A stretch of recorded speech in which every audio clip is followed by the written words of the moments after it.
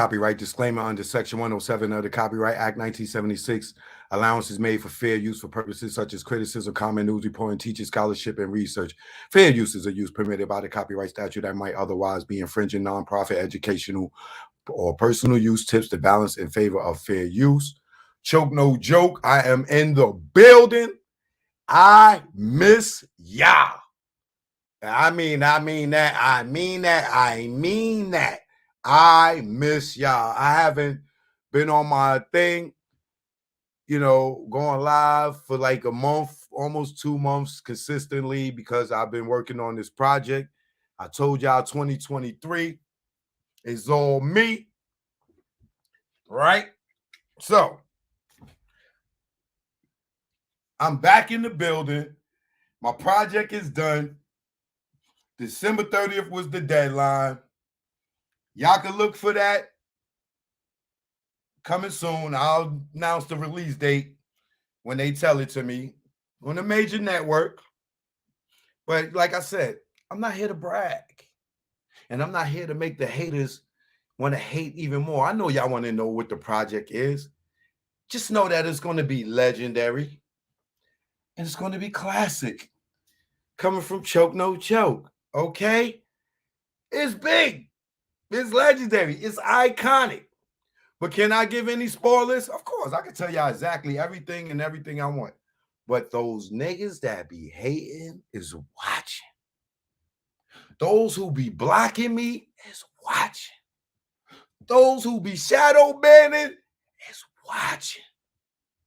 So even though the ink is dry, the check is cleared, and everything else, I ain't got to sit here and brag about nothing. Because I've been doing this here. Okay? So all those hanging out there hating, keep hating, it's 2023. It's all me. I don't hear y'all. I don't see y'all.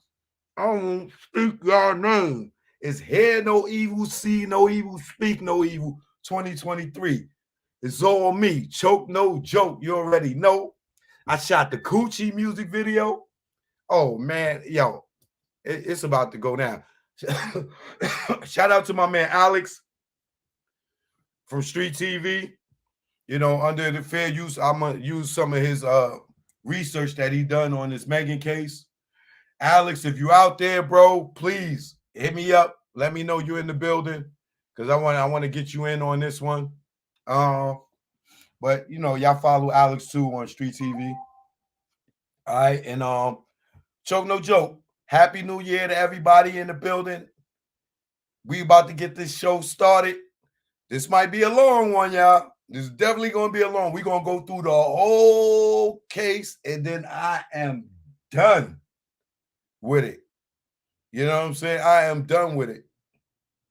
So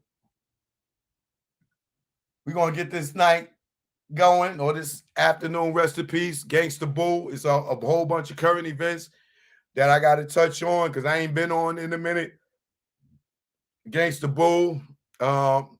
Shout out Young Thug. They put out the list of all the people that will be testifying on his behalf, like the Leo Cohens, the Killer Mikes, the Kevin Lyles, and the dudes that snitched on him.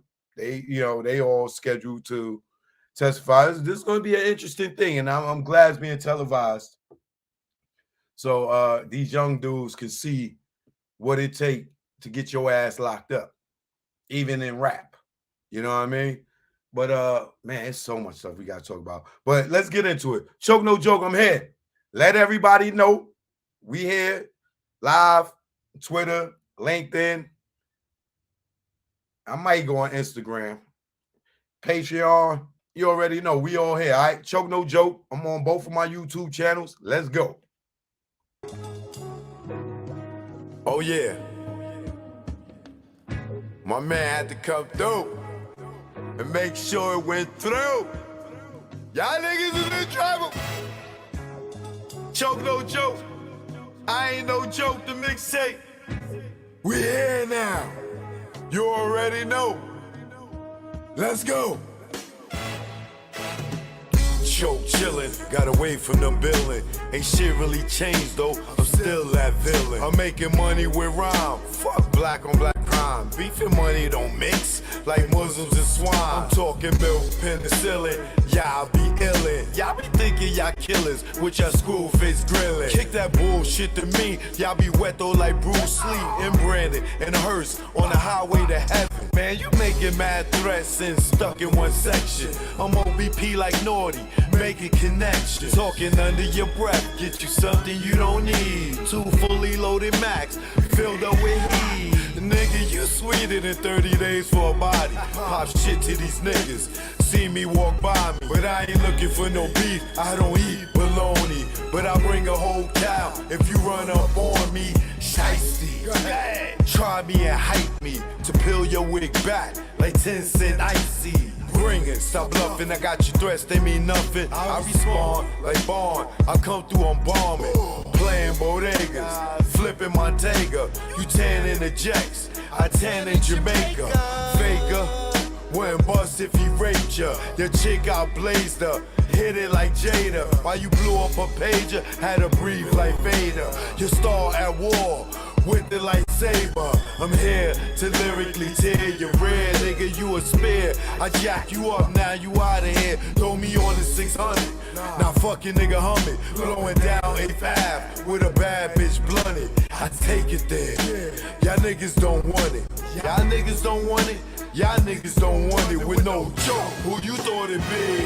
Represent the NYC. Bring it on if you niggas want some of me. Have y'all niggas feeling it like Jay-Z. No joke, who you thought it be? Represent the NYC. Bring it on if you niggas want some of me. Bronx King like the LORD-FINE-SC. And that bullshit y'all do, y'all niggas don't stress me. Oh yeah, and you already know, Eden War what it is. Choke, no joke, I ain't no joke. The mixtape, we here now.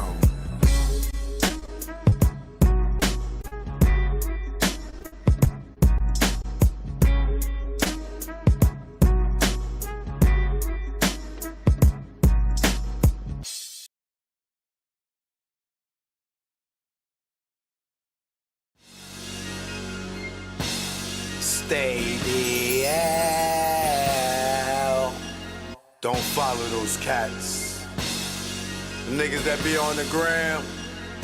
Tell Bobo what they doing. Choke, no joke. You know what it is. Yo, y'all niggas better stay DL. Down low. Stop flossing, man. You just want them to just come and get you. Learn from our mistakes, man. That's what this is about, learn from mistakes. Choke, no joke. Let's go. You already know.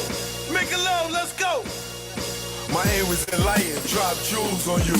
You thinking I'm jealous, I ain't got cheddar like you. I'm the dude to a game, you got school. Was a local cat, snatch you when I made moves. I'm paranoid and preaching, you was sleeping. Knew you was sneak thief and couldn't see us beefing. Learn from mistake, don't show I got cake. Impress a nigga to rob me, bitch in my face. Get knocked by the feds, lay up for about 8. Ass so busy flossing, ain't thinking about Jake. Loose, yapping, they wiretapping, videotaping, your ways in action. Front like time's hard, two-door garage, ice like Liberage, with no damn jaw, without a reasonable doubt. You think you Jay-Z with your platinum jewelry, he got a job, B. You shining on doctors with 4 degrees, laughing cause I'm broke on the streets. Stay DL, be DL and Sal. You ain't DL when your name ring bells. Stay DL, be DL and Sal. You ain't DL when your name ring bells. Stay DL, be DL and Sal. You ain't DL when your name ring bells. Shh, let's go. For beef, we not dolo. For cash, you go solo. Thought I was your man, shot me down like Manolo. Thought I was thought your partner when you played me was whack. No niggas dust that I wouldn't flip like that. What gives? See your man struggle while you live? That's some shit. Struggling, give you the kicks. Used to stick for gooses. Warm when we pump deuces. Break night in the jacks, trying to see millions like Brewster. You don't act like you used to. I'm the dude. When niggas was friends, you was like, yo, Joe, come through. I wet you like McClain for those who claim to be pain. The game of death, that's what you get when got game. Ill with automatics, we're never static. You carry that niggas, put one in your cabbage. Fear, don't have it, you fill me with laughter. In OGSC, then I'm original gun clapper. Like Dan get dapper, see a mill be Casper. Like Dre the doctor, the math from after. Say DL, EDL is L. You ADL when your name ring bells. Say DL, BDL is L. You ADL when your name ring bells. Say DL, BDL is L. You ADL when your name ring bells. Nigga, y'all loud, louder than the weed, nigga. Thinking with your pockets, caught the ice locket. She somewhere in Houston, you blew like a rocket. Her seed was bait, through the line she caught it. Gave her all that loot, she couldn't afford it. Frontin' to them bitches, y'all feeling him. Blue puff in your face, daddy, all about Benjamin. Remember me, I'm your friend to the end. Like Chucky, used to slay bitches like Buffy. Thinking why they cuff me, think of the luxuries you had. In the cell with other willies, you brag. I push the big Benz with 20-inch rims. When in the club, Chris for all my men. Sitting across the bar, what's up, star? Back to reality, you back in bars. You chose not to listen, had the H-class glisten. Knew the rules of the game, played yourself out position. Say DL, BDL is L. You ADL when your name ring bells. Say DL, BDL is L. You ADL when your name ring bells. Say DL, BDL is L. You ADL when your name ring bells. Yo, son, yo. So that son is me, yo. I see. You ain't noticed me, yo. I see, all this man. diamonds and stuff, yo. How can I? Fat diamond ring I got, yo. Yo, what you talking about, yo? No, These diamonds, yo. You know what I'm saying? Yo, I got $35,000 on me right now. Oh my God. Nigga, I can show you the money right now. I can show you the money. No, you ain't gonna show me I nothing, can show you man. my gun, yo. What? Yo, Oh my yo, God. the gun, yo. Son, man, what's the matter that, with you? put that shit Yo, away. yo, you acting like you scared or something, nigga, yo. I'll Yo, take my stay shit out, bust it DL, right man. now, yo. You know what I'm saying? Stay I do DL. this, yo, the jewels, everything, yo, yo. Yo, you heard about Dave? Oh my God, look at you, man. Yo, stay DL, man. Eat that coochie all night. She sprayed my face like Shook Sprite. I love her. I eat her coochie all night. She sprayed my face like Shook Sprite. I love her. Suck my nuts when I wake up. Got morning wood and I just bust one. In mahogany, I'm Ron Isley. Between the sheets, she want to ski and just shout with me with what I thought was pee. She rolled the D, her water broke B. Not pregnant, but baptized me. I'm down for more love, but change the sheet. She said, please, I want more. Next thing I know, mattress dripping the floor from her juices. Oral had me stoned. Had a Corinne and Medusa in one. And when I look in her eyes, between her thighs, I tell you no lie, ain't shit won't buy. I'd rather take it for me to taste it. Red Lobster, pussy, biscuit, freshly baked. Eat that coochie all night. She sprayed my face like Shook Sprite. I love her. I eat her coochie all night. She sprayed my face like Shook Sprite. I love her.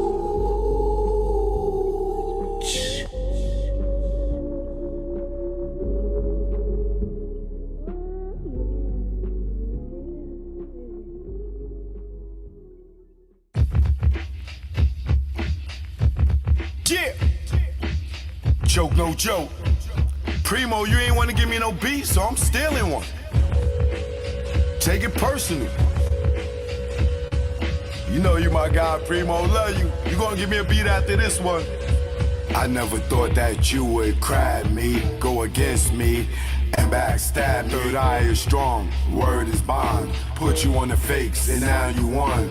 I gave you support and you play me. For those who play with butt, yeah, I'm talking Breakfast Club, Revolt, whatever. All I know is birds of a feather. Hang with those that they hate. Once the realness, now you fake.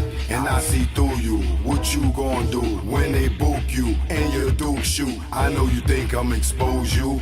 This ain't no threat, take it personal. Choke no joke. 2023, it's all me. You hear me? 2023 is all me. They say why I don't come around the game, cause all y'all dudes undercover gay. And I don't play those fucking games. Yo, stop the track, I'm fucking Slay. Rest in peace, K Slay, man. Let's get to the next one. They counted me out, cause I didn't wanna get down. Niggas talking about God there. What God? What God are you talking about? Say his name.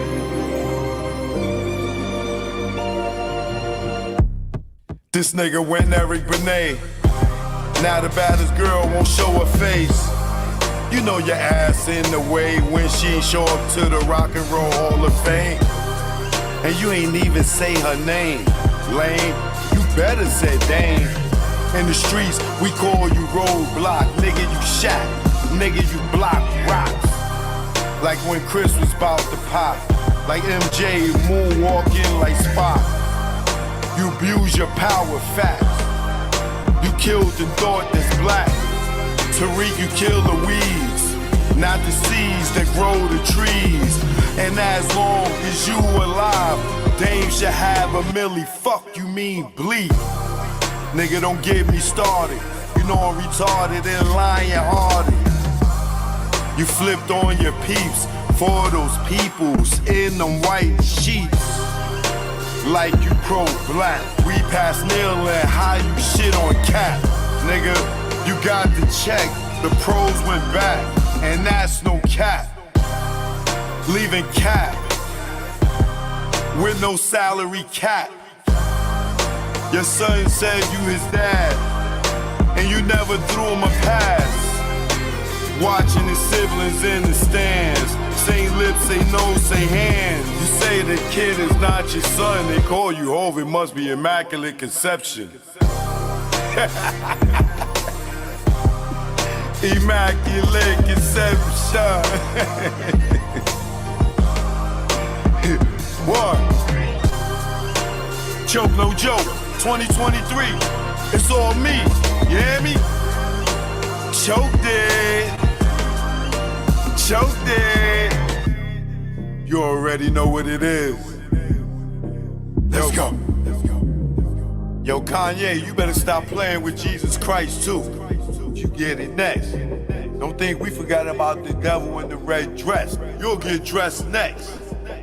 Yeah, I already smoked you once in quad. You'll get it too.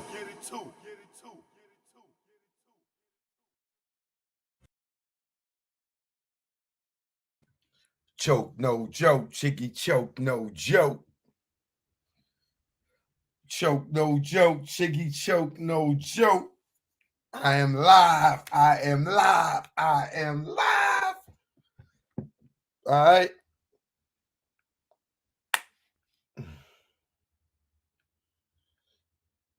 Come on in, come on in.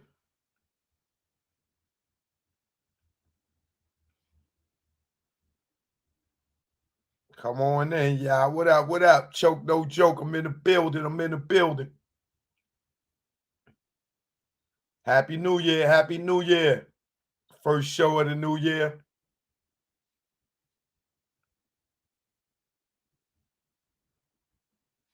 It's the last show of the new year. Well, it was the first show of the new year, pardon me. January 3rd. Woo! This is my anniversary of my victory of a woman trying to lie on me.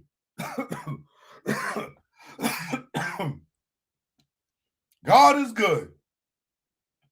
It's the anniversary of the hoe that tried to lie on me.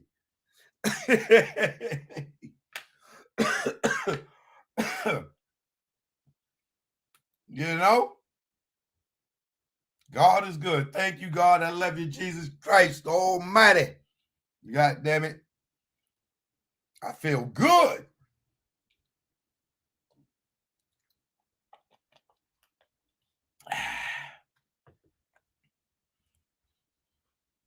Big old Choke, don't stop covering this. There's a lot of Tory smear campaigns going on.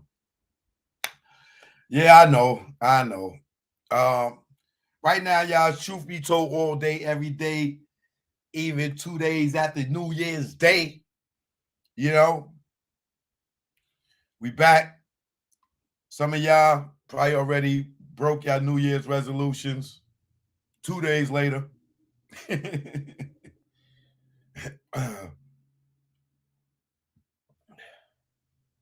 I'm live on YouTube. I am live on both of my YouTube channels. Choke No Joke, I got bars. Choke No Joke, Art the D, also in the third YouTube channel. I am live on Instagram. I am live on LinkedIn. I am live on Twitter. I am live on Patreon. So whatever your preference is, that's where I'm at. All right. If you ain't know, now you know. So, first and foremost, let's say rest in peace to Gangsta Boo. Let's give her a moment of silence.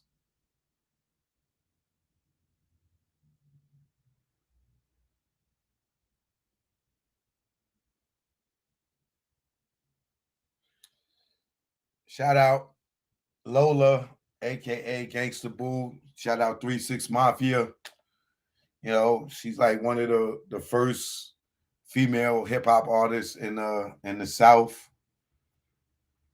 Probably to see a platinum plaque too, a gold and a platinum, maybe. I'm not sure, but she's definitely one of the pioneers of the Memphis South female movement. You definitely got to put her in there. You know what I'm saying? As one of the females in the South that had a name before many females in the South had a name, and some dudes. You know what I mean? You know, they saying that she allegedly OD'd from getting high. We seen her on the marriage boot camp.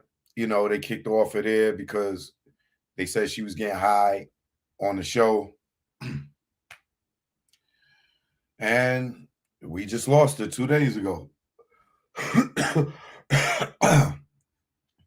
I'm going to recommend y'all out there that sniff cocaine. If you out there sniffing cocaine or sniffing heroin, and you're not familiar with this thing called fentanyl, this thing has, I don't know, it seems like since Biden opened the borders, like we've been flooded with fentanyl. Because I don't remember 3 years ago, a lot of people ODing, dying dying from cocaine or heroin or fentanyl like that. You know what I'm saying? Within the last 2 years, we lost Michael K. Williams. We lost, I can't even think of everybody, but you know, damn, Mike. They've been, a lot of people have been dying, overdosing on drugs that are consumed by sniffing.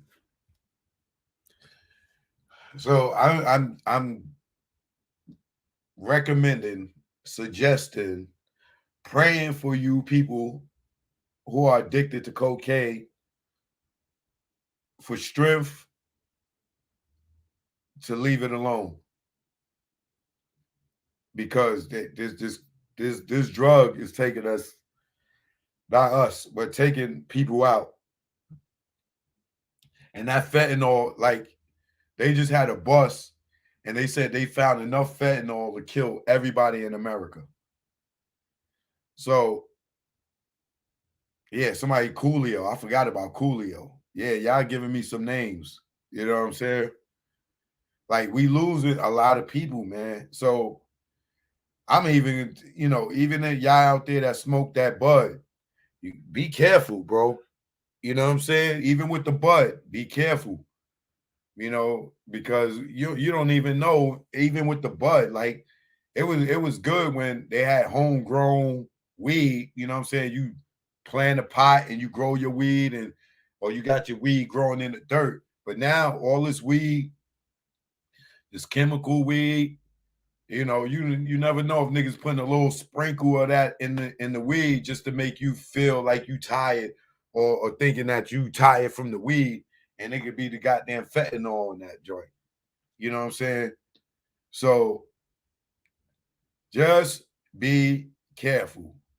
The people that deal with crack and they cooking, they coke, they're probably cooking the fentanyl out of the coke. And I'm not in no way by any means telling you crack is safer. I'm just saying when you cooking crack with coke, and anything that outside of the baking soda and the cocaine is going to get dissolved out. You know what I'm saying? But I'm not recommending nobody smoke crack. Crack is whack. But this is why you probably don't see a lot of crackheads being affected by the fentanyl because they cook it out.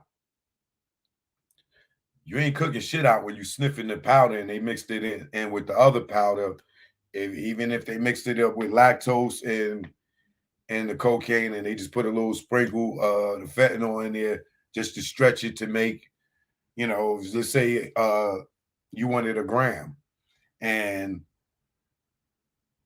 these dudes only got a quarter of a gram, but they put another 50% to make it 75% lactose, and then they want to put 25% fentanyl on it just to give you 1 gram, but you really only get a quarter cocaine and 50% lactose and 25% fentanyl. That, you know what I'm saying? You don't know what these do. You're not getting it raw straight from Bolivia. You're not getting Colombian straight coke.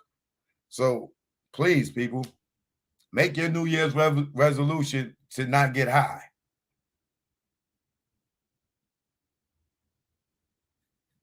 Leave it alone, put it down, because nobody wants to be burying nobody. And I know, a lot of people, they get high from depression or they going through something. Man, the way times are now, y'all, you're going to have to substitute drugs for the gym.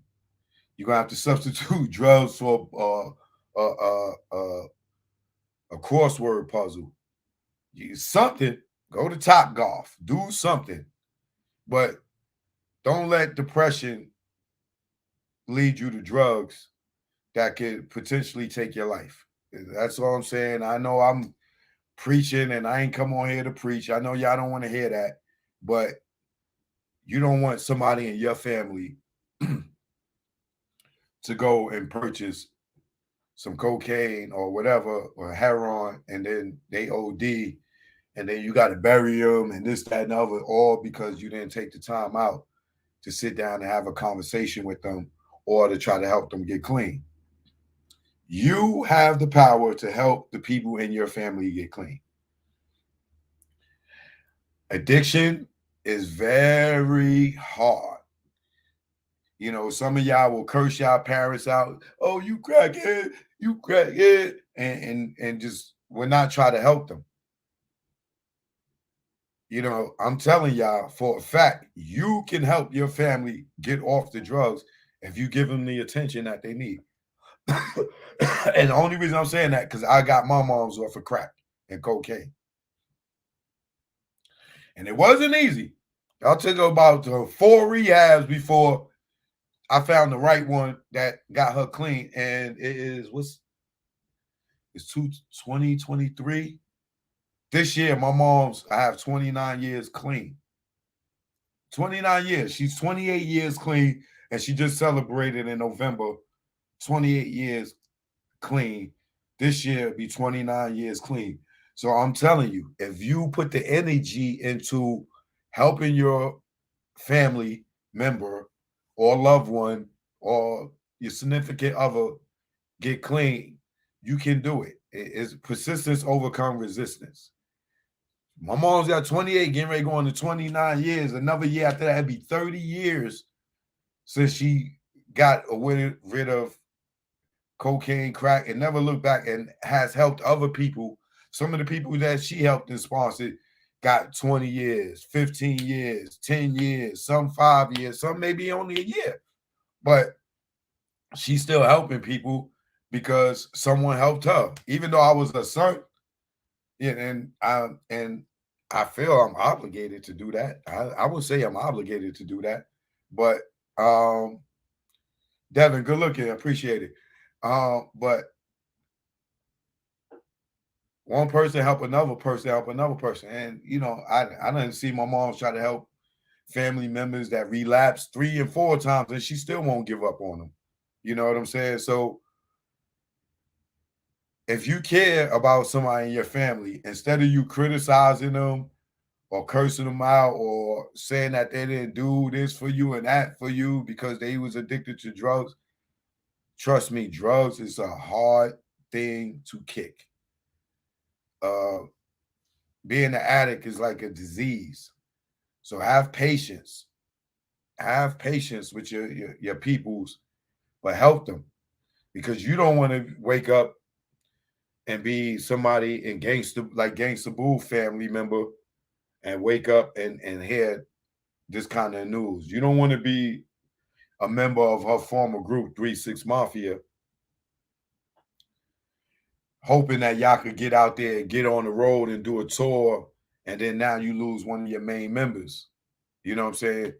By the grace of God, we got to see them do the verses with Bone Thugs and Harmony before all this. You know what I'm saying? So,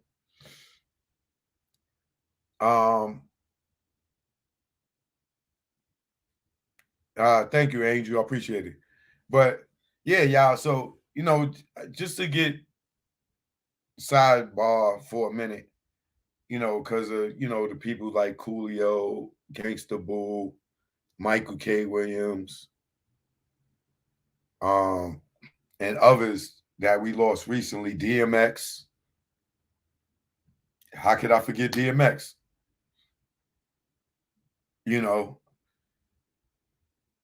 Just help your people, man. Just help your people. I don't want to sit here and be turning to TD Jakes or Creflo Dollar or nothing, preaching and stuff. But it is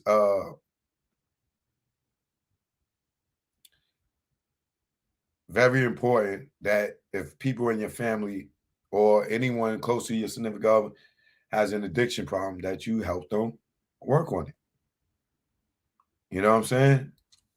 Please help me, help you, help somebody. And I'm telling you for a fact, it can work. And I'm only speaking out of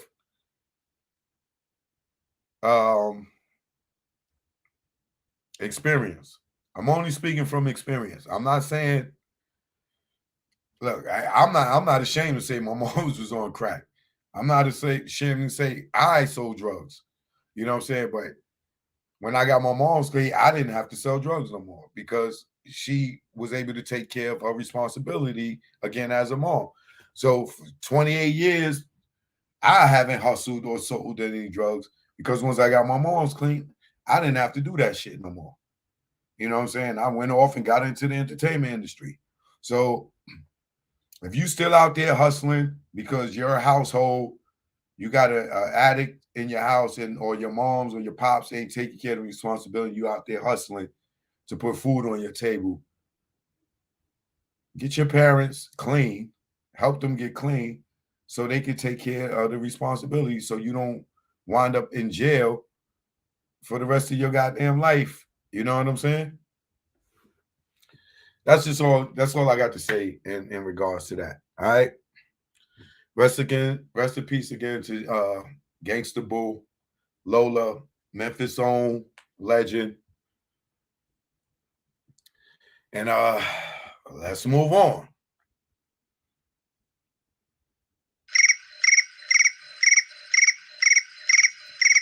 Oh shit, I forgot I had a 5 o'clock call. They're gonna call me back.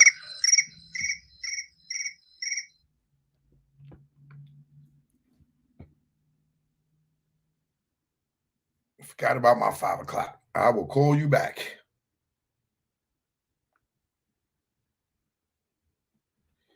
Peace, y'all. Peace, y'all. All right, so where do I begin with this thing? I want to touch on the Megan Thee Stallion, Tory Lanez verdict one more time because it's starting to be a divide against men and women because you got a lot of women that believe Megan just on the strength that she's a woman. Like they, and I understand sisterhood and woman empowerment, this, that, and the other. Then you got, the women that support Tory. So you got women that's against each other because some of them, support Tory, some of them support Megan. Then you got the guys, out here. I don't know how many guys are in support of either or, but we know that it's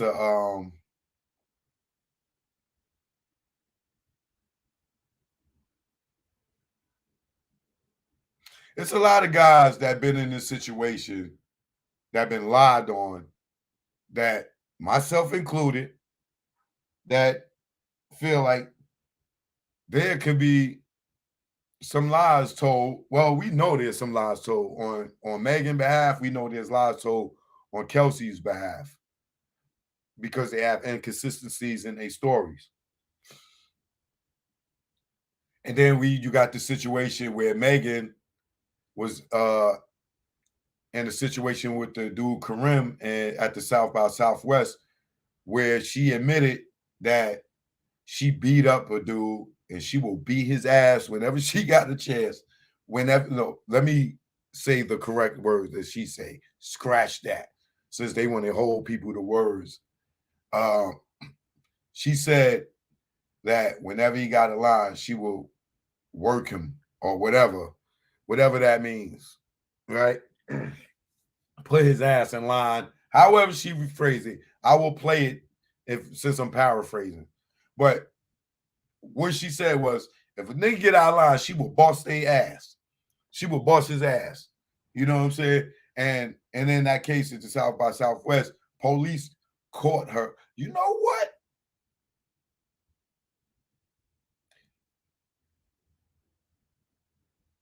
I think it would be ideal. Hey, Alex, if you're watching, Neek at Night, if you're watching, any of y'all watching that,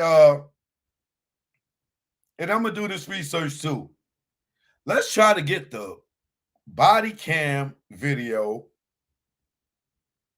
if it still exists, when Megan got arrested with the Karim dude, when the police caught her beating up the guy.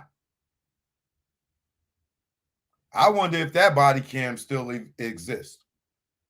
Because you will physically see her whipping the nigga ass if the cop had his body cam on.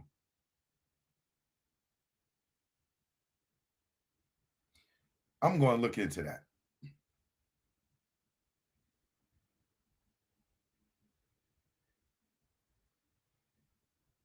I'm definitely going to look into that.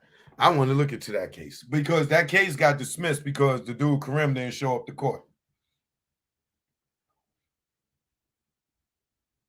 So, damn, where do I start? We're going to go tonight. We're going to go through the whole thing from beginning to end with all the information that has came out. Body cams, the 911 calls, their testimonies, their pictures at the arrest, everything. Like I said, shout out to Alex and Street TV. Alex was on the panel. He was the brother that was on the panel the other day or last week when I did the Tory Lanez guilty panel. He was going to the court. He covered the trial, and he has a lot of great information on this thing. So, like I said, I'm use a lot of his information under the fair use. And as you can see, the copyright disclaimer under Section 107 of the Copyright Act 1976 allows made fair use for purposes such as criticism, comment, news reporting, teaching, scholarship, and research. Fair use is a use permitted by the copyright statute that might otherwise be infringing nonprofit, educational, or personal use. Tips to balance in favor of fair use, and I will keep it up here in the top of the screen so YouTube would know that it was under fair use. Now, let me see, where do I start?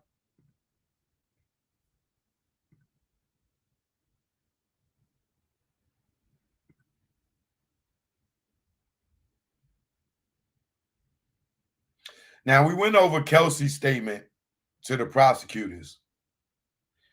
So I'm not going to, I don't know. I might touch on it again so we could go through the whole thing again. I don't know if I'm going to do that again yet.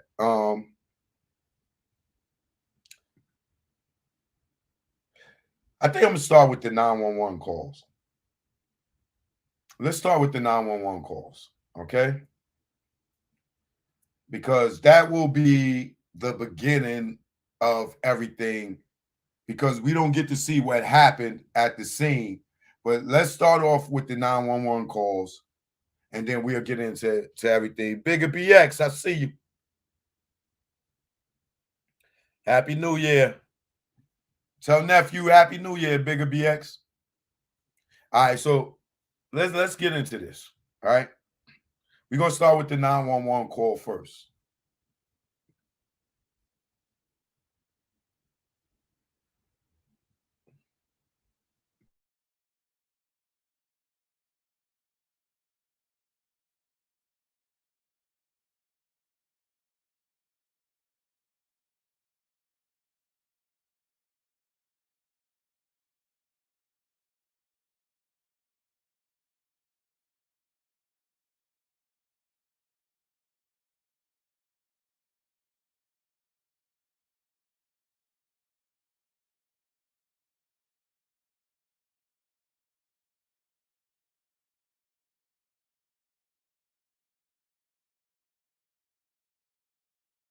Sunday, July 12, 2020, 04:23 and 30 seconds. 911 emergency, operator 394. You're listening to Street TV. 911, do you need police, fire department, paramedics? Yeah, we just have gunshots next to my house. What's the address there? 1801 Nichols Canyon Road. How many gunshots did you hear? Probably about 04:23 and somebody 50 screaming seconds. outside. Okay, stay on the line with me, okay? I'm going to get the officers going, license siren. All right. Don't hang up. Do you hear a male or a female voice screaming? You're listening Female to voice Street screaming. TV. I think someone might be shot. I don't know. Okay. Do you hear anyone asking for medical attention? Do you hear them asking for paramedics? 04:24 Oh, I just hear someone and screaming. 10 Okay, seconds. stay on the line with me, okay? Don't hang up. Okay. Suspect is female, black, 30 years, 5'5", wearing a black sweater, blue jeans, 390, hanging on PR's back door with unknown object. Monitor comments for health and safety. It's code 2 incident 843, already 1218. 4 gunshots heard, female heard screaming outside. Incident 845, You're already listening.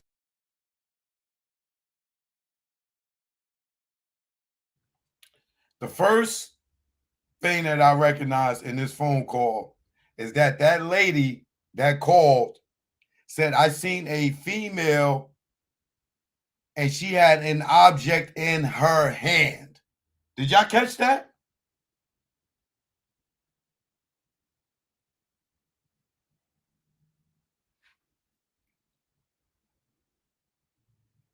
Did y'all catch that?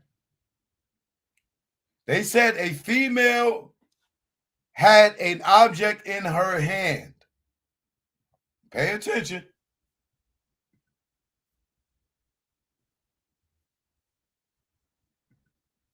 Four, 24 Oh, I just hear someone and screaming. 10 Okay, seconds. stay on the line with me, okay? Don't hang up. Okay. Suspect is female, black, 30 years, 5'5", wearing a black sweater, blue jeans, 390, hanging on PR's back door with unknown object. Monitor Y'all heard that? A female in some jeans, black shirt, jeans, banged on the door with an unknown object. Y'all heard that, right? Now, what female could have had something in her hand? An unknown object. What would she have in her hand if shots just went off?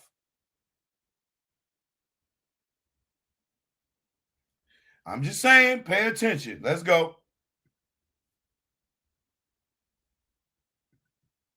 Oh, 4, 20, Oh, I just 4 hear someone and screaming. 10 Okay. Stay seconds. on the line with me. Okay, don't hang up. Okay. Suspect is female, black, 30 years, 5'5", wearing a black sweater, blue jeans, 390, banging on PR's back door with unknown object. Monitor comments for health and safety. It's code 2 incident 843, already 1218. 4 gunshots heard. Female heard screaming outside. Incident 845, You're already listening to 622. Street Stand by TV. for additional. 331 controls responding from El Centro and Sunset. How you in 231 from the code 3 from El Centro and Sunset, 1801 Nichols Canyon Road. Do you hear any other voices? Do you hear anyone else saying anything if they need a paramedic or not?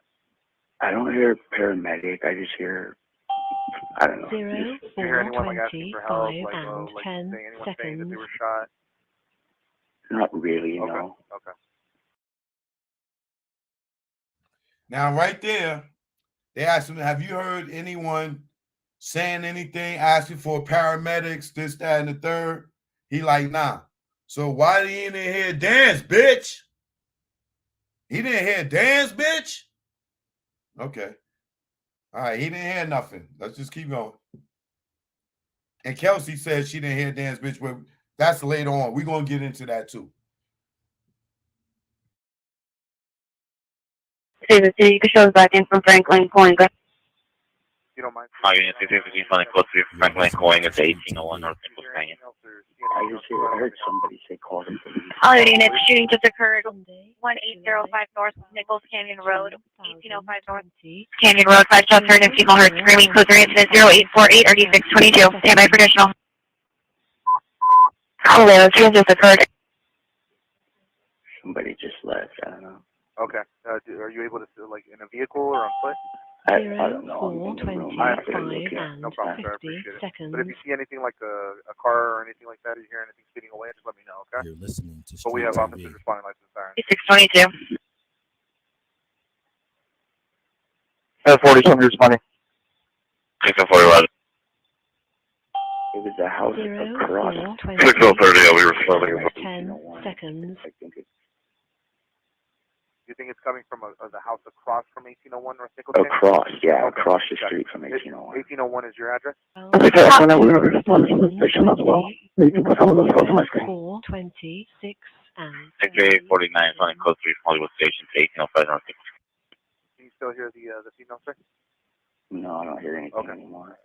You're listening to Street TV. On Nichols towards Hollywood Boulevard, additional on 848. 4, 20. I don't have anybody down. Get a nurse. I really don't want to talk to the police so that they know that I called, to be honest. Can they So give you, I understand if you don't want to be identified, so they won't do that, but can they call you if they have any further questions? they can call me, Okay. but just, yeah, don't Absolutely. come Yeah, no, or say my name or anything. Of course. I will put that in the comments of the call, sir. No problem.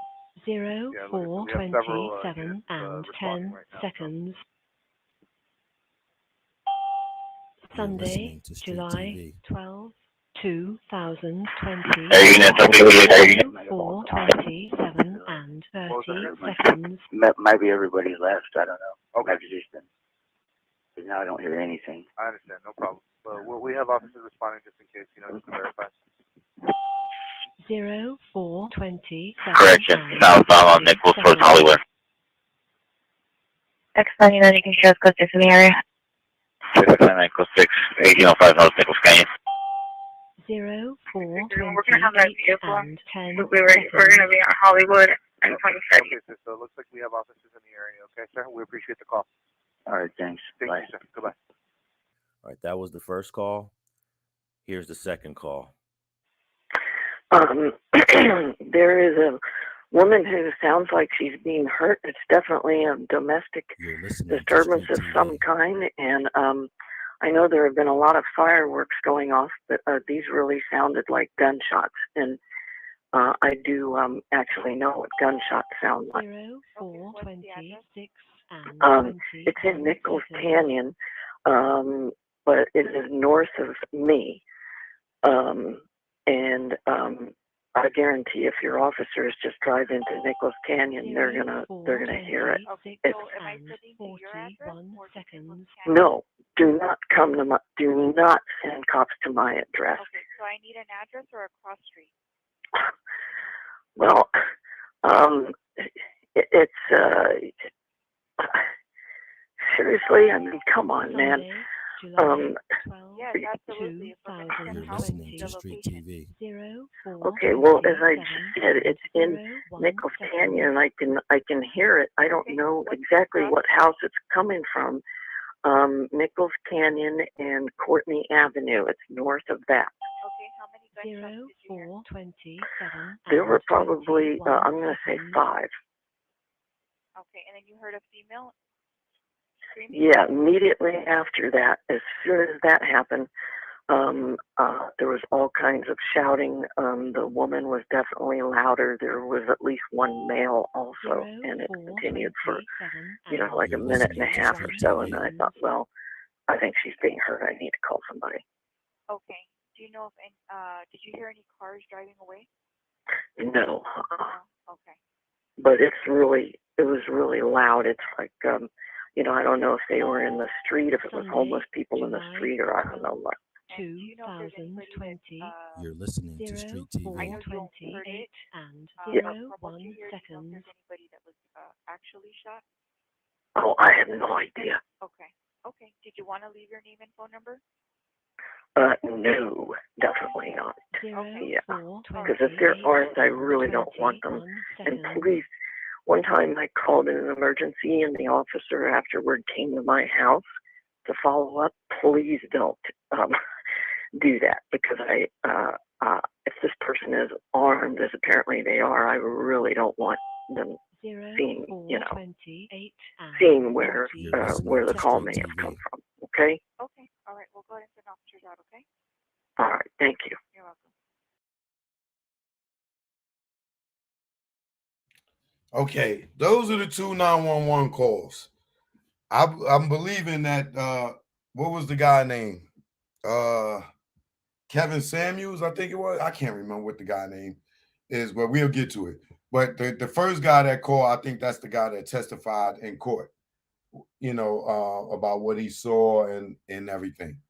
Now, in those 911 calls, an object is placed in a female's hand. In those 911 calls, there's no really, in the 911 call, the guy ain't say, yo, I saw a guy get out the car and do this, that, and the other. He just called and said, yo, something happened, this, that, and the other. Maybe that's the same person that called. Maybe it's not. I don't know. But we will continue to we'll see. Hold on.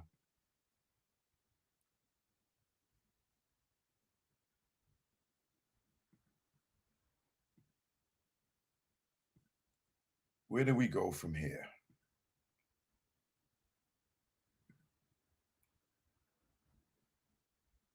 All right, so what I'm going to do now is I'm going to go to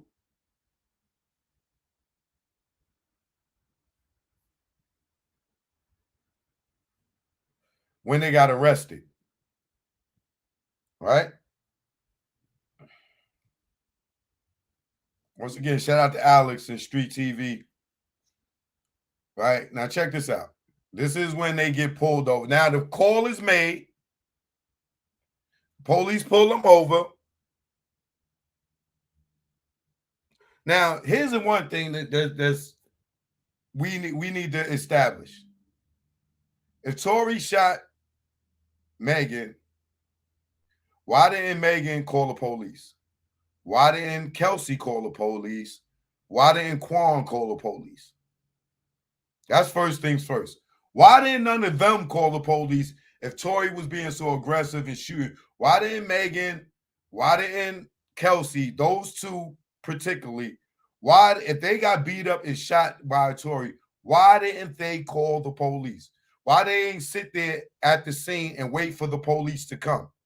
Like, you got neighbors, people calling the police because they feel you in danger. They trying to help you, and you not going to help yourself?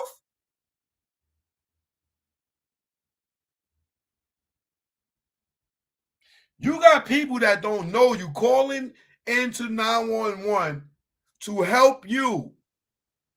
A guy shooting at you, allegedly. And none of y'all call the police. Well, don't worry about it, because somebody called the police for you, Megan and Kelsey. And let's see what y'all do when the police show up.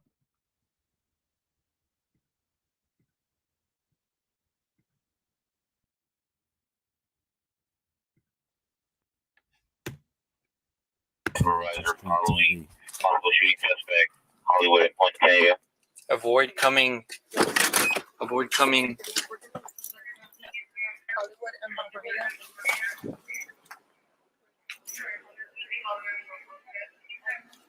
Lower your windows. Lower all your windows.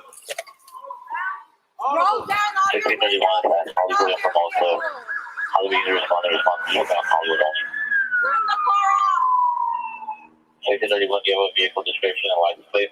Roger, just getting by a new Cadillac license plate. Ocean Union 580.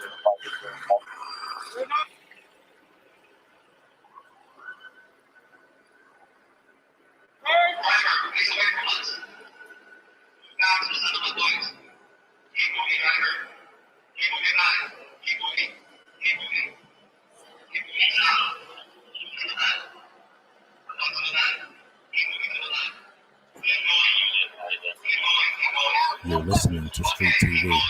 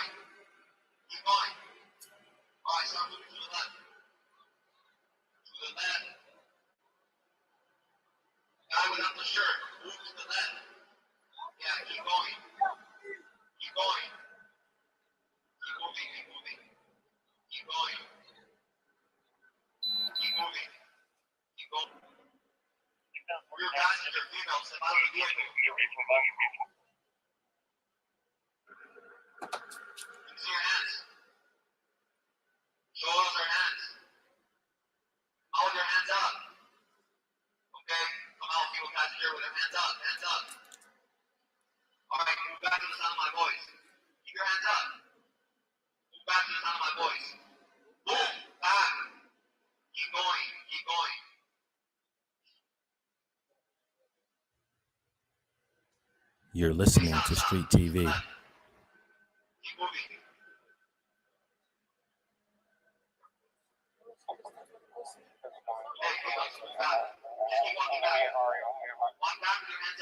Walk back on the sidewalk. Yeah, keep walking back on the sidewalk. 79, Roger,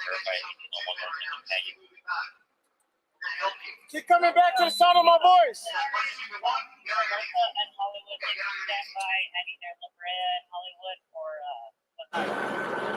That passenger's at the bottom of the vehicle. I see you.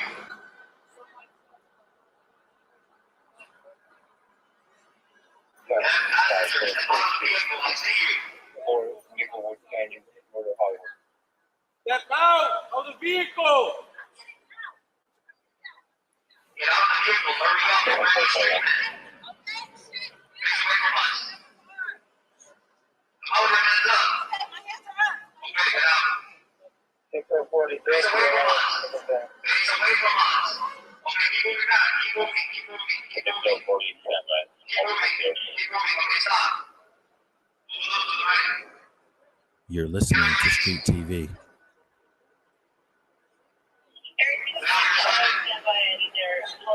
Get on your side. I know.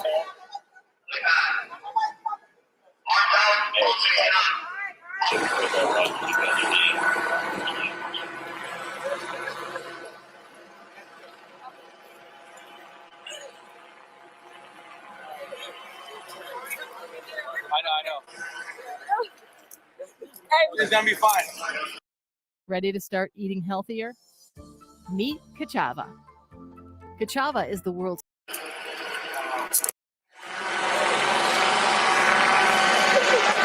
All right, don't move. Give me your arm. Okay.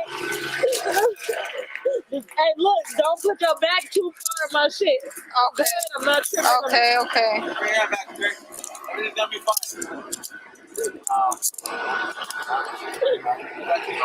Okay. I'm gonna roll you over, okay? You're gonna sit up? Yes, ma'am. Okay. You're gonna put your right foot under your left knee and you're gonna stand up. No. Keep this foot on the shoe. Okay, I'm just gonna help you up, okay? All right. We're gonna walk over to the sidewalk, okay? You're listening to Street TV. So right here, stretch your feet. Okay. I got it.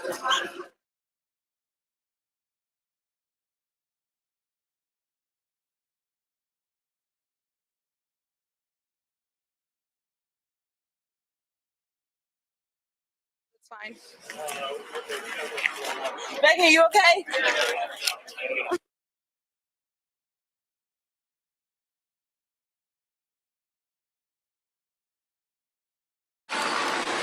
What happened?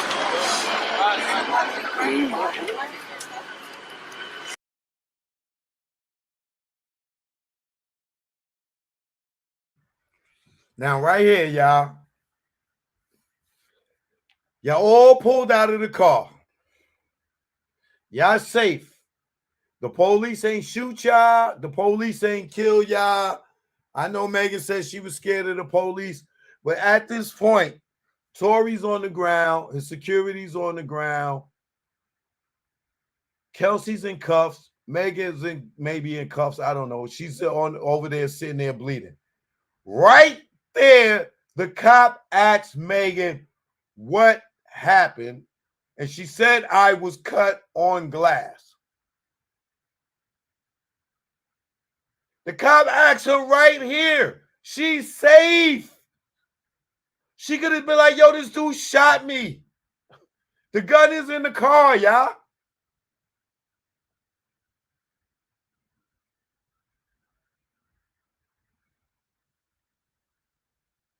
For the person that's saying Tory already confessed on the phone, did Tory say on the phone, yo, I'm sorry for shooting Megan?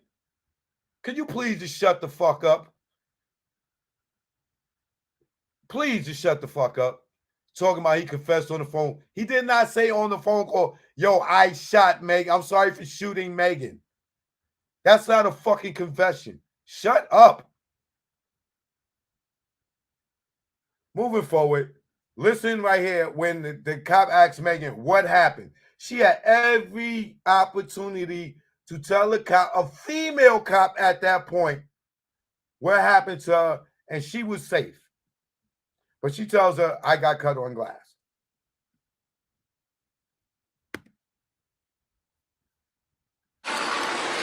What happened?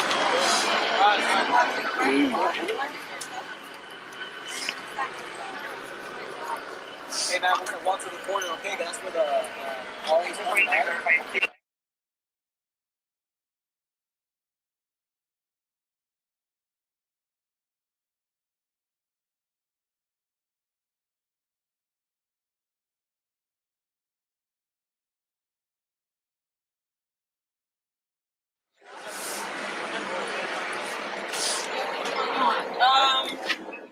You're listening to Street TV.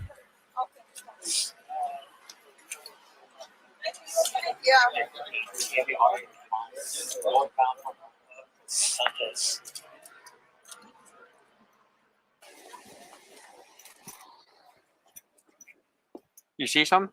Yeah, it's over here. Raj.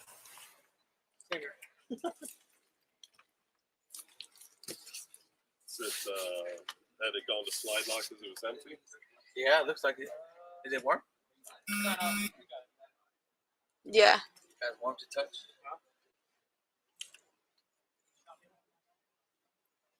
Detective Lanez got on it. Okay. Hey, Walker.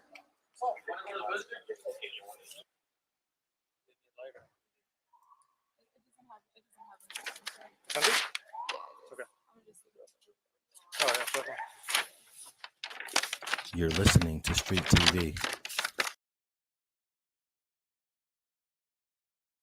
And you can see right here clearly that the gun is empty. When they look at it on the floor, it already kicked back. The gun is empty. So all the shots that was in there was shot. All the bullets that was in there was shot. The gun is empty when you look at it. Pay attention.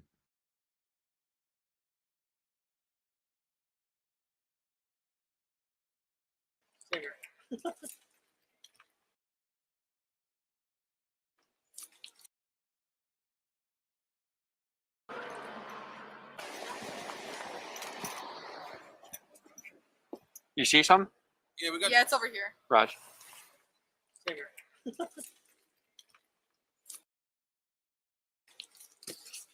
It's had it gone to slide lock because it was empty? Yeah, it looks like it.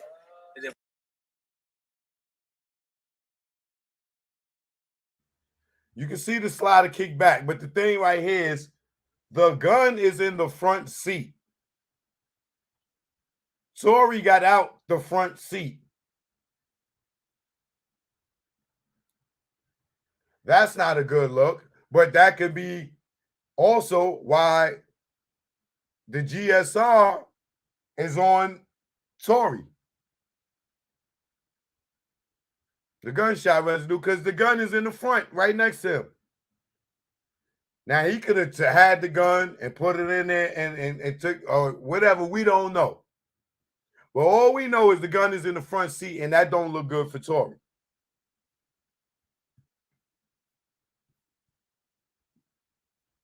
It warm? Yeah. Warm to touch?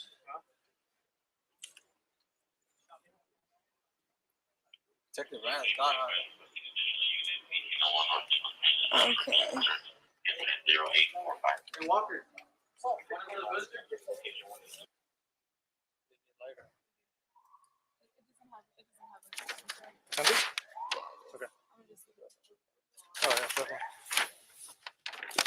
You're listening to Street TV.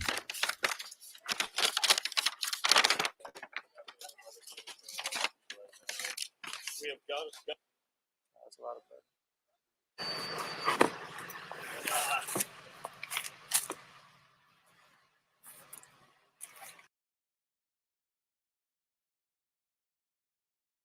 As you can see, they had a big sack of weed, too. Nobody got charged for the weed.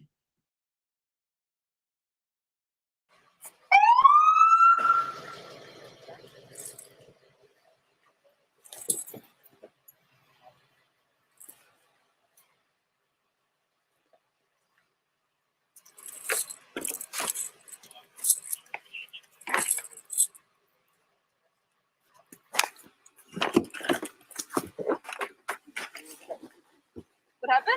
We have the gun here, and then we have other units. They're searching the house where it happened. So that's all we have. You're listening so far. to Street TV.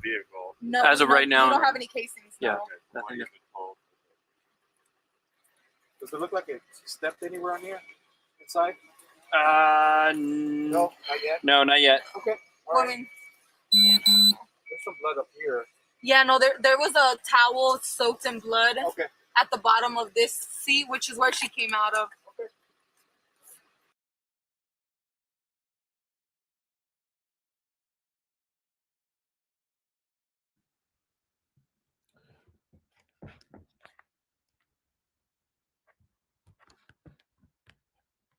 So, right there, you have a whole video of them being arrested. Y'all telling me Megan couldn't tell the cops right there that Tory shot her? Do you feel like she was in danger at that point that she couldn't tell the police that Tory shot her? Why didn't Kelsey tell the police that Tory shot her?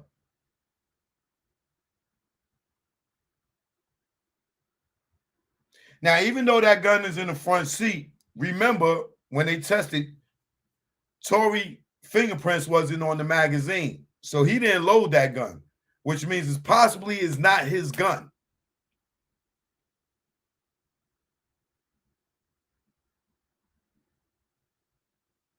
You can't load a magazine, your gun. You can't put bullets in your gun and load it and everything and not have your fingerprints on it or your DNA on it. That's not happening if it's your gun. So they never tested Megan for the gun. And they tested Kelsey for the gunshot residue, which she had along with Tory. But Tory's in the front seat of the car with the gun. So, of course, he's going to have gunshot residue. The gun is still hot when the police pulled up.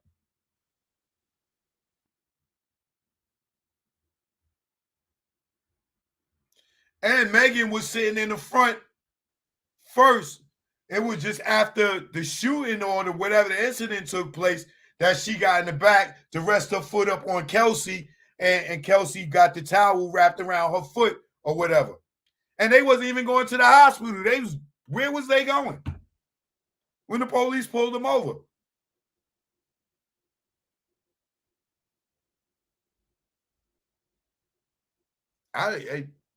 You telling me a nigga shoot you and the police come and you don't tell them what happened until 4 days later? Because you mad because his people is saying something on the internet? You wasn't mad that he shot you?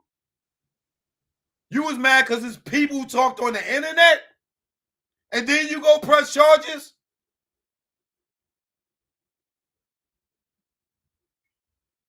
And you wondering why people questioning shit? You had 100 police right there for you to tell the truth. You got mad at him because of social media? And you go press charges, but you wasn't mad at him at the moment that he supposed to have shot you? And you got all of these police around you, you safe, and you don't tell the truth.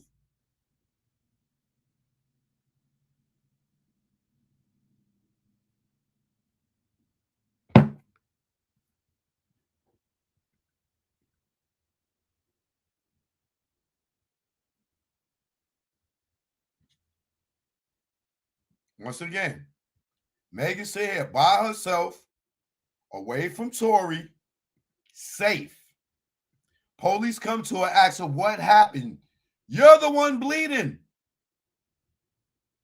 And you don't want to tell them the truth? But you tell them the truth when you get mad at him because his people spreading shit on social media. So now you want to get justice for him saying shit on social media, but you don't want justice for the actual assault.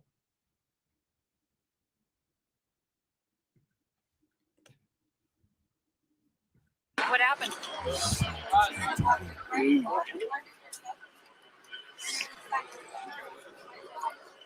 now we're gonna walk to the corner, okay? That's where You're listening to Street TV. What happened?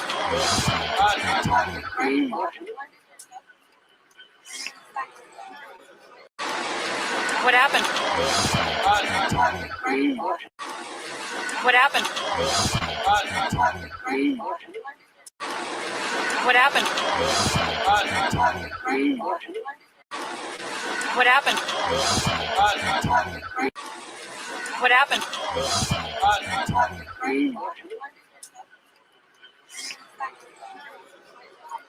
Hey, now we're gonna walk to the corner, okay?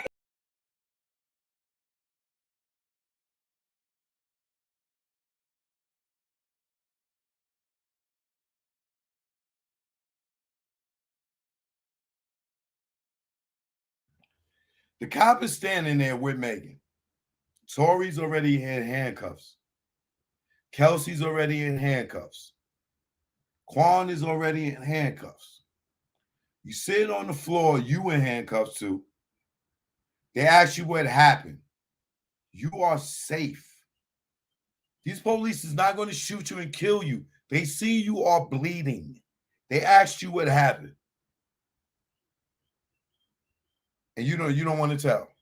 For a nigga that just shot you. But 4 days later, because of social media, now you want to say he shot you. And you mad at us because we questioning this shit?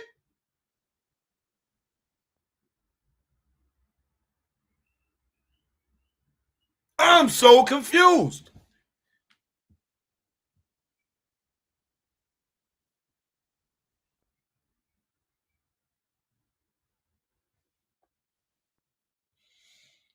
She could have got Tory arrested right there. Right there.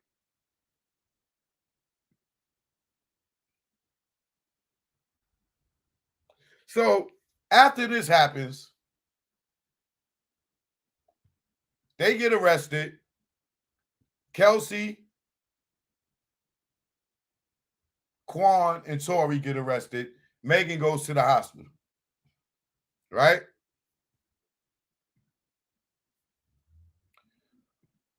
Tory calls Kelsey.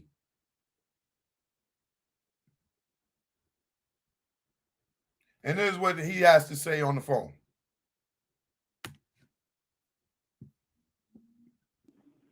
Tory? An inmate at LAPD jail. This call is subject to recording and monitoring. Press 1 to accept the call.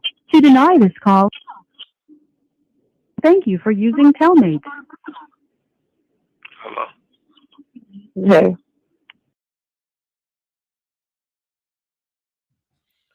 Now, I know Kelsey said when Tory called her, she didn't know who it was because she get jail calls from niggas. So she just answered the phone. She didn't know who it was. Did y'all hear what the recorder said at the beginning? Do y'all know you got to identify yourself on the phone? You do know that, right? Okay.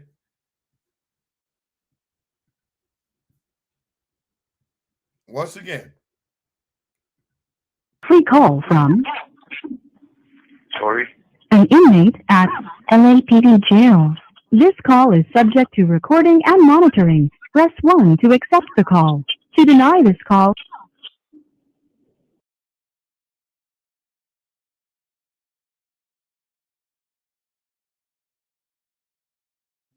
Now, once again, this dude just shot y'all. You said you didn't know Tory was called. He identified it Tory. He has to say his name. For you to take his call, you have to push 1. Or you hang up. If you did not want to talk to him, once you're Tory, it would have been, oh, fuck you, nigga. Boom. Tory, if you want to take this call, press 1. Or press this to decline. 1. Hey, do it sound like she's mad at him? Do this sound like a person, you just accepted this dude phone call who just shot your best friend? You say you didn't know it was him. He identified himself on the call and you push 1. Y'all gotta stop with this bullshit, B. Y'all gotta stop, man. Instagram, this is gonna cut off.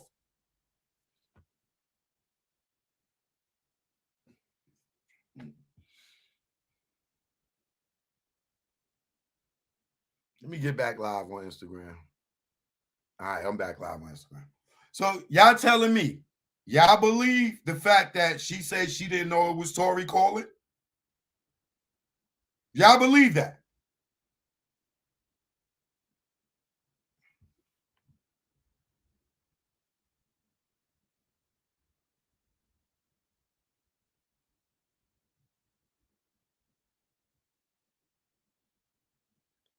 I just want to know if y'all believe that.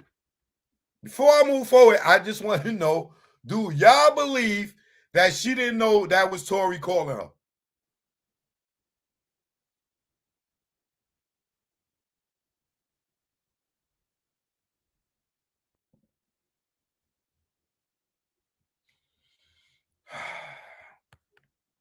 1 second, y'all. Let me all right.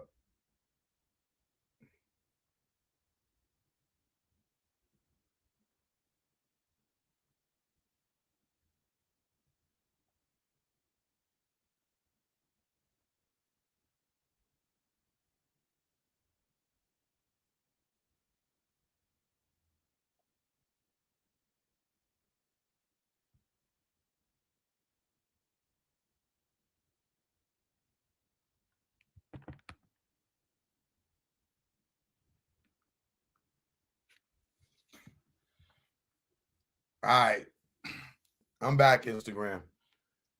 Now here we go. Once again, if y'all want to believe that she didn't know that was Tory calling, I'm gonna go with y'all super smart dumb people. Y'all super smart dumb people, y'all right. She didn't know that was Tory on the phone when he called her. Y'all super smart dumb people, I'm with y'all. Not.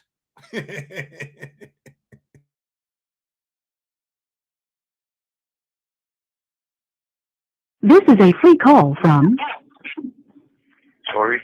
an inmate at LAPD jail. This call is subject to recording and monitoring. Press 1 to accept the call. To deny this call, thank you for using Telmate. Hello? Hey.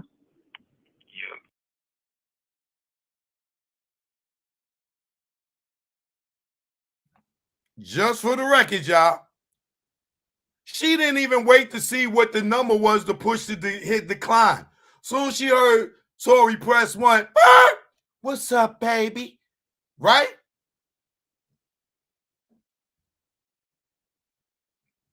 She didn't even hear what number to push to hit decline. The call. She accepted it every... Yo, y'all killing me with this bullshit. Let's go. Free call from Tory? an inmate at LAPD jail. This call is subject to recording and monitoring. Press 1 to accept the call. To deny this call, thank you for using Telmate. Hello? Hey. Y'all got out, say some anything. Huh? Y'all got out, anything y'all good? Niggas still in the hospital. I'm outside the hospital. What hospital y'all at? About what? You said what? You're listening to Street I TV. said Megan's in the hospital still. I'm outside the hospital waiting. What hospital are you at? I don't know.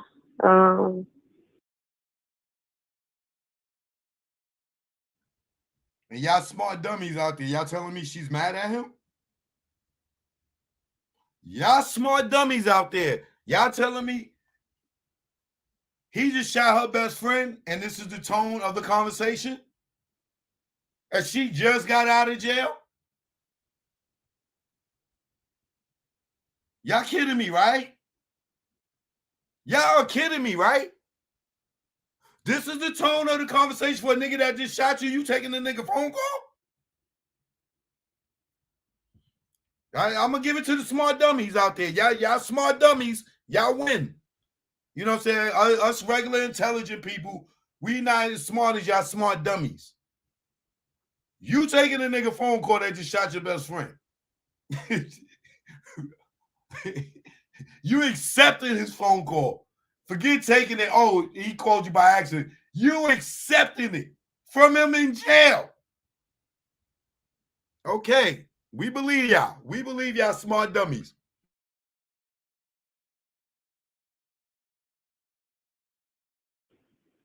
Let me see. Huh? Y'all got out, anything y'all good? Niggas still in the hospital. I'm outside the hospital.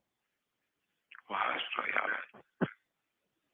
About what? You said what? You're listening to Street I TV. said Megan's in the hospital still. I'm outside the hospital waiting. What hospital are you at? I don't know. Let me see.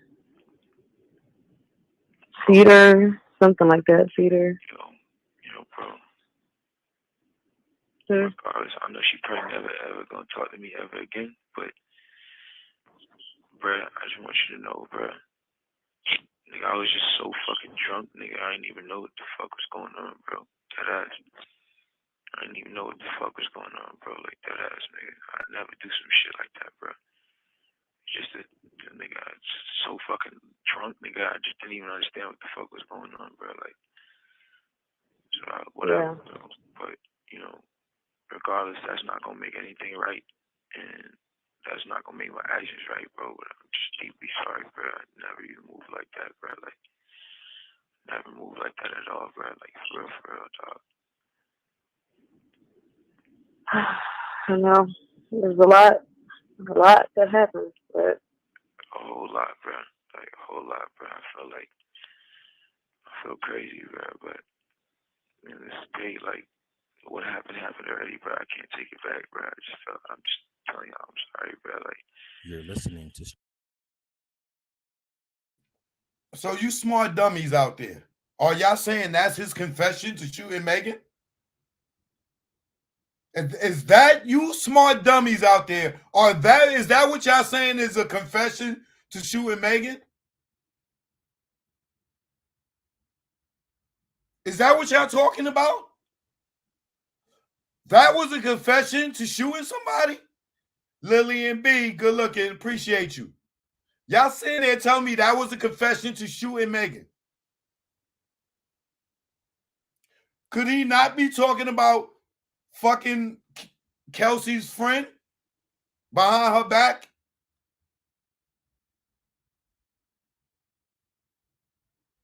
Where did he say, I'm sorry for shooting Megan? Why he can't be apologizing for blowing up the spot and causing the fight? Where did he say, I apologize for shooting Megan? Where did he say, I'm apologizing for using a gun? Where did he say, I'm apologizing for hurting y'all? Where did he agree or make a confession in this phone call that he shot Megan? Smart dummies, please come on the screen right now. I will drop the link. For you smart dummies, show me where he said, I'm sorry for hurting y'all or assaulting y'all or shooting Megan or anything. All the smart dummies in my chat, raise your hand so I could drop the link so you could come in here and say where he said, I shot Megan. Or I'm sorry for shooting or hurting Megan.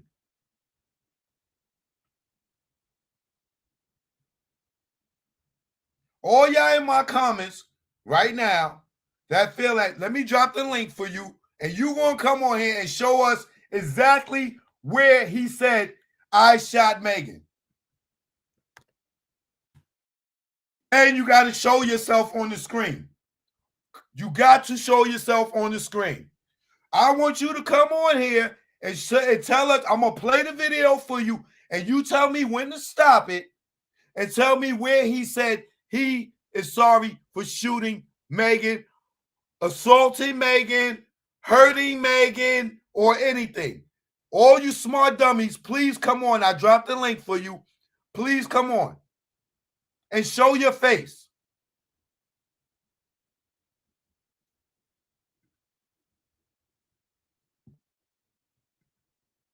not gonna make anything right, and that's not gonna make my actions right, bro. But I'm just deeply sorry, bro. I never even moved like that, bro. Like, never moved like that at all, bro. Like, for real, dog.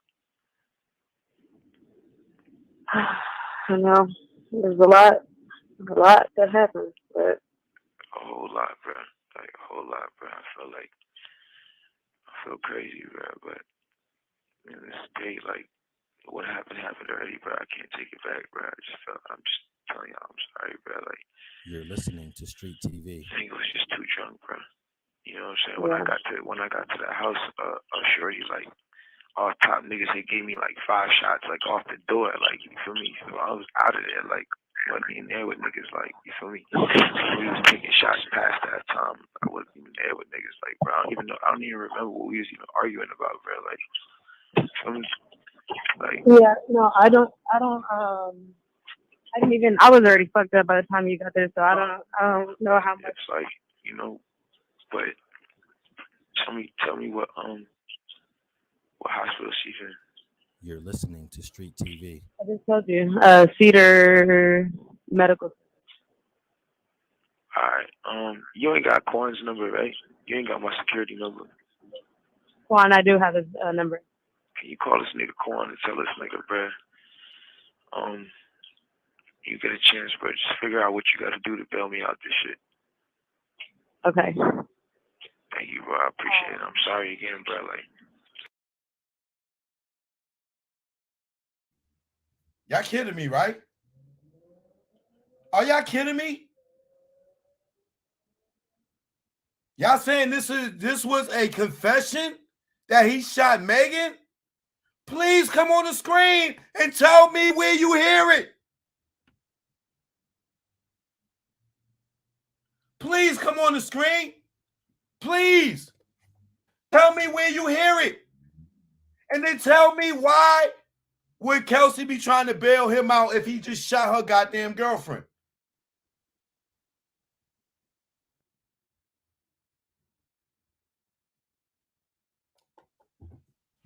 Somebody said she can't pronounce Cedar Sinai. Hold on, let me plug my phone. My phone died. Sorry, Instagram, my phone died.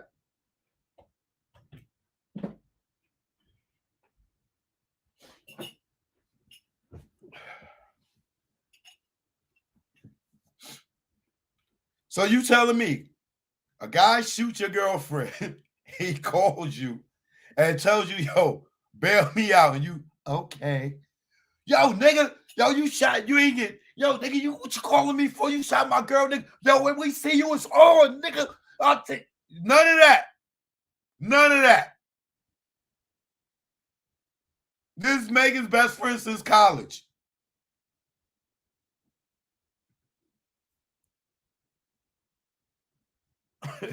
Let's go to the top. This is a free call from Tory? an inmate at LAPD jail. This call is subject to recording and monitoring. Press 1 to accept the call. To deny this call, thank you for using Telmate. Hello? Hey. Y'all got out safe and everything. Huh? Y'all got out and everything, y'all good? Megan's still in the hospital. I'm outside the hospital. What hospital y'all at? About what? You said what? You're listening to Street I TV. said Megan's in the hospital still. I'm outside the hospital waiting. What hospital are you at? I don't know. Let me see. Cedar, something like that. Cedar. Yo, bro. Sure. Regardless, I know she probably never ever gonna talk to me ever again, but bruh, I just want you to know, bruh. Nigga, I was just so fucking drunk, nigga. I didn't even know what the fuck was going on, bro. That ass. I didn't even know what the fuck was going on, bro. Like that ass, nigga. I'd never do some shit like that, bro. Just that, nigga, I was so fucking drunk, nigga. I just didn't even understand what the fuck was going on, bro. Like, so whatever, Yeah. bro. But you know, regardless, that's not gonna make anything right, and that's not gonna make my actions right, bro. But I'm just deeply sorry, bro. I never even moved like that, bro. Like, never moved like that at all, bro. Like, for real, dog. I know. There's a lot that happens, but A whole lot, bro. Like, a whole lot, bro. I feel crazy, bro. But in this day, like, what happened already, bro. I can't take it back, bro. I'm just telling y'all, I'm sorry, bro. Like, you're listening to Street TV. I think it was just too drunk, bro. You know what I'm saying? Yeah. When I got to the house, Shorty, like, all top niggas, they gave me like 5 shots, like, off the door, like, you feel me? So I was out of there, like, wasn't even there with niggas, like, you feel me? We was taking shots past that time. I wasn't even there with niggas Like, bro, I don't even remember what we was even arguing about, bro. Like, feel me? Like, Yeah, no, I didn't even, I was already fucked up by the time you got there, so I don't know how much. it's like, but tell me what hospital she's in. You're listening to Street TV. I just told you, Cedar Medical. Alright, you ain't got Quan's number, right? You ain't got my security number. Juan, I do have his number. Can you call this nigga Quan and tell this nigga, bro, you get a chance, bro, just figure out what you gotta do to bail me out this shit. Okay. Thank you, bro. I appreciate it. I'm sorry again, bro. Like, I think honestly, I think we're gonna try to, because obviously, like, the longer you're in there, the more hot it's gonna get, because it's already on. Like, there's no names released yet, but the report is already out. but like, out is what? What you mean out?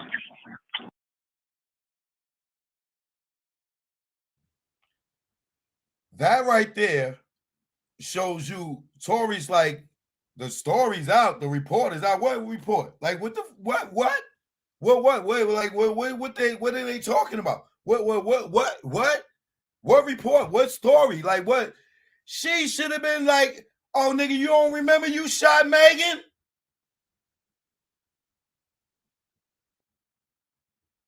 This is the conversation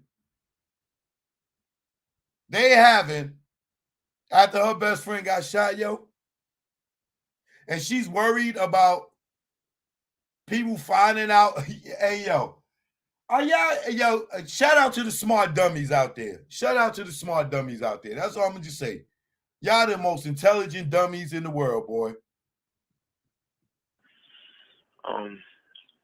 You get a chance, bro, just figure out what you gotta do to bail me out this shit. Okay.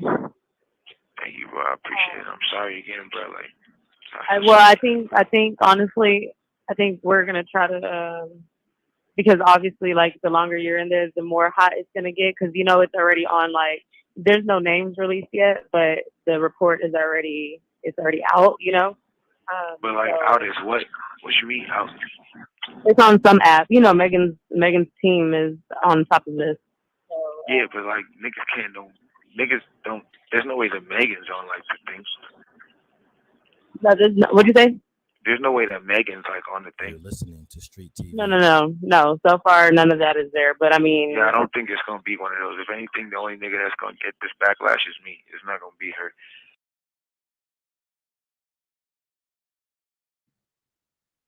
Now, why would y'all think? Use your brain for a second. Why would Tory say, yo, this ain't gonna be on Megan? They gonna put it on me. Well, what did Megan do? If Megan is the victim, right? If Megan's the victim, with Kelsey on the phone, if Megan's the victim. And Tory says, yo, Megan, they ain't gonna put this on Megan, they gonna put it on me. Why ain't she like, nigga, well, you the one that shot her? Or what do you mean they gonna put it on you? You did it. Are y'all not paying attention to none of this conversation? Y'all using this conversation as an admittance that he shot somebody? Yo, come on, B.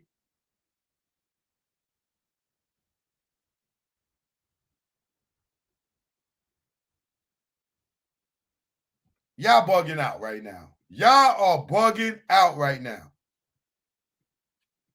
okay. Thank you, bro. I appreciate it. I'm sorry again, bro. Like, I think honestly, I think we're gonna try to, because obviously, like, the longer you're in there, the more hot it's gonna get, because it's already on. Like, there's no names released yet, but the report is already out.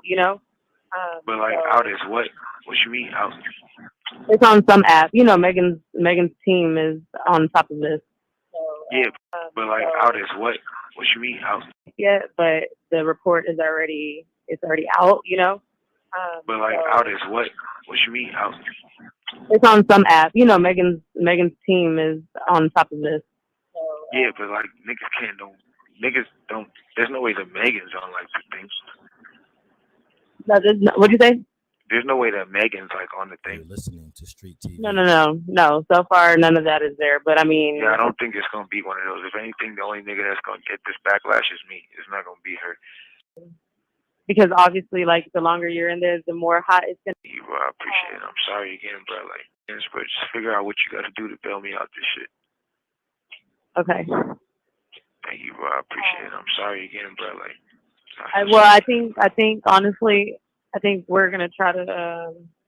Because obviously, like the longer you're in there, the more hot it's gonna get. Because you know it's already on. Like, there's no names released yet, but the report is already out. You know. but like, out is what? What you mean out? It's on some app. You know, Megan's team is on top of this. Yeah, but like niggas don't. There's no way that Megan's on like the thing. No, what'd you say? There's no way that Megan's like on the thing. You're listening to Street TV. No. So far, none of that is there. But I mean, yeah, I don't think it's gonna be one of those. If anything, the only nigga that's gonna get this backlash is me. It's not gonna be her. But no, I'll let you know. Alright, it is what it is. Regardless if I get out of here today or not, bro, I just wanna let y'all know, bro. I'm sorry, bro. Like, I never did that shit if I wasn't that drunk, bro. Like, you feel me?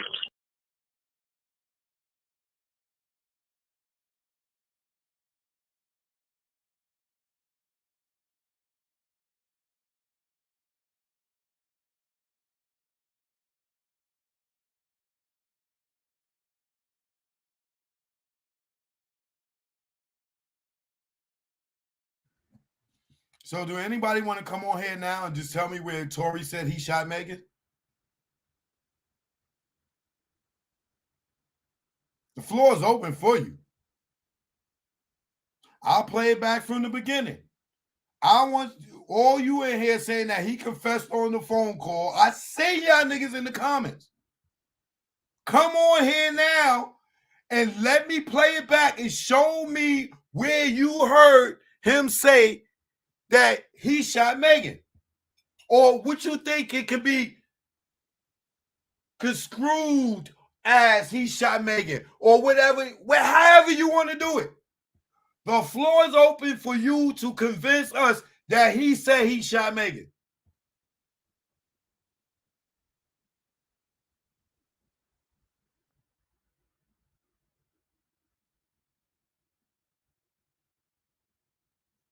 If he indirectly said it, Zoza or whoever the hell you are, come on the screen right now, Zaza.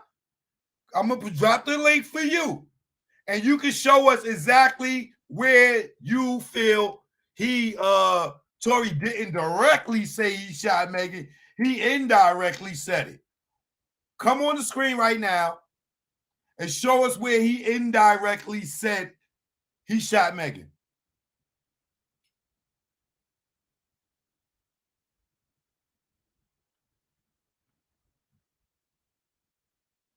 Come on. Why?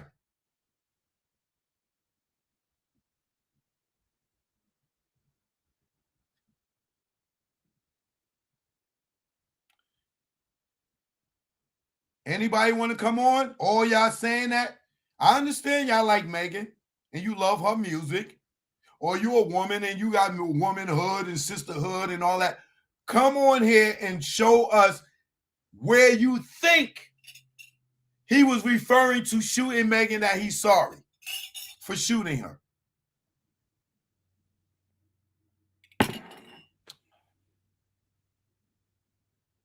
I'm waiting.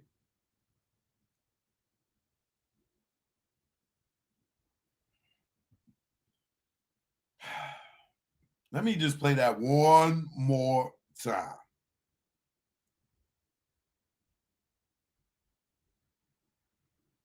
You know what? I'm not going to even waste my time and do that again. Because I think I played it more than enough for y'all to come on and do it.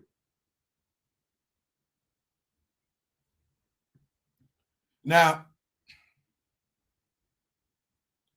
from that phone call that y'all witnessed, even though I played Kelsey's interview with the prosecutor before, I'm going to play it again. I'm going to play it again So now that you heard the 911 calls, you seen the arrest videos, you heard Kelsey get on the phone with Tory.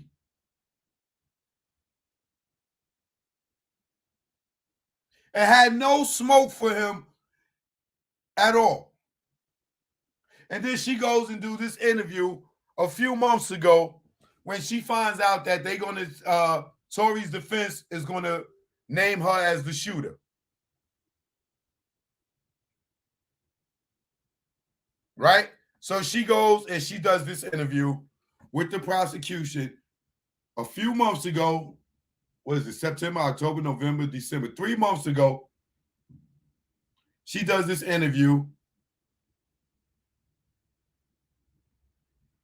2.5 years later, and this is what she says to the prosecution just 3 months ago, not 3 years ago, just 3 months ago, when she finds out that they get ready, Tory's defense is going to say that she was the one shooting. Then this is her story. Now, you just heard the phone call with her and Tory, right?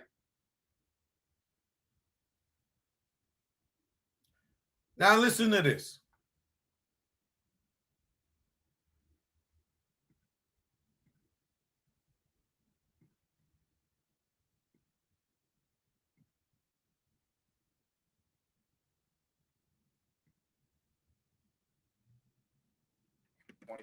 It's 11:30 in the morning. This is Deputy District Attorney Alexander Bott. I'm here with Deputy District Attorney Kathy Taw and DA Investigator Jody Little. We're here to interview witness Kelsey Harris in case BA 490599. Ms. Harris is accompanied by her spouse, Mr. Darren. And sir, could you go ahead and say your full name? Darren Smith. And spell your name for me, please, Darren. Darien, last name Smith. And then we also have two individuals appearing by speakerphone. And could you folks just state your name for the recording?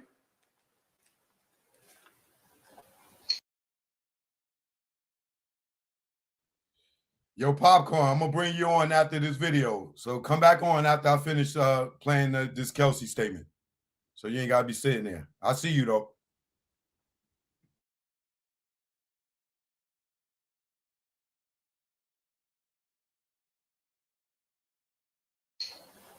Dominic County. Don Worley with McDonald Worley. Great, thank you so much. I will ask them to spell their names, if not now, then later. You're listening because to I Street think it wasn't TV. quite clear I to can me get for the this second done. person. Okay, thank you. All right. So we're here to talk about the events that occurred back in July of 2020, July 12th, 2020.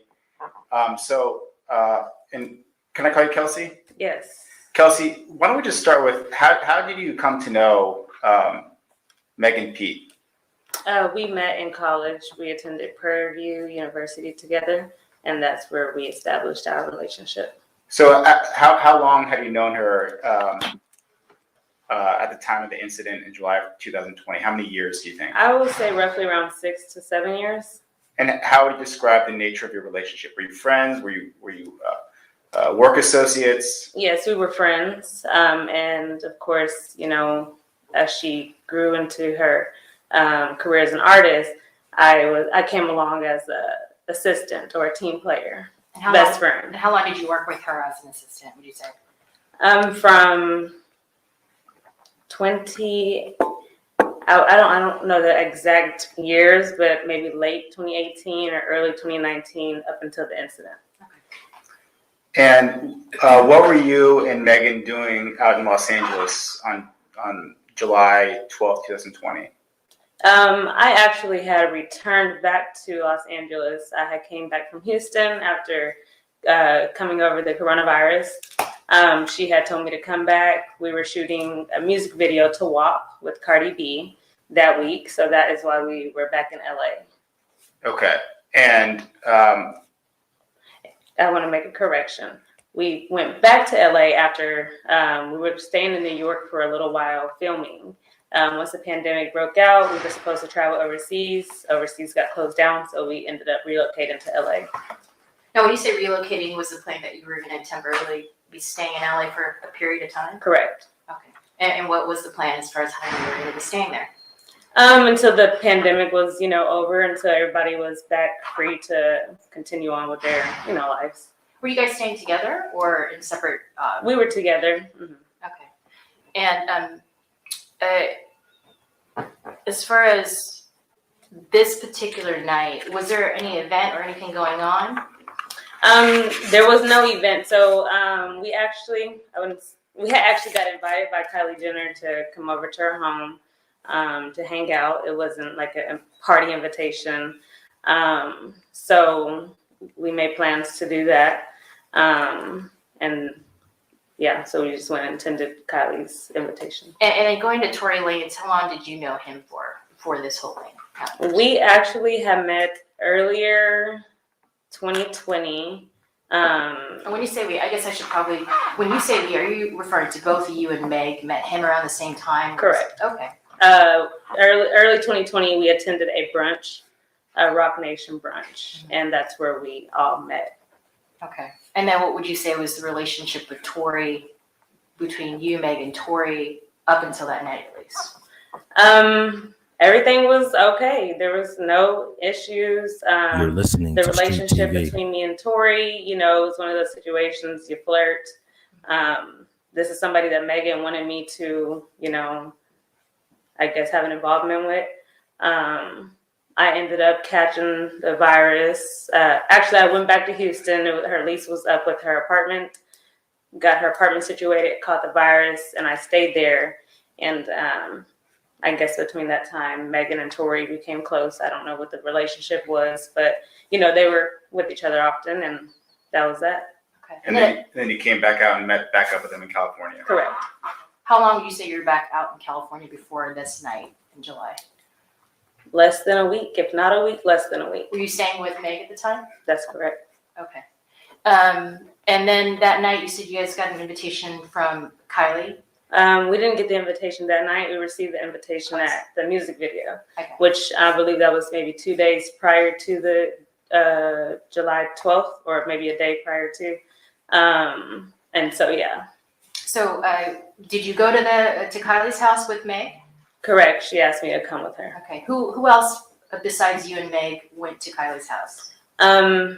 In our party, our group, it was me, Megan, and her stylist, EJ King. Okay. And then, do you remember about what time you got there? I want to say around 6, 7 p.m. I believe that's the time we finally got there. Okay. And so once you got there, what was everyone doing? So once we got there, it was, I want to say maybe 6 people that Kylie already had present. Megan volunteered to cook nachos, and so she actually began to cook nachos, and we were all outside just interacting, and then we began to play beer pong. Oh, there's a pool outside too, right? There's a pool. Okay.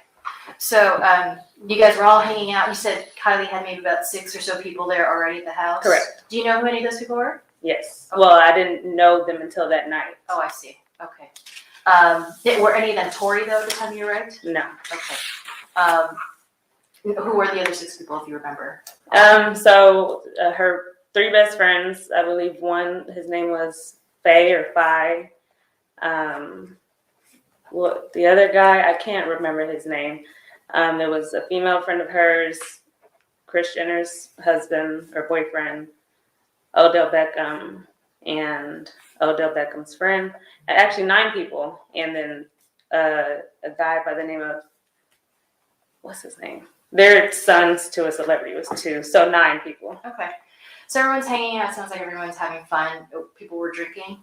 Yes. Okay. And then what goes on as the night carries on? So, we were playing beer pong, having a great time. Played, she has a basketball court out there also. We played basketball. Megan was cooking. She came out, and she was just like, oh, y'all are having fun without me. And we were like, well, come join us, And so she joined us. We were all enjoying ourselves.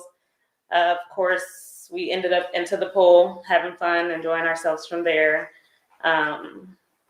everybody's still having fun, drinking, consuming alcohol. And that's kind of when the night just began to, I guess, go left a little. Okay. And when you say go left, what do you mean? So it was a point in time where I lost my conscience, and due to the alcohol consumption. Do you know? I mean, it's hard to say because you're losing consciousness, but do you remember about what time it was? We weren't following with the time, honestly. We weren't following up with the time. We were having a great time. Did you get a sense of how long you'd probably at least been there before you started, maybe kind of losing out on? I would say about maybe 10, 11, somewhere around there. I'll say that. That's not, I don't know how accurate that is. So by the time I came back to my senses, Tory's now here, but everybody's gone. Everybody's gone. And so now it's just me, Megan, Tory, EJ, the stylist, and Kylie, of course. You have listening to Street TV. What time it was when you came to? No, again, I wasn't following up with the time. But you were like awake and lucid when Tory showed up? When Tory, I wasn't there. Like, I didn't know when Tory showed up. I can't tell you what time Tory showed up. To my knowledge, Megan called a few people on FaceTime and asked him to come over. When you kind of came to, though, you saw him there. How were you feeling there at that point? As far I was aware. Okay. I was okay. Okay. So now we're still in the pool. It's Kylie, Tory, and Megan. They're kind of in like an area. I'm actually in the hot tub at this point. I believe that was a hot tub. I can't remember if that was a hot tub or just a smaller pool she has. EJ is sitting. She has like a cabana style setup. Mm-hmm. He's sitting over there on his phone. So we're all just kind of just minding our business. You can hear at the end of the pool, Megan is just like laughing uncontrollably. And it wasn't normal. I never heard her laugh like this, so you can kind of tell something was wrong. Tory did call for my name, and I acted like I didn't hear it. And Megan was like, no. Recordings just got better. Hey, it's Dana from StreamYard. I'm so excited to announce that local recordings are now available on StreamYard. Have you ever done a recording where your guest just had terrible internet issues? They were blurry, they were freezing.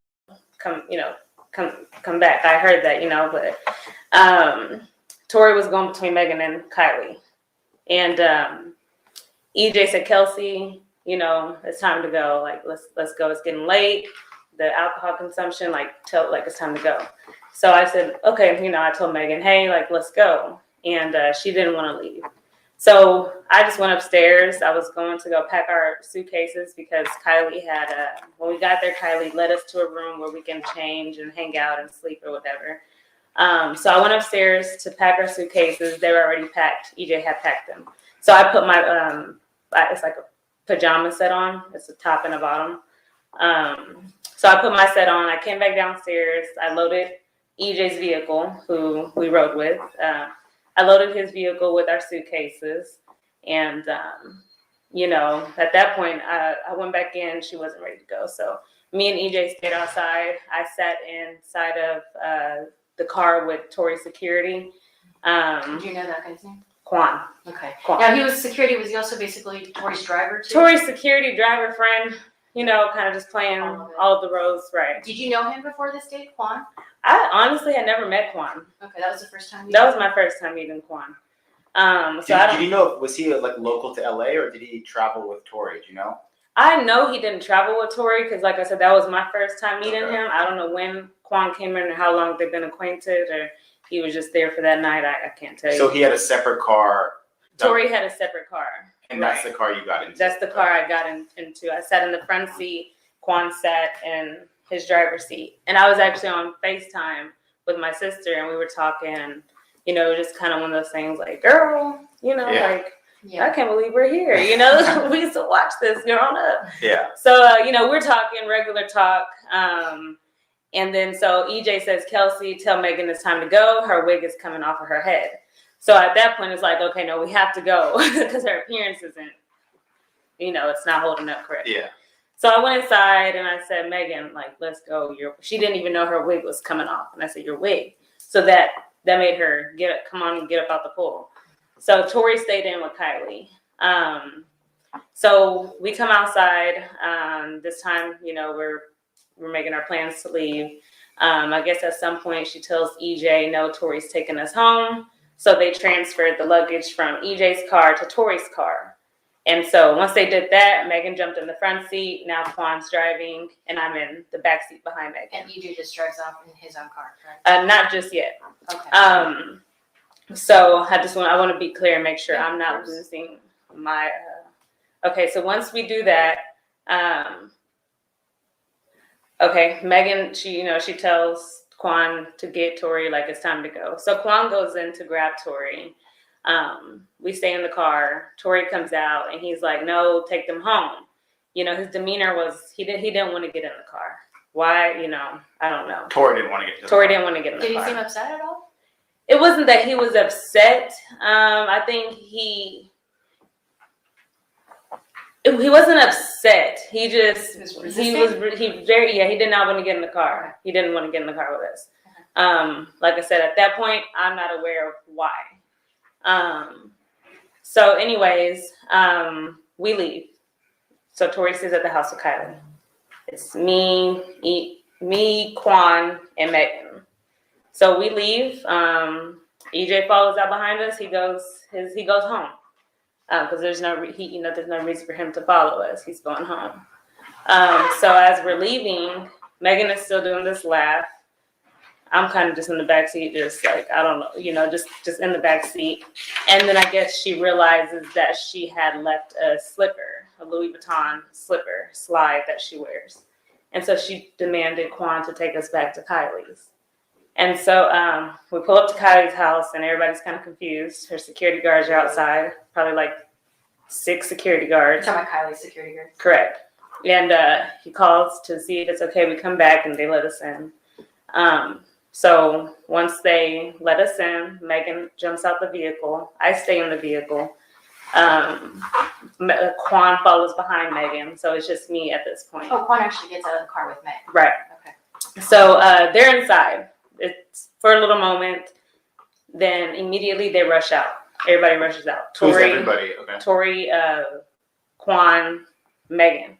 Kylie, she comes out, but she stays on her porch, or her door entry. So Megan jumps back in the front seat. Tory gets in the car, which is now he's behind Quan. He's behind the driver. I'm still behind the front passenger. And Megan says, sorry, I got to cuss. But she says, bitch. Kylie said, we got to get the fuck out of here.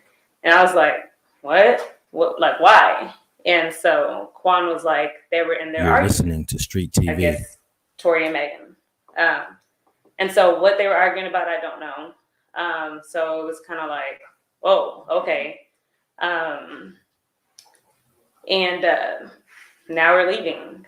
And so Megan's in the front, Quan's driving, you're in the back seat behind Quan. Megan. Or behind Megan, and Tory's behind Quan. Correct. Okay. So we're leaving. We're driving, going down the road. Megan is laughing still. It's like an uncontrollable laugh.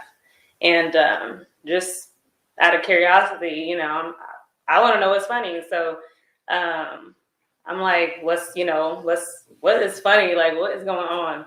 And that's when Tory butts in. And he's like, yeah, Megan, why don't you tell your best friend what's so funny? Why don't you tell her how fake you are? And so I'm confused because this was random. And so I said, what? Like, what are you talking about? And Megan's like, Kelsey, don't listen to him. He's just trying to make you mad. And so I'm like, what are you talking about? And, next thing you know, the arguing, began with Tory and Megan.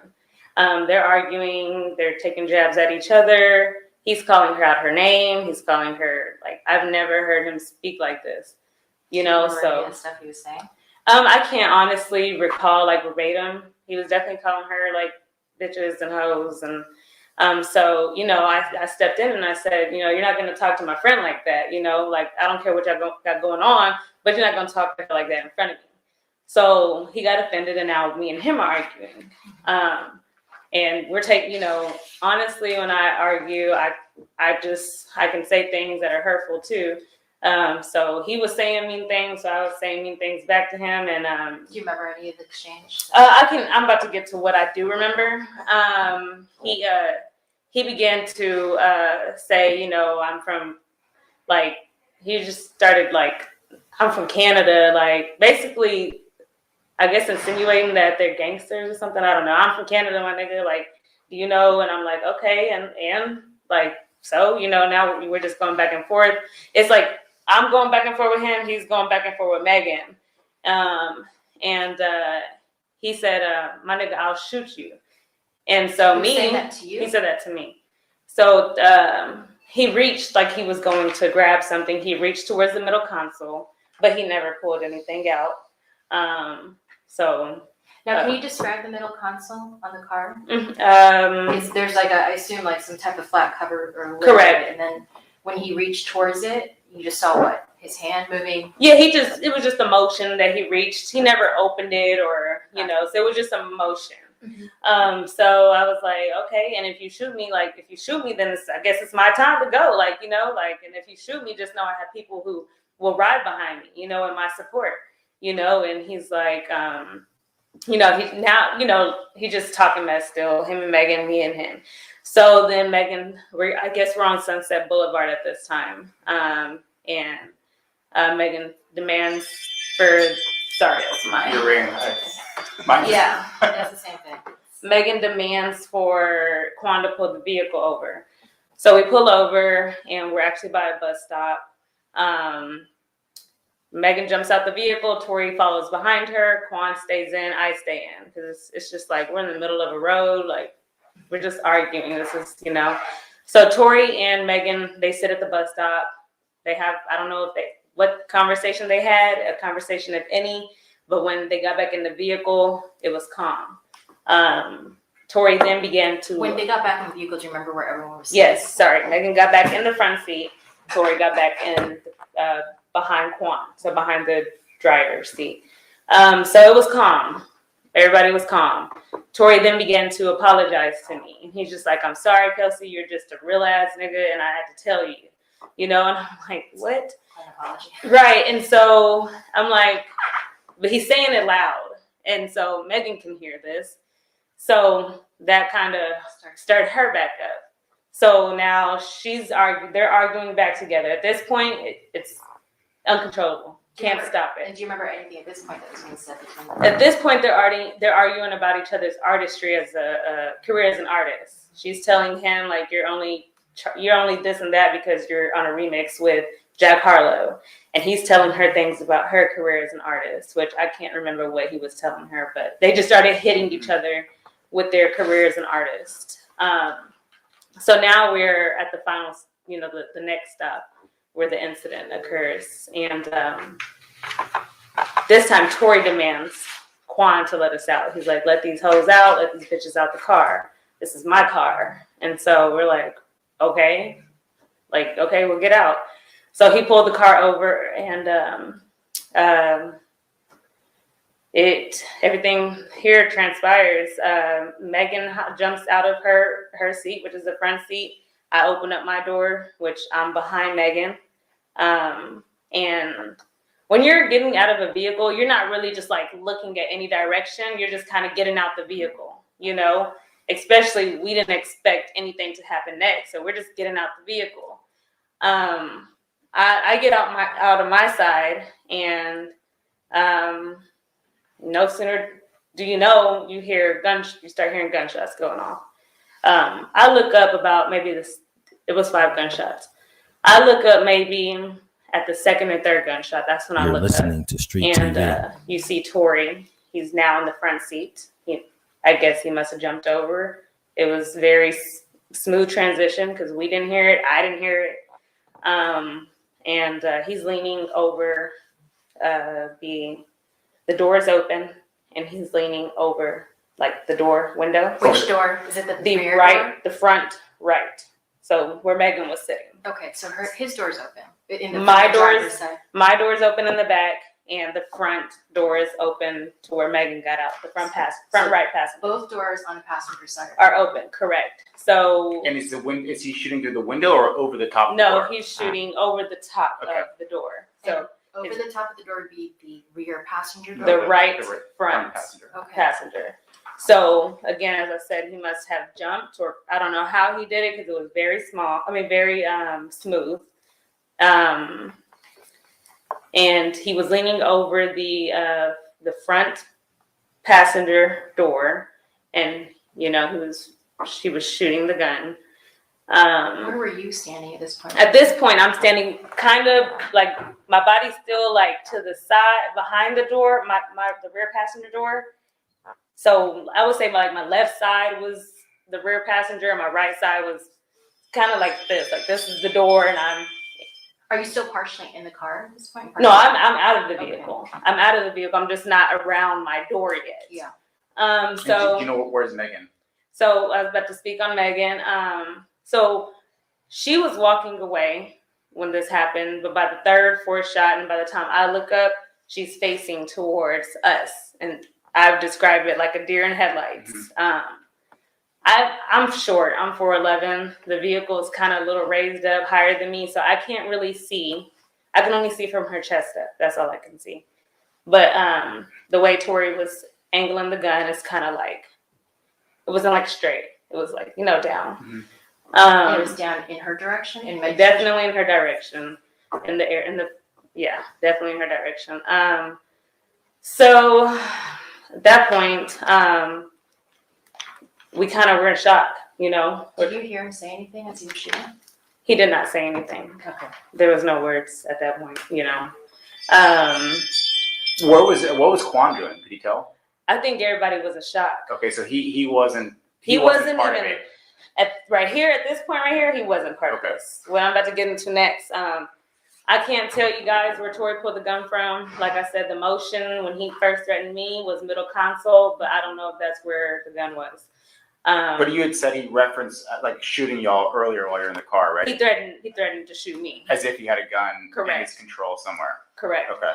And so after the shots rang, it was like I said, 5 shots. We kind of froze, and by the time I get back into I snapped. Megan had either crawled or walked or limped over to. She's in a driveway. She's in a driveway on the side of the driver's side. She's in a driveway. Tory sits down. In the front passenger seat? In the front passenger seat. Okay. He's sitting. I guess just kind of shocked also. So I run over to her. I immediately ran to her. She's the forefront of my thoughts. My job as a friend in general is just like naturally to protect my friend, So now I'm in defense mode on the behalf of Megan. I ran to her. She's on the floor. I never looked at her feet. I never really just got to look at her. I just know when I ran to her and she grabbed me, she had blood. So in my head, she had got shot because shots just went off and she's bleeding. That's what I think. So I see Tory coming around the vehicle. It's dark, lights are flat, hitting him. It's almost like a scary scene. So again, I'm in defense mode. I see him coming around the vehicle, and in my head, I'm thinking he's about to come over here and attack us. Do you see whether or not when he's coming around the vehicle if he still has the gun? I don't believe he had the gun. Okay. So like I said, I just thought he was coming over to attack us. So I stepped in between where he was coming to where Megan was. And at that point, that's when the assault between me and him happened. He assaulted me. And Quan then he just comes and he picks me up like a little doll. And he's like, Kelsey, they do this all the time. And I said, huh? She's bleeding. She's been shot. I don't know if y'all know she's shot. By that time, he's already to where Megan's at. So I don't know what goes on in that driveway. Who comes towards Megan? Is that Quan or Tory? So initially Tory comes, Yeah. and that's where I stepped in, and we had an altercation. He physically assaulted me, and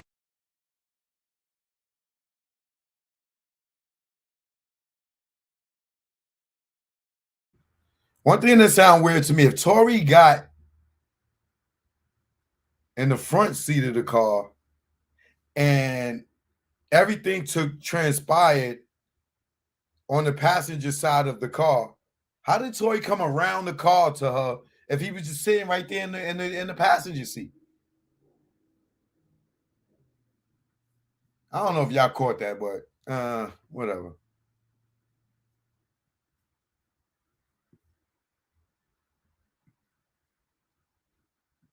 And at that point, that's when the assault between me and him happened. He assaulted me in the vehicle. It's dark, lights are flat, hitting him.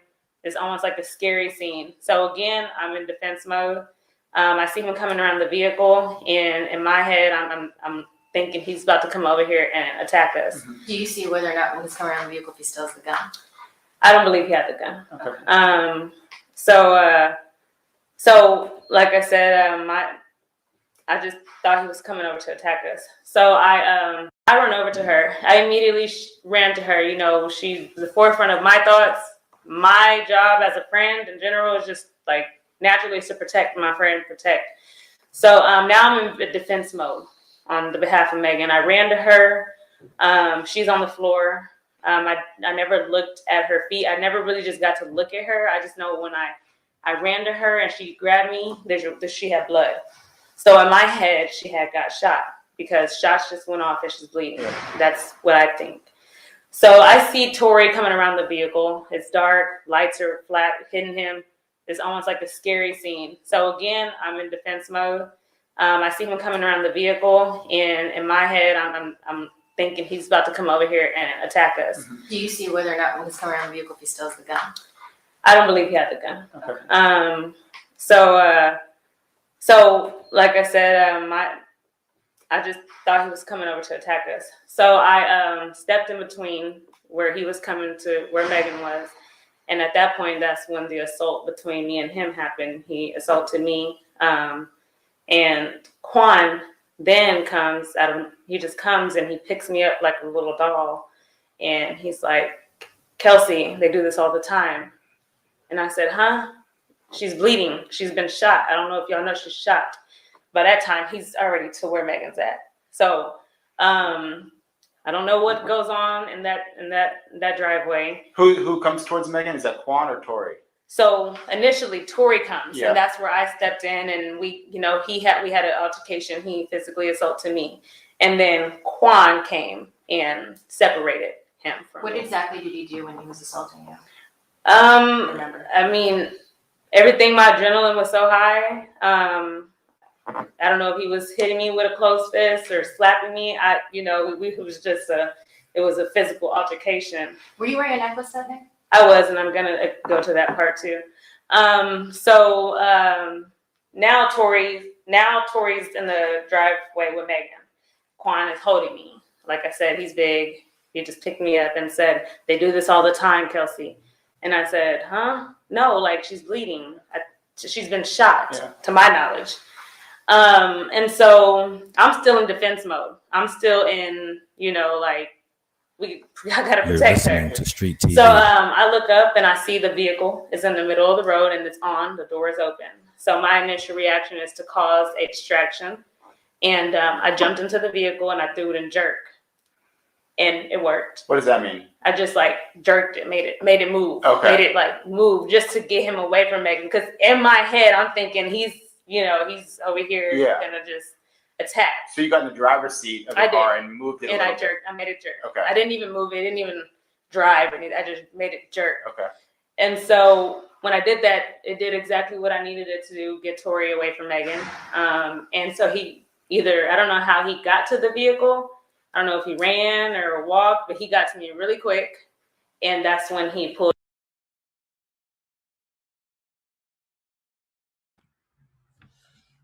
How do you get in the car and make it jerk without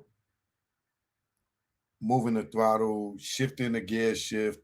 How do you get in the car and make it jerk? and you didn't put it in drive. Now I just got it and I just made it jerk. Huh? How do you make a car jerk without putting it in drive? So you could just get in the car and just make it jerk to scare somebody? You just, what do you just push the steering wheel like this? How do you make it jerk without moving?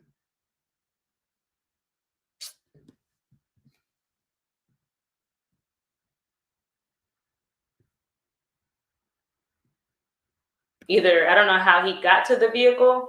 I don't know if he ran or walked, but he got to me really quick.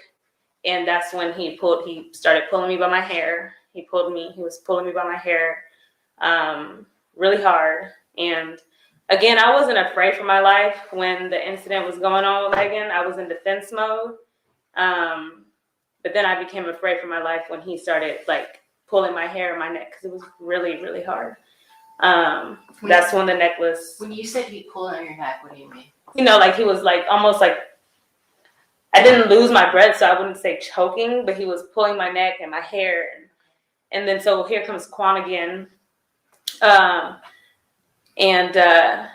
Quan he's in between us, but Tory has a good grip. He's not letting go. So it's kind of like tug of war at this point with my head and body. And I'm scared. And I kind of dumb myself down just to get him to let me go. And I said, Tory, what are we doing? What are we doing? And when I said that, he released. He let go.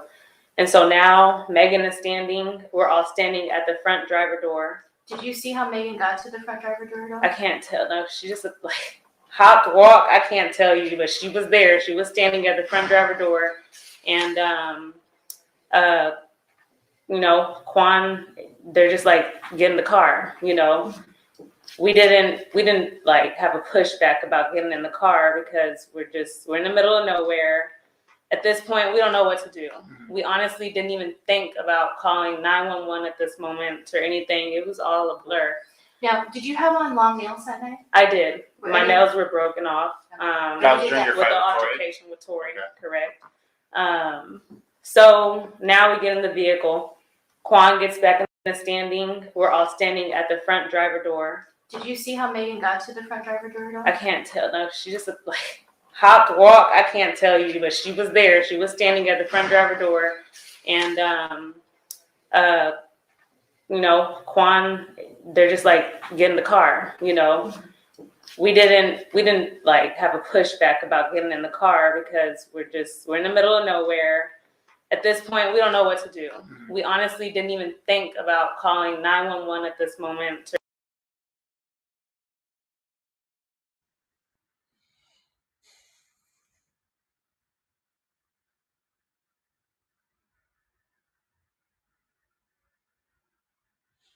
How many of y'all women have ever been shot and you never thought about calling 911? How many of y'all women have ever been in danger and the last thing on your mind is to call 911 in a secluded, dark area block in the morning? This nigga could have killed you. He shot a gun. He physically beat you up. And the last thing you are thinking about in his car, you're not even in your car, you ain't even got a vehicle. And the last thing you are thinking about is calling 911.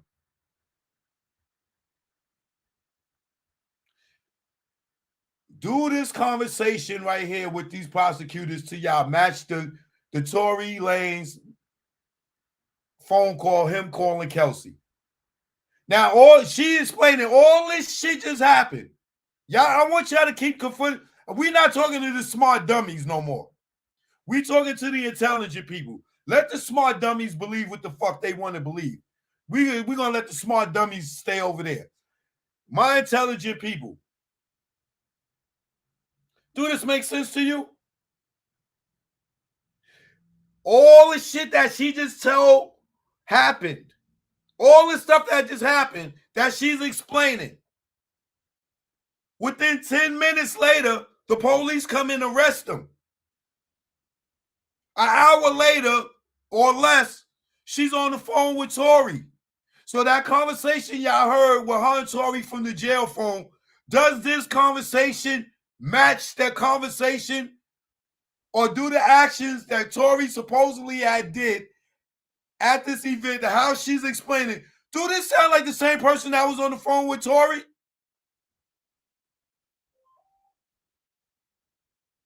Do this sound like the girl that just got her hair pulled, choked out, jumped in the car, jerked the car, crawled over to Megan, got shot, crawled over? Does this sound like the same person on the phone talking to Tory?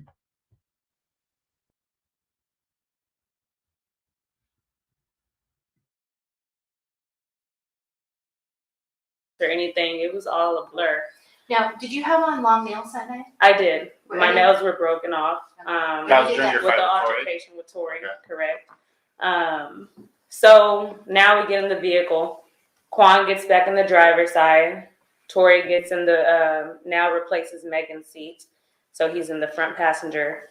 Megan gets in where I was sitting, which is now behind Tory. And now I'm behind Quan. How is Megan looking at this point? Is she crying? Is she upset? Is she scared? Anything? Can you tell? Megan was, I was screaming. I was tripping. I was having a panic attacks. Megan honestly was very calm. And that's what made me think that they had a conversation in the driveway where I don't know. That's my assumption, but she wasn't in distraught. I was in distraught more than her, sorry, that just upsets me. It's okay. That's okay. Yeah, I can get tissue, or if you need a break, just let me know, okay?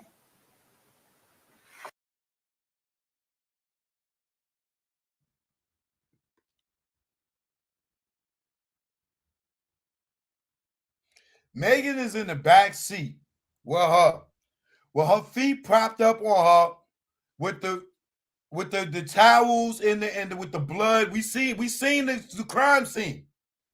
They ask you, how's Megan acting in the back seat? Oh, Megan's cool. And Megan's the one that shot and hurt. But Megan's cool. I was tripping. I was going through something. Megan got shot. When we see Megan in the ambulance, did I play the ambulance footage yet? Oh, I ain't played the ambulance footage yet. Megan's in the ambulance crying. Megan is crying on the street when she get out the car. But she was cool as a cucumber after the whole scene.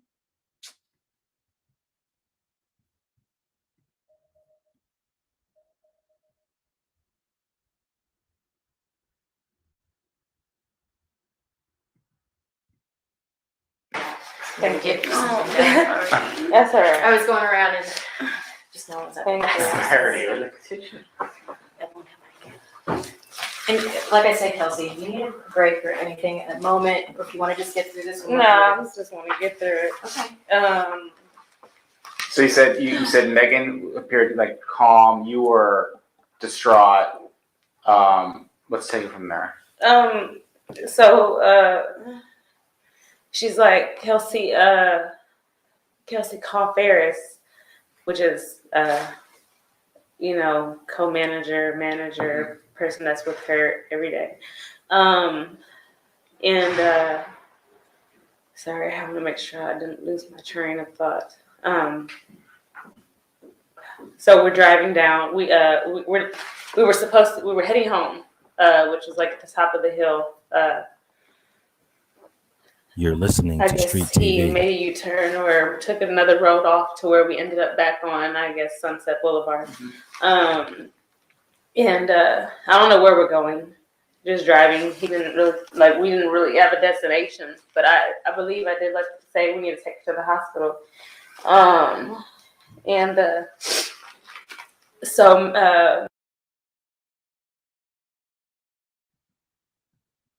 Y'all going for that one too? Y'all going for that one too? Oh, she shot. And they going home? Y'all not going to the hospital? She shot and y'all going home. Then she changed her mind. Oh, I don't know where we was going. Wait. The girl's in the back seat of the car bleeding out. And y'all going to the house? Y'all not going to the hospital? And y'all think it's bullets? And you just said you thought she was shot? But y'all going to the house. Then you say, oh, no, I don't think we was going to the house. Maybe, I don't know where we was going. Maybe we was going to go to the hospital.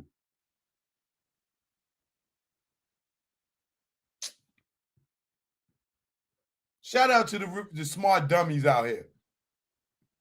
Y'all so smart. You know, co-manager, manager, person that's with her every day. Sorry, I want to make sure I didn't lose my train of thought. So we're driving down. We were heading home, which was like at the top of the hill. You're listening I to guess Street he TV. made a U-turn or took another road off to where we ended up back on, I guess, Sunset Boulevard. I don't know where we're going. Just driving. He didn't really we didn't really have a destination, but I believe I did say we need to take her to the hospital. So Megan, she says, Kelsey, call Ferris. I had already tried calling Ferris. We had bad signal, so it didn't go through. I had sent a text to her security. I sent a text to her security at the time. Is that Justin? That's Justin. And because they weren't answering the calls, so I think I said help 911. Tory shot Meg, or. Do you still have that text? I'll have to go through my old phone and. I'm going to show you a photograph here. This is a document titled Text Message Justin Edison. Mm-hmm. Just take a look at that.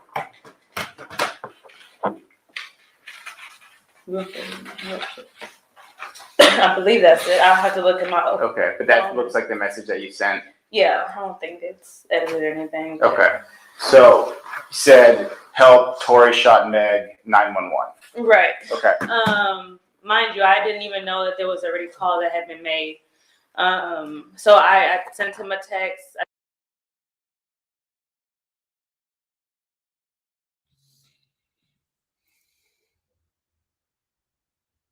You would send a text.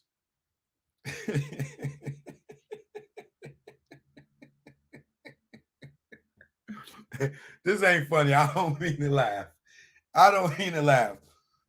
But you would send a text to a bodyguard, help 911, but you won't dial 911 on your phone. Don't you know it's easier to pick up your phone, dial 911 and talk to the police than it is to say, help, Megan been shot, 911, help. Where's he coming to help y'all at?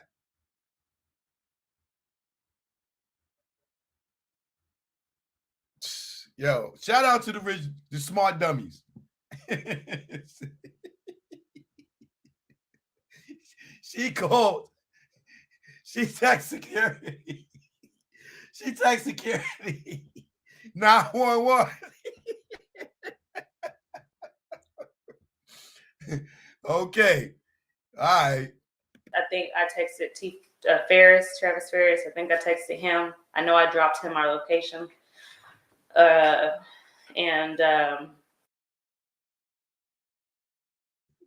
Now she texts T. Ferris too and drop her location. Why? For what? Were you scared of Tory? So you text two people and don't call the police?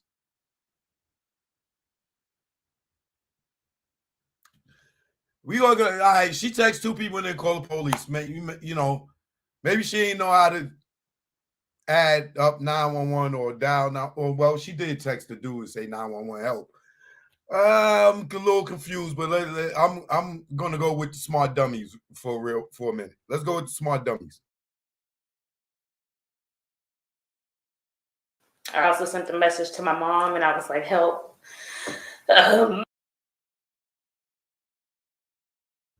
And she sends a message to her mom. It says help. What is her mother gonna do for her in LA? Her mother's in Houston, dude.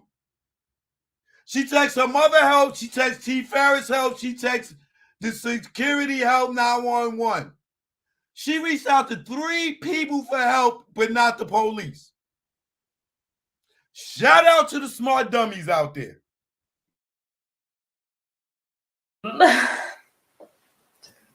Just frustrates me because, like, I was really hurt. If they just make it seem like it's mentally like nothing.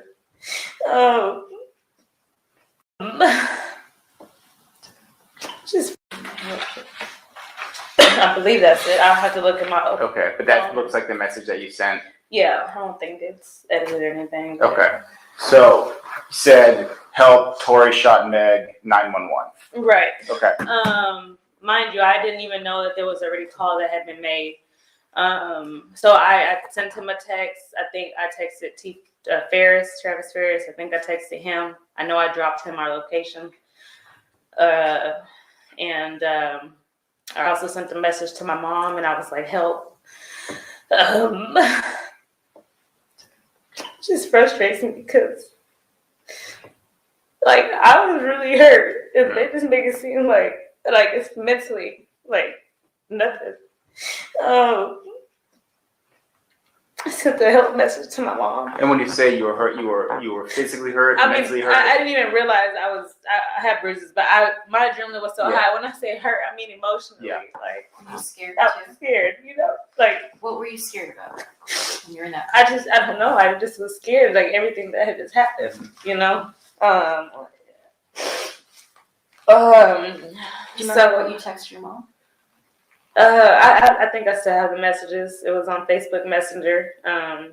Because my mom, she's an Android, so like she's always on Facebook, so I knew she could see it. I think I also sent her a help message. Yeah.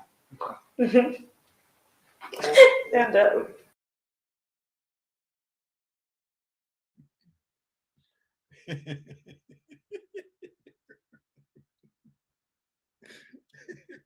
Yeah.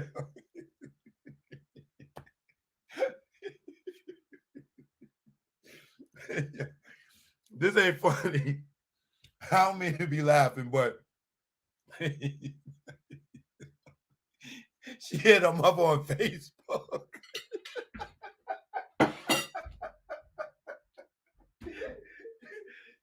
She hit her mother on Facebook. Hey, yo, she ain't call her mother phone. She hit her mother on Facebook because her mother's always on Facebook 4 a.m. Hey, hey, yo, she hit her mother on Facebook. Help! Ma, I hope you're on Facebook. She in LA 4 a.m. Houston is Midwest. It got to be at least 1 a.m, midnight, 2 a.m, somewhere around there. She hit her mother on Facebook. So she goes to the Facebook app instead of the phone and dial 911. She goes to the text messages. His T. Ferris, the security, help, 911, help. She goes off the text message and goes into Facebook, pulls up her Facebook and hits her mother. Don't even call her mother on the phone. You don't call your mother on the phone and say, "Ma, I've been shot. I got beat up. Megan got shot." You gonna hope when she's on Facebook in the weary hours of the night. And y'all believe this story. Shout out to the smart dummies out there. So you in trouble, you hit your mother on Facebook? So all the people that is sitting there saying all this bullshit, and Tory confessed on the phone, whatever. You telling me a nigga shoot you gonna hit your mother on Facebook? Facebook. Not even the text message like T. Ferris and the security. You hit your mother on Facebook. Ma, I hope you on Facebook right now. This nigga beat my ass. Y'all, man. Y'all are the smartest, dumbest people in the world, bro.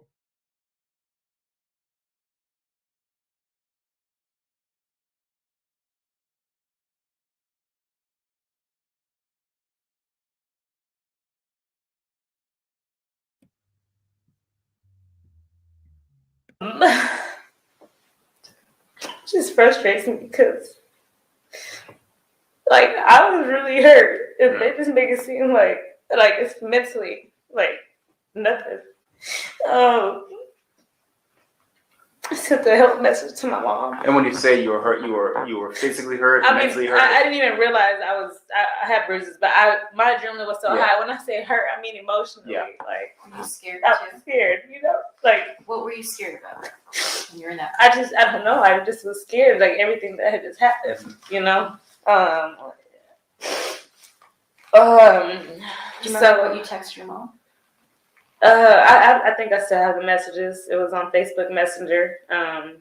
Because my mom, she has an Android, so like she's always on Facebook, so I knew she could see it. I think I also sent her a help message. Yeah. Okay.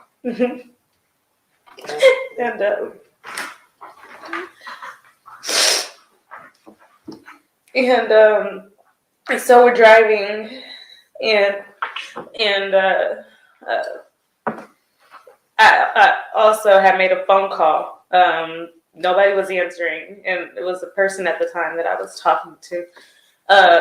I made a phone call to him because I knew he'd pick up, and he picked up, and I let him listen to everything that was going on. I just had the phone. I told him, hey, like, this just happened. I need to stay on the phone, So you had your phone on an open line where it was an open line. Basically he could hear what was happening inside the car. Correct. Why did you do that at that point? Because, again, I was scared, and nobody had answered our calls. This is the only person I knew, just in case. Yeah. I don't know what's next. So, anyways.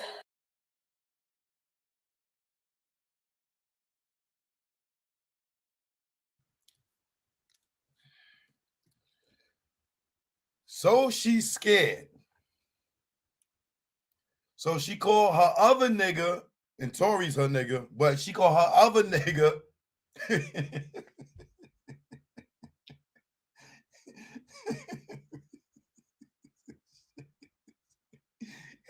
Hey, yo, you cannot make this shit up. She called another nigga in Houston and said, yo, this just happened. I need you to stay on the phone with me because I'm scared.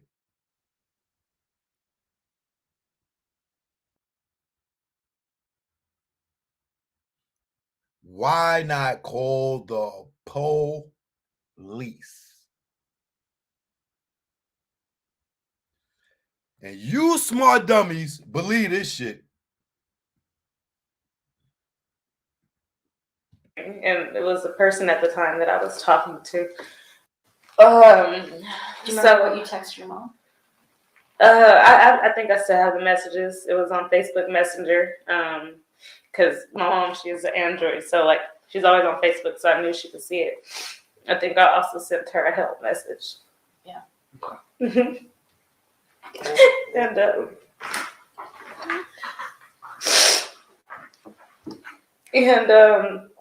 so we're driving, and I also had made a phone call.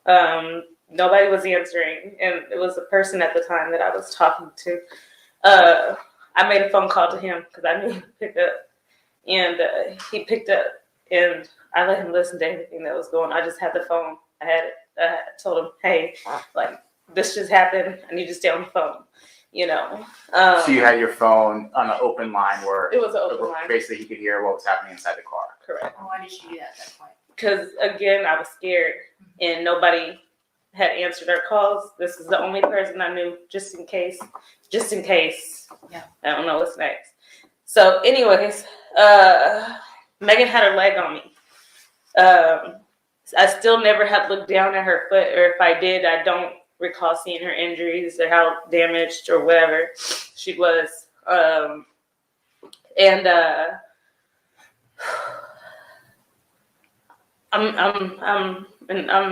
distraught. So Tory is like demanding, like, shut up, like Kelsey, shut up, And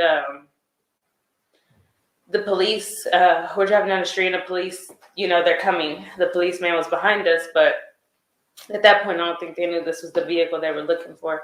So Quan pulled over, or let them go by, and they went by. And now we're getting to our last, the final moment. Now the helicopter is over the vehicle and all the cops are behind us. And that's when, And you can hear that the sirens are going. Sirens are going. Is Tory singing? Pull over. He is. He is. He was saying things just like, please, y'all don't say anything, please. I'm about to sign a big deal or something, and I'll give both of you guys $1 million each. And I believe Megan's like, huh? We're like, what? But that was the end of that. I will be very honest. Megan's, I don't know. I feel like they had a conversation either at the driveway or at the bus stop. I don't know where it happened, but she was very calm. She wasn't upset. She didn't seem upset with him. I was confused because I'm distraught, But her demeanor was very she was okay. Maybe I she's really in shock. Maybe she was in shock. I don't know. I can't really. I don't know. So now the vehicle's pulled over. The cops are demanding us to get out. I believe they asked Quan to get out first, then Tory, Megan, and then me, if I'm not mistaken. Was that scary? It was very scary, and it's humiliating and embarrassing. I've never have been to jail, never have been to cuffs, never have been in anything like that. They actually, you can see the TMZ clip, they actually have me spread my legs super wide. You can look at the clip. You can, it's the clip is there. You can hear me okay. I'm saying, okay. Once they come, I think it was a female officer that put me in cuffs, and I told her, I verbatim, I said, please don't put your knee in my back. This is when George Floyd, that whole situation happened. This is right after that, or close in time to that? This is very recent. Okay. And she's like, she assured me that it's okay, From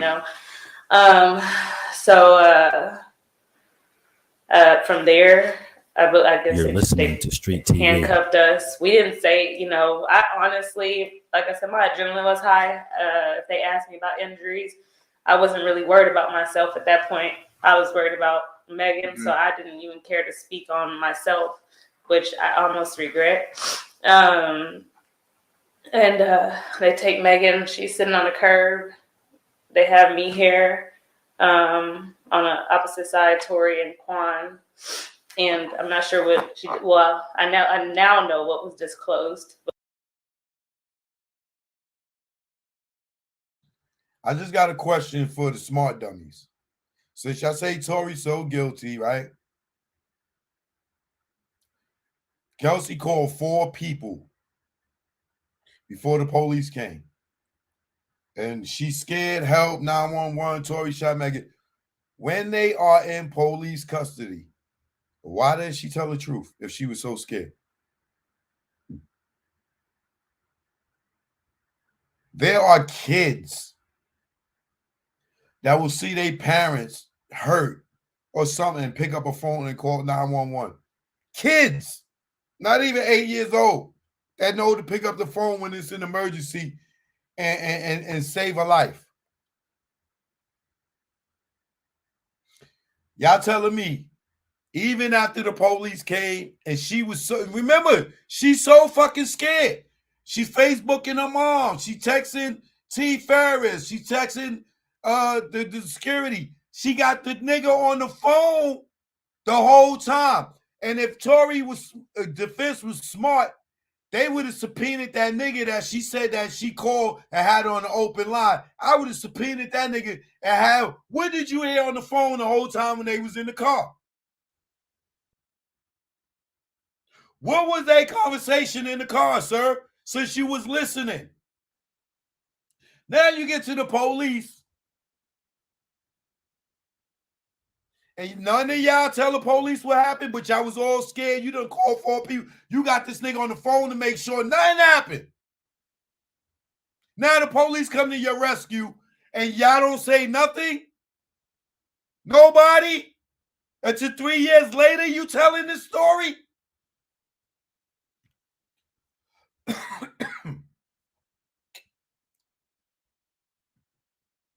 You know, I honestly, like I said, my adrenaline was high. If they asked me about injuries, I wasn't really worried about myself at that point. I was worried about Megan, so I didn't even care to speak on myself, which I almost regret. They take Megan. She's sitting on the curb. They have me here on the opposite side, Tory and Quan. And I'm not sure what she did. Well, I now know what was disclosed, but at that point I didn't know. Ferris arrived. By the time he arrived, they were wheeling Megan off, I believe in like a wheelchair or a bed. I can't recall. They put her in the ambulance, and they took us, you know, to. Did you ride an ambulance with her? No, Separate car. I was in a cop car. Okay. I actually went to the jailhouse, and again, I thought that was a normal thing to do. Well, with this situation, I didn't know if I was supposed to be an ambulance or anything. I don't know the rules. So they took us. They put me in a room. They came in, took pictures, if I'm not mistaken. I honestly don't recall them swabbing my hand for any residue or anything. And you don't recall it happening, but it could have happened. You just don't remember. No, I really don't, like, unless, because I don't know how that works. What the swab part is. I don't even remember them disclosing that they were about to swab me, and I know that I would remember that unless, again, I had very high adrenaline. Maybe that part. I don't believe they swabbed me. Just that's my knowledge. I know they came in and took pictures. So stayed over. They took us, I guess, to a room. Asked if I wanted to say what happened, and I just do what I know in situations like this for movies and stuff. I just asked for, you know, I was going to get a lawyer.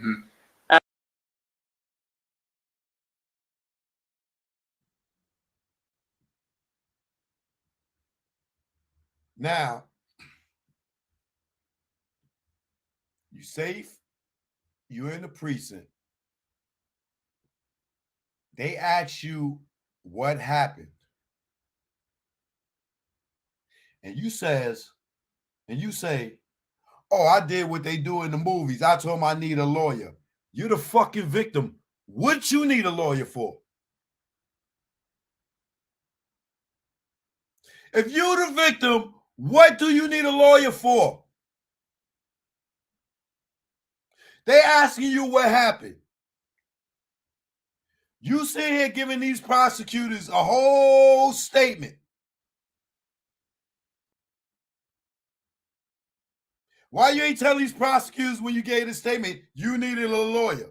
So your friend gets shot, you get beat up, police got you in the precinct, they ask you what happened, you say, I need a lawyer.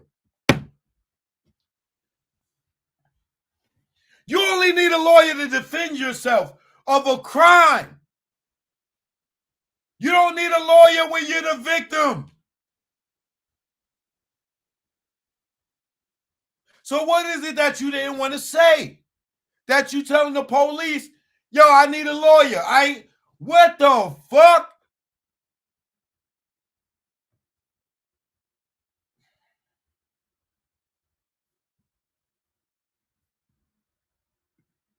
Yo, shout out to the smart dummies. Y'all just so goddamn smart. I honestly don't recall them swabbing my hand for any residue or anything. And you don't recall it happening, but it could have happened. You just don't remember. No, I really don't, like, unless, because I don't know how that works. What the swab part is. I don't even remember them disclosing that they were about to swab me, and I know that I would remember that unless, again, I had very high adrenaline. Maybe that part. I don't believe they swabbed me. Just that's my knowledge. I know they came in and took pictures. So stayed over. They took us, I guess, to a room. Asked if I wanted to say what happened, and I just do what I know in situations like this for movies and stuff. I just asked for, you know, I was going to get a lawyer. So the next morning, 8. To the smart dummies in the chat who's trying to make sense out of why she didn't tell the police what happened and ask for a lawyer. You smart dummies. You're a victim. The police is there to save you, and you tell them, oh, I don't want to say nothing. But you texting people saying you in danger. You texting people saying Tory shot Megan. You texting people all this bullshit. Now you in the comforts of the police. And you don't want to talk? Come on, y'all. Yo, there's some real stupid people out here in this world, bro.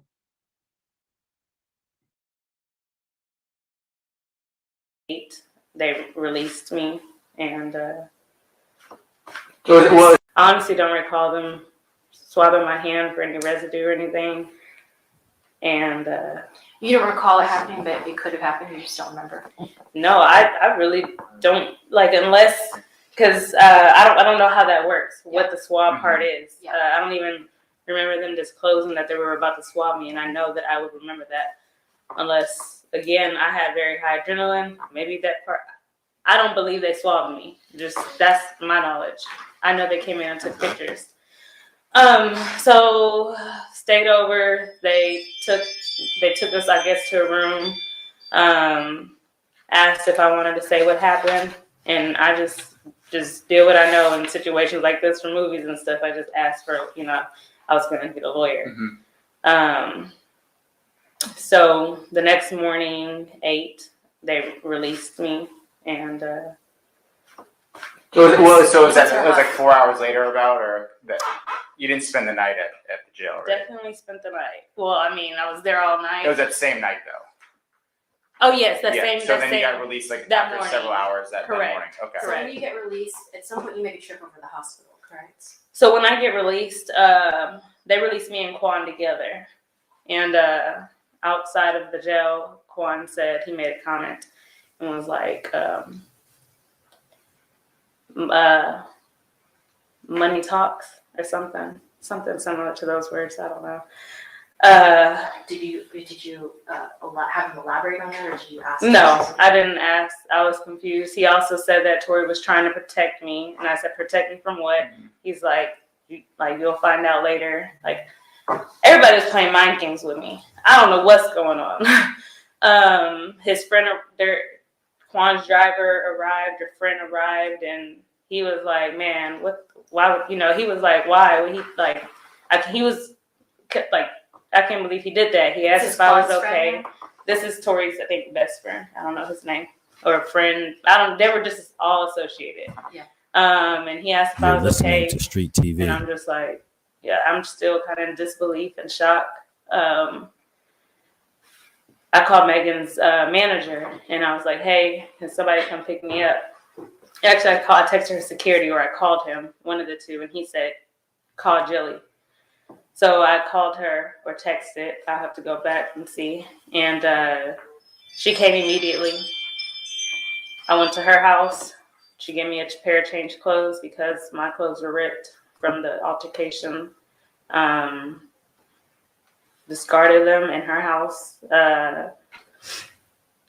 From there, I asked her, like, "How is Megan? Can I see Megan?" We went to the hospital. I sat outside the hospital. I was not outside the room or anything. I was actually outside, sitting in the car on the street. Okay. She said that Megan couldn't have guests. So I thought that was accurate. I thought that was true. And I'm still sitting in the car. I received a call from a jail. Didn't think that it was Tory because I actually knew somebody in jail, and he had called often, and I would answer his call. And so I just thought it was him because it was normal for him to call early or late. So when I answered it, it was Tory. Honestly, I know in that call he did ask where Megan was, and I believe I told him in the hospital. Believe he apologized. And what do you think he was apologizing for? I mean, everything that unfolded that night and the incident, Okay. you know. That was that. Hey, smart dummies. Why didn't Kelsey say he apologized for shooting Megan? Smart dummies. Why didn't she say he apologized for shooting Megan? Since y'all saying that he admitted it on the phone call.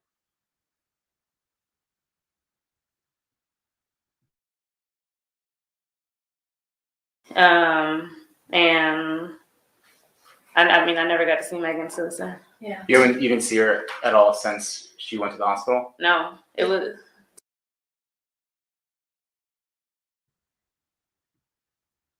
She said she haven't seen Megan since then. Since the incident, she has not seen Megan since then.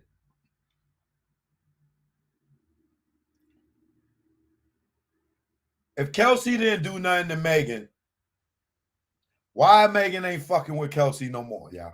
Since that day. Her best friend that she went to college with, that she lived with, that was her assistant, that moved to California living with her. Now you can't see me in the hospital. You send me a plane ticket to leave in 2 hours, and I can't even go back to your house. And y'all don't think she did nothing to Megan? And she ain't do nothing to Megan? And Megan don't rock with her to this very day. But she was protecting Megan this whole time, and Megan don't rock with her at all since that day. But she didn't do nothing to Megan. She didn't do nothing to Megan. She didn't shoot. She didn't fight her. Nothing. Tory did all this to her and Megan do not fuck with Kelsey today. From that same day. Today. Almost 3 years. Y'all smart dummies are the smartest dummies in the world.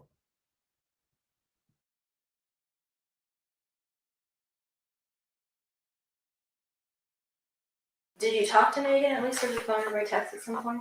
Later on in text messages, we did talk. She had finally texted me. But, you know, this is somebody that I was with for years, day to day, every day. I know her. Like, that was my best friend. I knew her like the back of my hand. I honestly still feel like I know her like the back of my hand. Nothing's really changed. I'm somebody that, you know, like, I know everything. I'm the first person. Her team's going to make sure I'm right there. Kelsey doesn't leave Megan's side.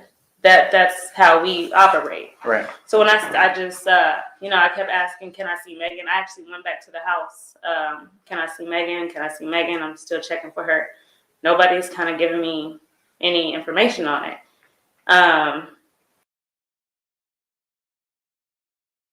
Hey, smart dummies, we need answers.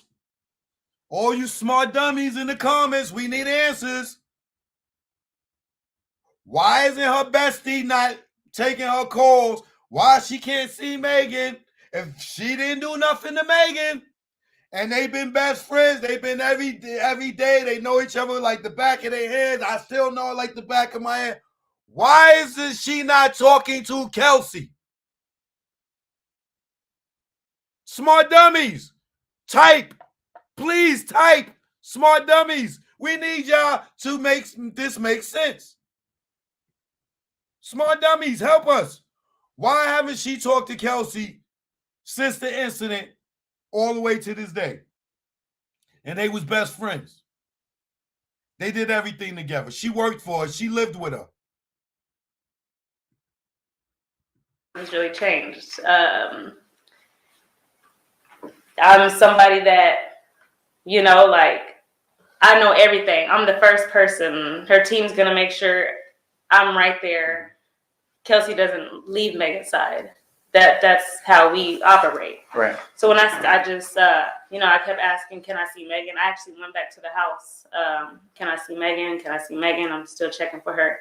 Nobody's kind of giving me any information on it. So I kept blowing it off. I was like, okay, maybe can't have guests. You're listening to Street TV. Desiree, Rock Nation.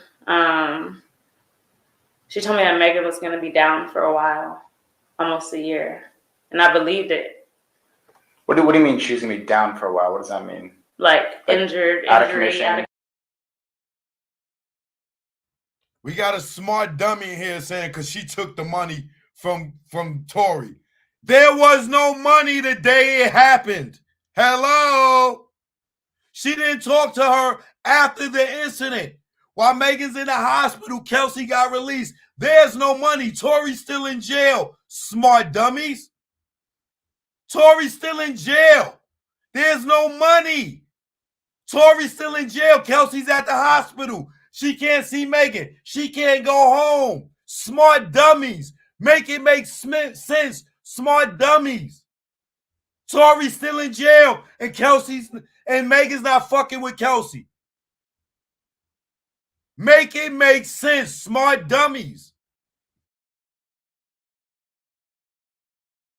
Commission. Okay. I believed it. Mind you, I'm at this house. This house is big. I'm by myself. I'm still in shock. I had never even experienced PTSD, but I knew I was really changed. I'm somebody that, I know everything. I'm the first person. Her team's gonna make sure I'm right there. Kelsey doesn't leave Megan's side. That's how we operate. Right. So when I just, I kept asking, can I see Megan? I actually went back to the house. Can I see Megan? Can I see Megan? I'm still checking for her. Nobody's kind of giving me any information on it. So I kept blowing it off. I was like, okay, maybe can't have guests. You're listening to Street TV. Desiree, Rock Nation. She told me that Megan was going to be down for a while. Almost a year, and I believed it. What do you mean she's gonna be down for a while? What does that mean? Like injured, out of injury, commission. out of commission. Okay. I believed it. Mind you, I'm at this house. This house is big. I'm by myself. I'm still in shock. I had never even experienced PTSD, but I knew that day when I went back to the house, it was started to hit me. Yeah. So I had nobody with me. So I did ask, can I, hey, I might go back, I'm considering going back to Houston while Megan is healing, because they had already told me that she would be down, and they wouldn't let me go see her. So, or they said she couldn't have guests. So I said, okay, well, I'm gonna consider going back to Houston until she's healed, and then I also need to go seek, treatment, make sure I'm okay. I had bruises all over me. My body was in pain. My back was hurting, which I disclosed to them. I said, so I'll let you know a date and a time to book my flight. So I actually ended up booking my support to come out to LA to be with me at the house. So I didn't need my flight anymore. But no sooner can I send that text, they had a flight booked for me like 2 hours later. Mind you, Megan had just asked me to get rid of my apartment. So I had like all my stuff there at the house. So me and Desiree Pettis, she communicated with me. I said, hey, like I have a flight in 2 hours. No, nobody told me, like, and I don't have, like, what am I supposed to do right here? Like my stuff. And she tells me that it's best that I find a rental in Houston, or just find a rental. LA is dangerous right now. That house isn't safe to be at, so I was like, okay, so just to be clear, you're telling me I need to move. I need to move after I just made an immediate move down here. Like, mind you, this is all while I'm confused and hurt and like, so I'm having to deal with all this, and I can't even just kind of try to get my mind right. So.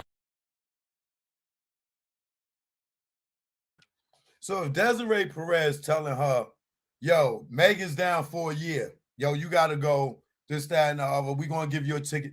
First of all, Desiree Perez ain't no fucking nurse or doctor to know that fast that she's going to be down for a year. That's one. Second, Megan told Desiree and them some shit that Desiree and them was like, Kelsey, kick rocks. Get out of here. We getting you a fight. Whatever Megan told Rock Nation, they told Kelsey to kick rocks. You cannot see Megan. You cannot go back to the house. You can't live with her no more. Go back home. That's from Megan. That ain't from nobody. Tory's in jail at this moment. Quan got out. Kelsey got out. Tory's still locked up. He ain't get bailed out yet. Why they not fucking with Kelsey? Why are they sending her home? It's because whatever Megan told Desiree and them about Kelsey, they are handling it. And Megan has not, if she's not speaking to Kelsey, and she can't come to the house, and she can't come to the hospital, and Desiree's telling her, yo, we gonna get you a plane ticket. Yo, you got to get out of here. It's dangerous here.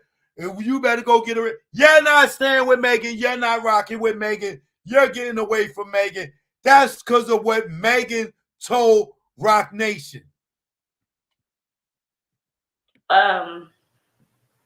So she's like, yes. And I'm like, okay. So I said, well, can you at least rebook my flight for a different date? Like, just let me try to get help to help me move my boxes and stuff. I had heavy stuff. And they said, okay, just let us know what day you want to leave. And the driver that had arrived, we actually were supposed to have, we had other obligations. So a driver just appeared, thankfully. And he actually helped me get all my stuff out of that house. And I went and I booked the hotel. And yeah. Did Tory try reaching you after the shooting? He did. What happened? So the first call came through Quan, if I'm not mistaken. And he was whispering.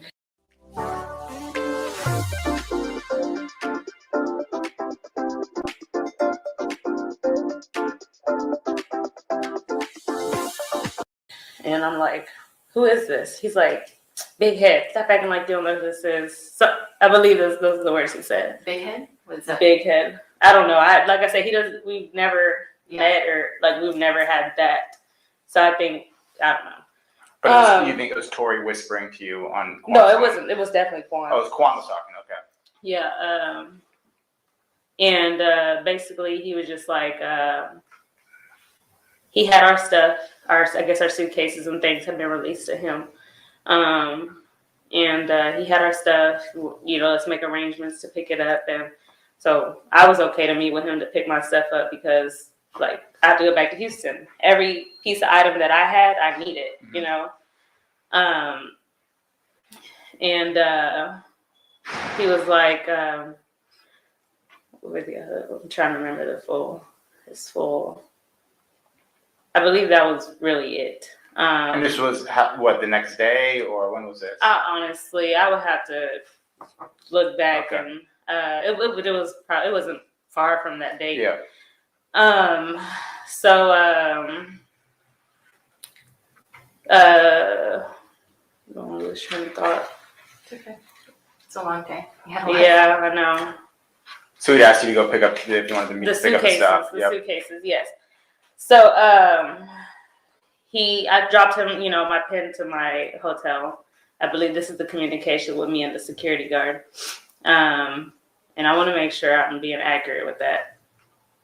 When you say the security guard, are we talking about Or Quan? the driver, Quan. Sorry. I really don't know what the role was. He was It's okay. everything. If it's easier, we can refer to Quan as Quan versus Okay, Justin Quan. as Megan. Yeah. Right. Okay. And so he came. He actually asked me to come to a studio location, and I said, no, I don't feel safe doing that. He's like, why? Like, you act like something's gonna happen, and I'm like, I just don't feel safe doing that. We're not friends, You're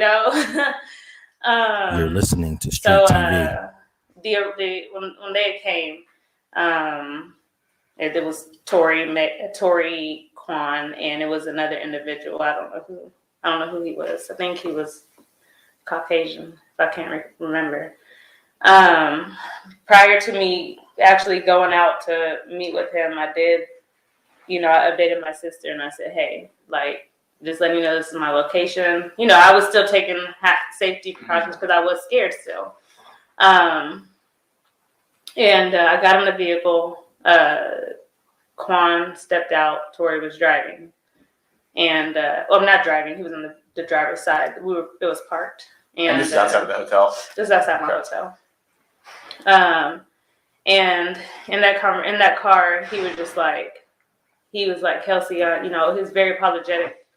Mind you, this is somebody, me, Megan, and him, we were all friends up until that night. Mm-hmm. So although I was scared and I still was like, let me hear him out. Mm-hmm. You know, this night, it was a night gone bad. Mm-hmm. Alcohol was involved, and I know he regretted it. Mm-hmm. And so he was just apologetic. He said, Kelsey, you know, she attacked me with my artistry. That's what really bothered him, and that's what he put emphasis on. And I said, Tory, but you're wrong. You know, like, you're wrong. I made sure I made him aware that he was wrong. That what he did was wrong. What you did was wrong. Like, why would you pull out a gun? Like, none of this is okay. You know? And I told him, you know, I'm not okay right now. Like, my mental state is not okay. I have injuries. Like this is not right. You know, I said, Megan is shot. She, you know, or injured, or she's in the hospital. Did he ever apologize to you? Tory? He did apologize to me also. And he's just like, you know, he's being very apologetic just for the whole situation. And I'm just like, you need to apologize directly with her also. I didn't know he had, at that point, I didn't know he had sent her messages. Me and Megan hadn't spoken. I'm reaching out, you know, this prior to, I want to rewind, prior to me even taking that meeting,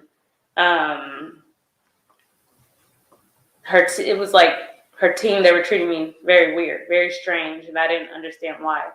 I was reaching out to her team, you know, I'm asking them, like, what am I supposed to do? I'm staying in the hotel. And finally, I think I sent like a long message, and I'm like, what is going on? Like, what am I, me and Megan should be moving as a unit. Like, why am I being kind of pushed out? Y'all told me to move. Where am I supposed to go home to? Mm-hmm. Megan had asked me to get rid of my apartment, and that's what I did. You know, I've always had my own things, own stuff, always pick, you know, so she asked me to get rid of it, and I did. And so I finally sent like a text, and it was just like, this isn't right. And Megan finally had called. I think they kind of sensed like, Kelsey, you know, and she's like, Kelsey, find a place to stay in Houston. I'm gonna pay it up for a year. And I said, I said, Megan, are you sure? And she's like, yeah. She said, I'm gonna be down for a year. Like, Kelsey, I'm like, I can't walk. And I'm like, was the idea when she said she was gonna pay for a place for a year, it was a place for also her to call home base in Houston? No. Okay. It was for you. For me. Just because she asked you to move, so she felt responsible that you didn't have a place and wanted to get you a place back in Houston. Right. Okay. I never asked them to give me a spot. So Megan is going to say, Kelsey, yo, just go back to Houston. I'll pay for your spot for a year, this, that, and the third. But you still can't, I still can't see you. I can't come sit down and have a conversation with you. Why are you mad at me? Why are you sending me home? Why are you firing me? What did I do? I'm your best friend. I fought this dude for you. I helped you when it did. Why are you firing me and sending me home? This makes sense to any of y'all?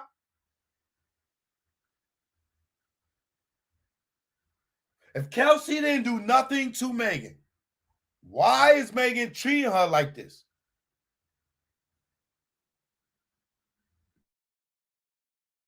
They did this voluntarily and for a year, which was not normal, you know, because we're supposed to move as a unit.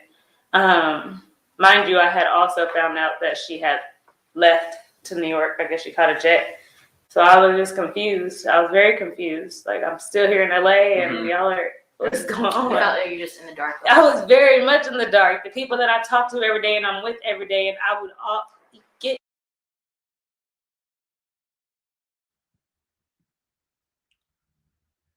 So Megan gets up and leaves and goes to New York that same night. Kelsey's still stuck in LA. Megan goes off to New York. Why y'all think Megan left the city? Why y'all think Megan left?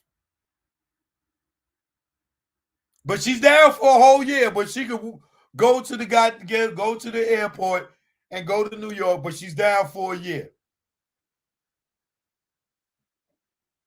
and she ain't taking you with her, Kelsey.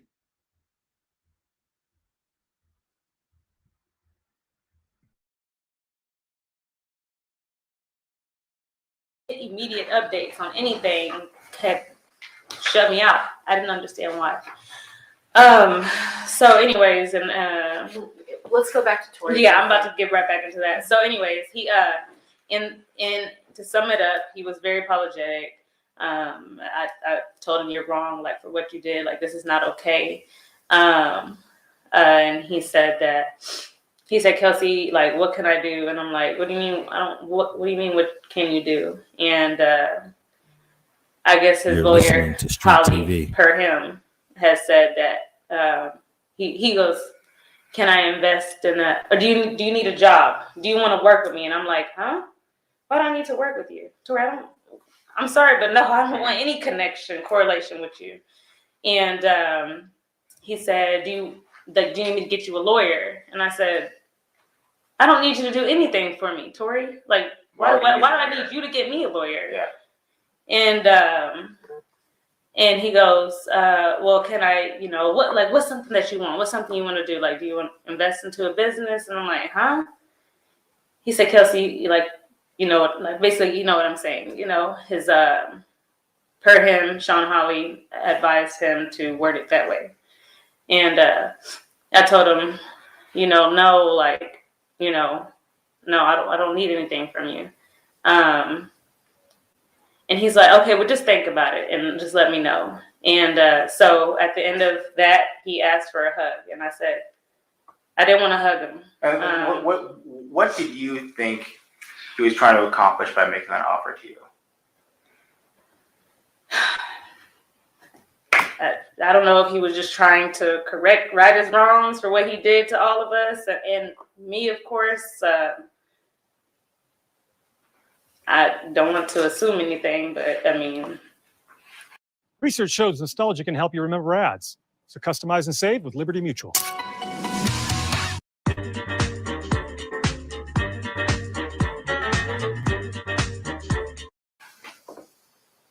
I don't know if that was his way of, he don't want to pay directly for injury. When he offered you all these things, was it over the course of just one conversation, one meeting, or was it the course of, like, over several texts and phone calls or anything like that? It was over a course, for sure. Over texts, phone calls, do you remember? I believe a phone call, yeah, and phone call and a text. Do you remember if you still have that text? When I tell you that phone, I have to go back and literally go through everything. It's like powered off. Yeah. You still have that phone? I do. Okay. So don't delete anything just in case. Go over it. Okay. All the things we talked about. When they want to ask you additional questions about it. Now, over the course of, like, the phone calls or texts when he's offering you these things, does it occur over several months, or what are we talking about here? All the way up until I think you guys finally picked up charges on him. Okay. And then he stopped reaching out. Then it stopped. Okay. And then you stopped having contact with Meg at some point, right? So yeah, with Megan, with Megan,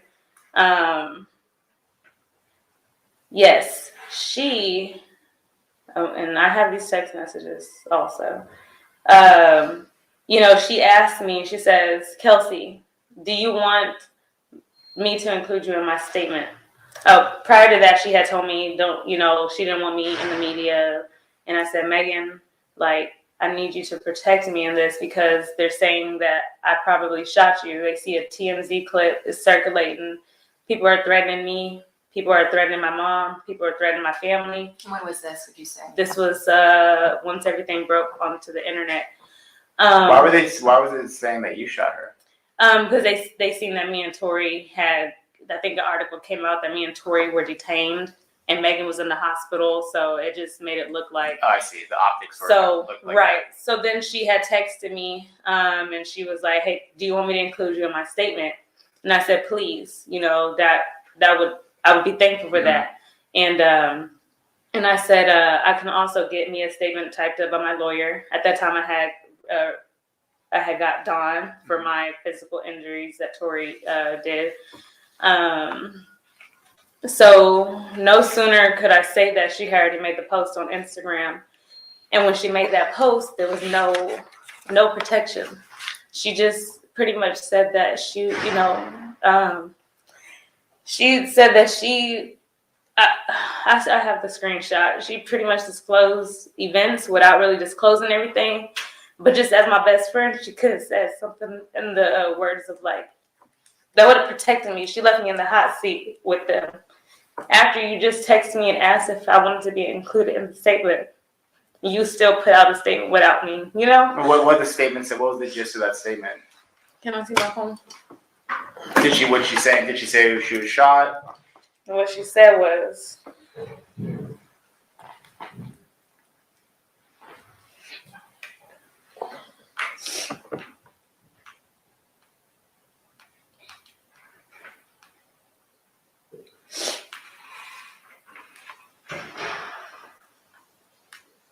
oh, that's the YouTube video she did. I have it, but and I want to verbatim. I want the statement because then this is when everything, all the assumptions against me really began. She basically had said, I want to find the actual statement. Sorry. No, take your time.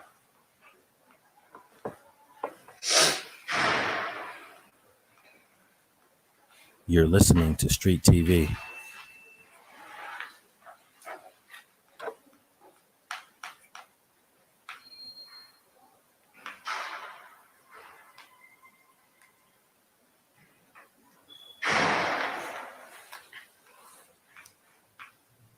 Let me pop out for 1 second, okay? Keep going without me.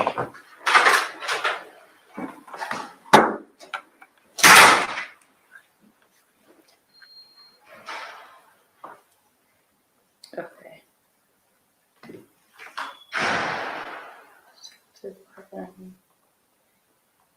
I know I have her statement. Basically, she made an Instagram post. Where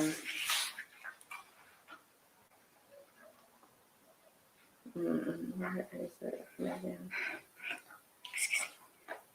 Oh, no. Maybe I'll just have to Google it. If you get me the gist of the statement too, it's probably something we can find. It's something that she posted. Allergies. That's all it is for my sneeze. Oh no, that's okay. Okay. So the gist of it was that she, no, because the wording, the way that she worded it is very important. Do you remember? It was an Instagram post. It was an Instagram post that she posted, right? Statement Instagram. Yeah, I wouldn't have no Wi-Fi. Oh man, that. I know that that there was a long-winded, not long-winded, but a longer statement that was posted on Instagram. There's a from few. Megan, yeah. Yeah. And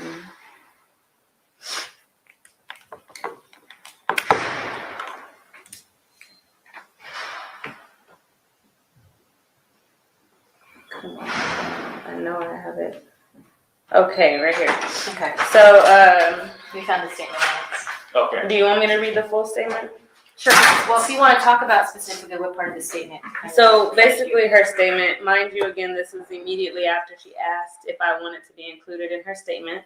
And I said yes, because that would protect me, at least put me in a position where people know I didn't do nothing to her. She said the narrative that's being reported about Sunday morning's events are inaccurate, and I'd like to set the record straight. On Sunday morning, I suffered gunshot wounds as a result of the crime that was committed against me and done with intention to physically harm me. I was never arrested. The police officers drove me to the hospital where I underwent surgery to remove the bullets. I'm incredibly grateful to be alive and that I'm expected to make a full recovery. But it was important for me to clarify the details about this traumatic night. I'm currently focused on my recovery so I could turn back to my life and back to making music. And her caption was, I was never arrested. This whole experience was an eye-opener and blessing in disguise. I hate that it took this experience for me to learn how to protect my energy. So when she did that, mind you, people had already knew me. We were together. People had seen us, celebrating I had just came back and to LA. So she had made a post celebrating me. And so the public automatically realized she didn't include me in that statement, and they began to tag me, and like you shot Megan, and people kept, you're going to jail. I hope you rot in jail and die. They were saying all kinds of crazy things. So I made it, I'm not an experienced, she had the team. I didn't really, so I made a little post, and I said, I want to clear up the rumors that I shot Megan.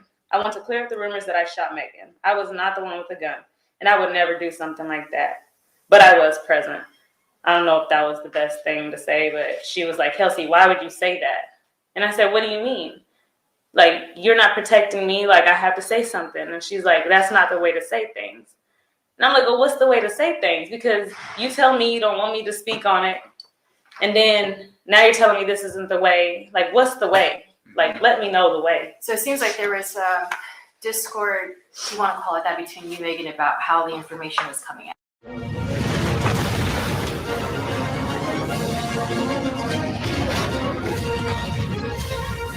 You want to steal the holiday spirit? Yeah, is that fair to say? Yeah, that's fair to say. That's very fair. And so You're listening to Street TV. So I'm like, I don't know anything but the truth, Megan. And she's like, so I'm upset. I'm upset because she didn't clear my name. Like, that's my main reason for Megan. She never protected me, never defended me. She made this all about her, like as if I didn't suffer with her. So it put me in a seat with the bad guys, Yep. Never not once cleared my name. Mind you, she had no reason to be upset with me because at that time she did not know that I had met with Tory. She didn't know this, so she had no reason to treat me anyway or. That meeting with Tory was innocent anyways, right? It was to get your property back. Right. And to get my property back. And exactly, there's no ill intent. Right. I can be very truthful. I have nothing to hide. All these things, like, it's gonna come out when it's supposed to. Yeah. I'm not here to get on the internet and tell every detail. Yeah. That's what she doesn't understand. Yeah. So, we went back and forth a little bit in text messages, and I could share those messages too. I'm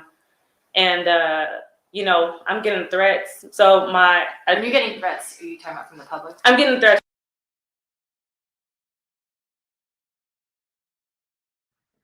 Hey, Tasha, I'm glad you done. Goodbye, leave. Please, leave. Bye. Go. Get out of here. I'm glad you done. Because the eyewitness said Tory was so angry he was shooting everywhere. The eyewitness said Kelsey shot first. You didn't hear that part? Stick around, because I'm getting to it. Stick around, because I'm getting to it. The eyewitness said Kelsey shot 3 shots before he seen the little guy get out behind the driver. You didn't hear that part, did you, Tasha? You need to go somewhere. I'm about to block you.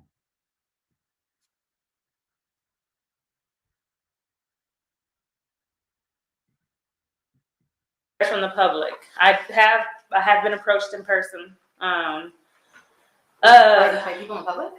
That's why, like, I've honestly been in isolation since this has happened. Events that I had to attend just because they were paid, and sometimes, like, it takes me out. Like, you can ask him. It takes me like an hour or more to get out of the car before I go into somewhere, because I don't know what people think of me. People think I took hush money. People think because this is what she's put out there, and it's like, even though this guy is the bad guy, I guess, she has done a lot of damage to me by what she does on the internet. Yeah.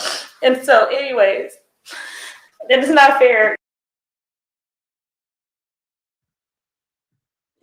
So now Kelsey's the victim of Megan's social or cyber bullying, or however she want to look at it. Megan's not protecting her. So now Kelsey's the victim of Megan. How?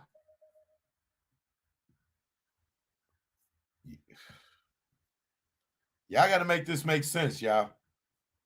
To get your property back. Right. And to get my turned property down his back. requests. And exactly.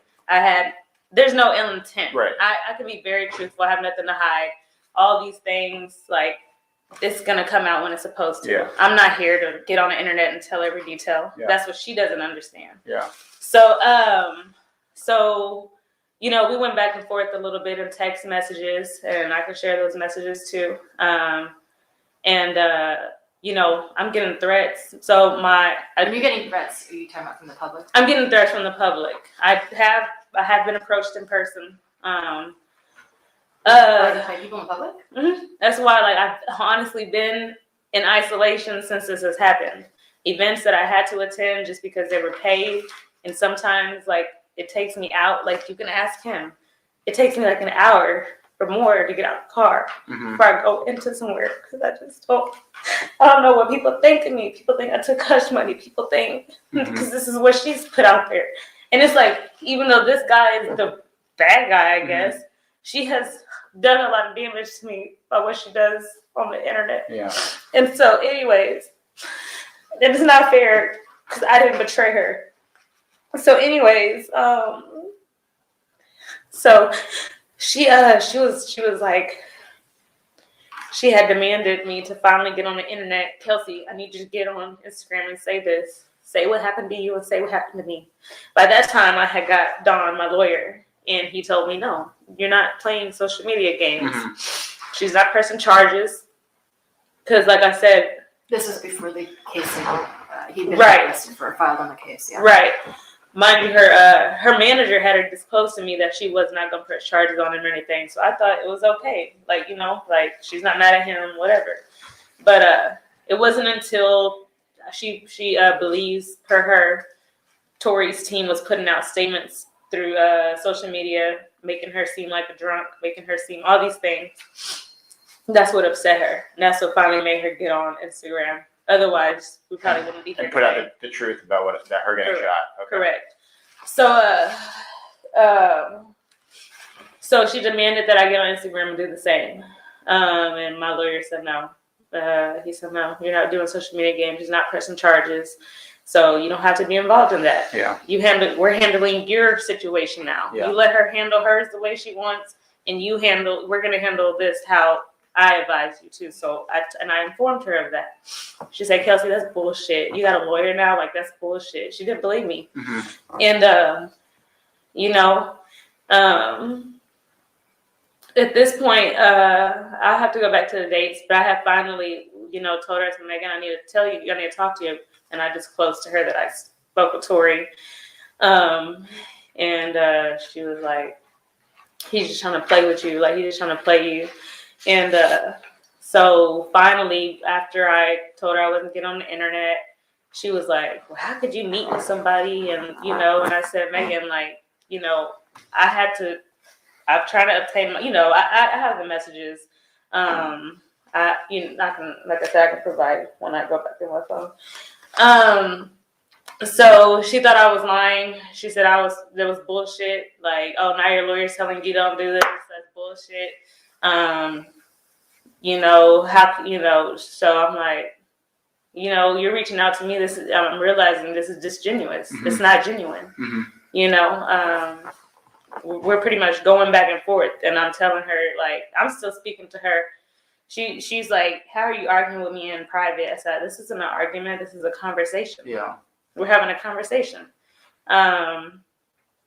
You're listening to Street TV. So finally, I believe we stopped communicating, and then she took it to Instagram Live, and she made a video. And this video just added more fuel to the fire. She's on there. She's like, I wouldn't, for no amount of money, would I change on, you know, she made it seem as if I had to hush Tory's money. Correct. Okay. So I sent her a text and I said, I don't know why you're bashing me on the internet. I said, I'm not sure why you're bashing me on the internet. I know you're hurt, and I'm also hurt. I said, but my intentions are to never, like, go on the internet and bash you. Mm-hmm. She didn't acknowledge it. She kept on with her internet. Like, they were just trying to make me break on Instagram, you know, on social media, come out and finally just blast everything. It took a lot for me to not do it. She had her friends, you know, they were saying things on the internet. Oh, you took hush money. That's how you got your chain. I had got a pendant that has my dad's death day on it.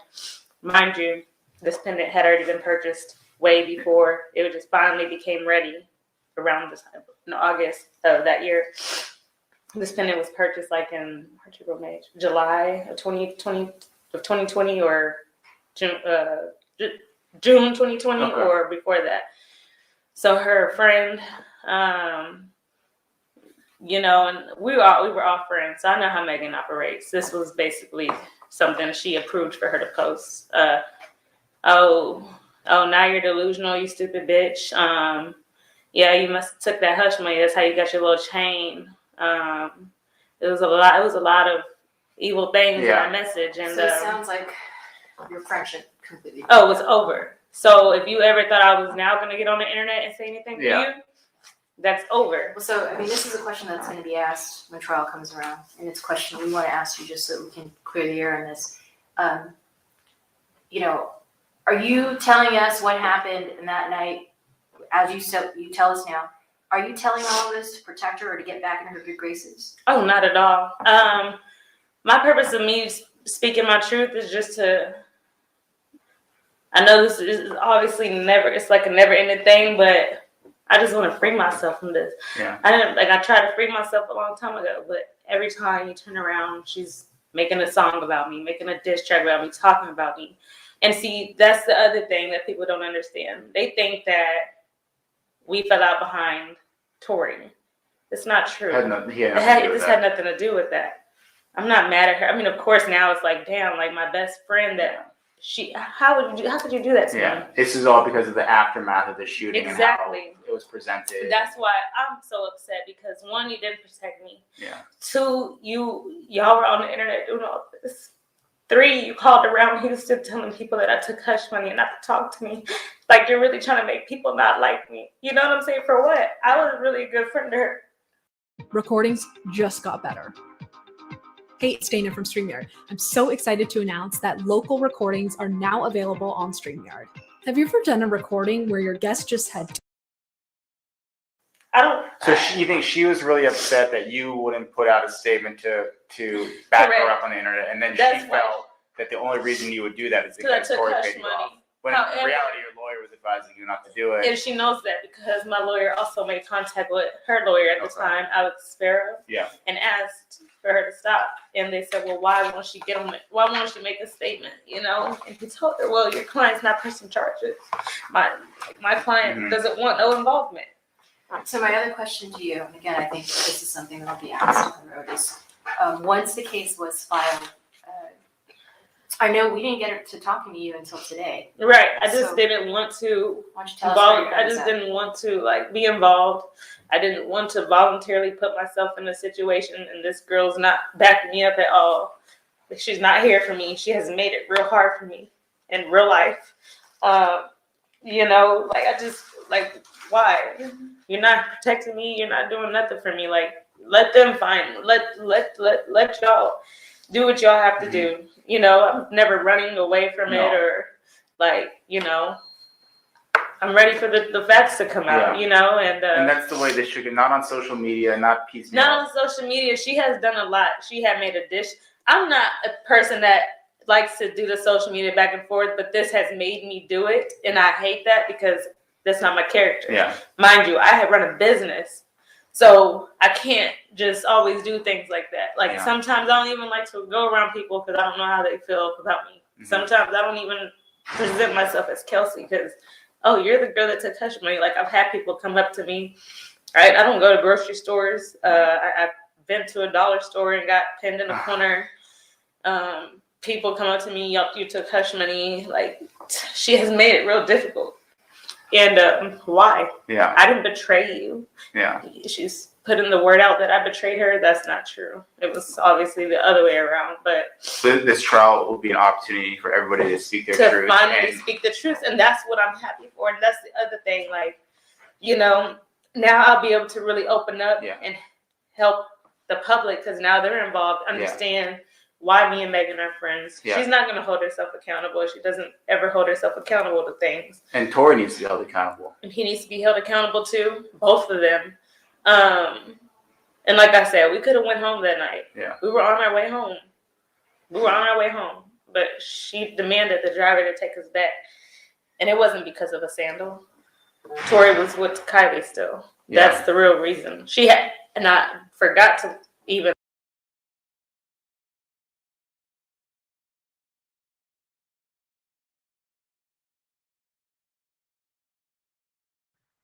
You heard that, right? It wasn't over no slipper. It was over Kylie.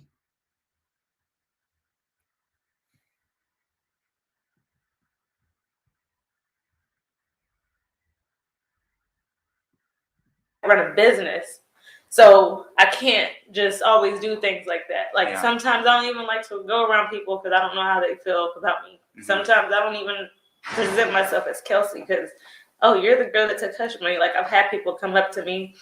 Right, I don't go to grocery stores. I've been to a dollar store and got pinned in a corner.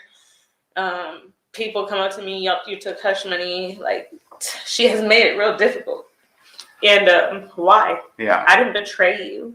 Yeah. She's putting the word out that I betrayed her. That's not true. It was obviously the other way around. But this trial will be an opportunity for everybody to speak their truth. To finally speak the truth. And that's what I'm happy for. And that's the other thing. Like, you know, now I'll be able to really open up and help the public because now they're involved, understand why me and Megan are friends. Yeah. She's not going to hold herself accountable. She doesn't ever hold herself accountable to things. And Tory needs to be held accountable. And he needs to be held accountable too, both of them. And like I said, we could have went home that night. Yeah. We were on our way home. But she demanded the driver to take us back. And it wasn't because of a sandal.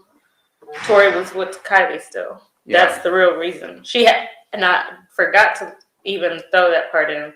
That just made me remember. She had tried to get me mad. She was like, Kelsey, he wants to stay with Kylie. I'm like, okay, let him stay with Kylie. That didn't bother you at all? No, I was way past this person. Yeah. Megan had actually You're listening to Street asked TV. me, Kelsey, I just want, can you and Tory, like, you know, she wanted me on him, like, to talk to him. And then she was like, Kelsey, I want y'all to just keep it as friends because we might do business and I don't want that to interfere, you know, and I respected it. Yeah. I'm not a person that's like, oh, no, I respected it. Yeah. And we just kept the friendship, you know, and that's it. But now when I look back at everything, it was other reasons involved. Okay. So no, I wasn't just like, me and Tory's involvement has nothing to do with that night. It came out because he obviously tried to throw her under the bus and turn me against her. Right. That was not the issue. He was working the social media side as well. I don't know how true. I mean, I don't know, but I probably so. Yeah. They were putting out false narratives. Oh, Kelsey was bitter that night. And the other thing is, I don't know, like, you know, my truth brings in Kylie Jenner, and I don't know if they disclose these things. I don't think they want to because it's better to say Kelsey was the bitter best friend versus saying Megan was upset that Tory and Kylie, Yeah, it's just more better, right? Okay, well, if I have to be the bitter best friend, fine, but there's still no right for all of this to be going on. Okay. And then with Megan, it makes sense now because she told you guys that the argument started between me and him, if I'm not mistaken, and that's false. So that now I know that I was pushed out because she did not tell the truth initially. Put it on me, which is fine, but I feel like that should have been a mutual thing. Like, Kelsey, I need you to just say this instead of. Did y'all hear that? Did y'all hear that?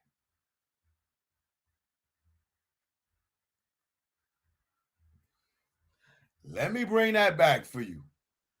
Y'all don't think y'all caught what she just said about Megan lying in the beginning? At all. No, I was way past this person. Yeah. Megan had actually You're listening to Street asked TV. me, Kelsey, can you and Tory, she wanted me on him, to talk to him. And then she was like, Kelsey, I want y'all to just keep it as friends because we might do business and I don't want that to interfere, and I respected it. Yeah. I'm not a person that's like, oh, no, I respected it. Yeah. And we just kept the friendship, and that's it. Okay. But now when I look back at everything, it was other reasons involved. Okay. So no, I wasn't just me and Tory's involvement has nothing to do with that night. It came out because he obviously tried to throw her under the bus and turn me against her. Right. That was not the issue. He was working the social media side as well. I don't know how true. I mean, I don't know, but probably so. Yeah. They were putting out false narratives. Oh, Kelsey was bitter that night. And the other thing is, I don't know, my truth brings in Kylie Jenner, and I don't know if they disclose these things. I don't think they want to because it's better to say Kelsey was the bitter best friend versus saying Megan was upset that Tory and Kylie, it's just more better, right? Okay, well, if I have to be the bitter best friend, fine, but there's still no right for all of this to be going on. Okay. And then with Megan, it makes sense now because she told you guys that the argument started between me and him, if I'm not mistaken, and that's false.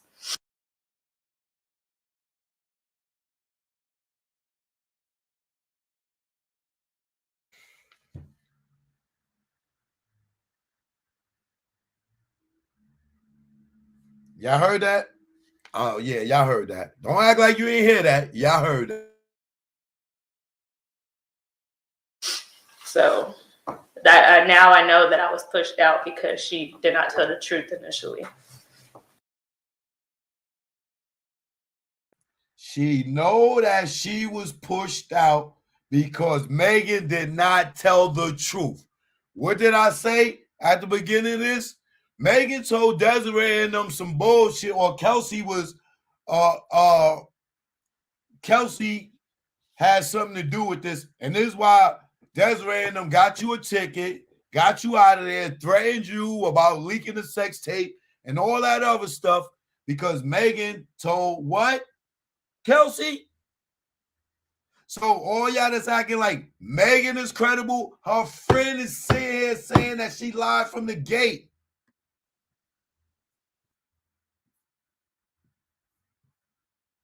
Let me bring that back just a little bit, just so y'all can hear it again.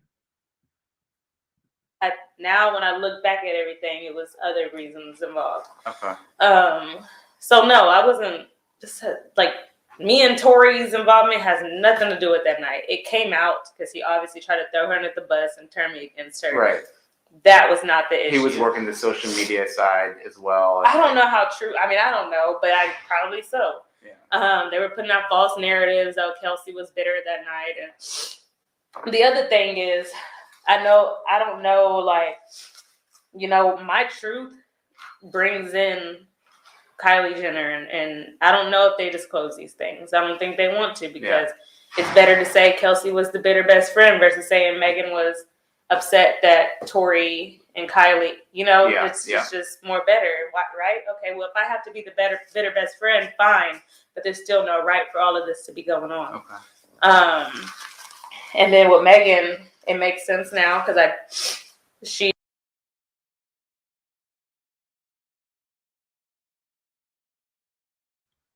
So VA, you telling me Sean Kelly didn't say Kelsey shot the gun first? You telling me Sean Kelly didn't say that Kelsey shot 3 shots and then he seen the little guy get out behind the driver and go around the car? VA, you telling me Sean Kelly did not say Kelsey shot the gun first? This is what you telling me? VA, Sean Kelly did not say Kelsey shot the gun first and Tory jumped out and ran around the car and then it was a struggle? He didn't say that. He just said Sean Kelly said the little guy did it. You stick around so you can hear his testimony because that's next. False narrative, paying people.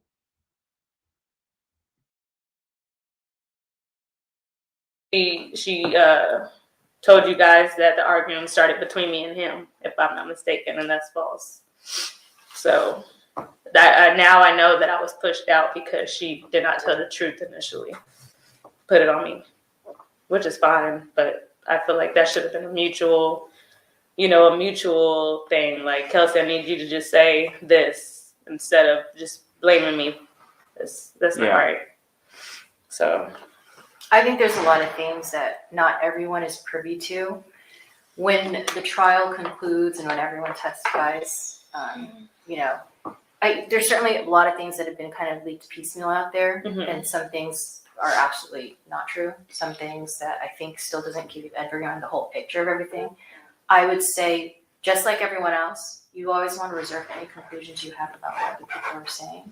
Even Meg, I know it's hard, but wait till the end of the trial, and then you'll get a sense of where everyone's at, and then This is the opportunity for everybody. They're going to take an oath to tell the truth, and they're going to give their full.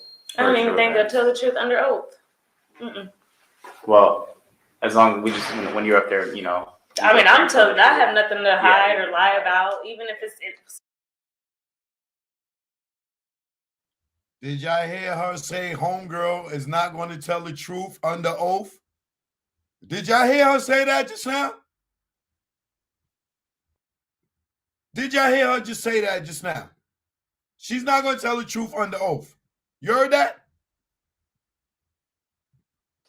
The other thing is, I don't know, my truth brings in Kylie Jenner, and I don't know if they disclose these things. I don't think they want to, because it's better to say Kelsey was the bitter best friend versus saying Megan was upset that Tory and Kylie, it's just more better, right? Okay, well, if I have to be the bitter best friend, fine, but there's still no right for all of this to be going on. Okay.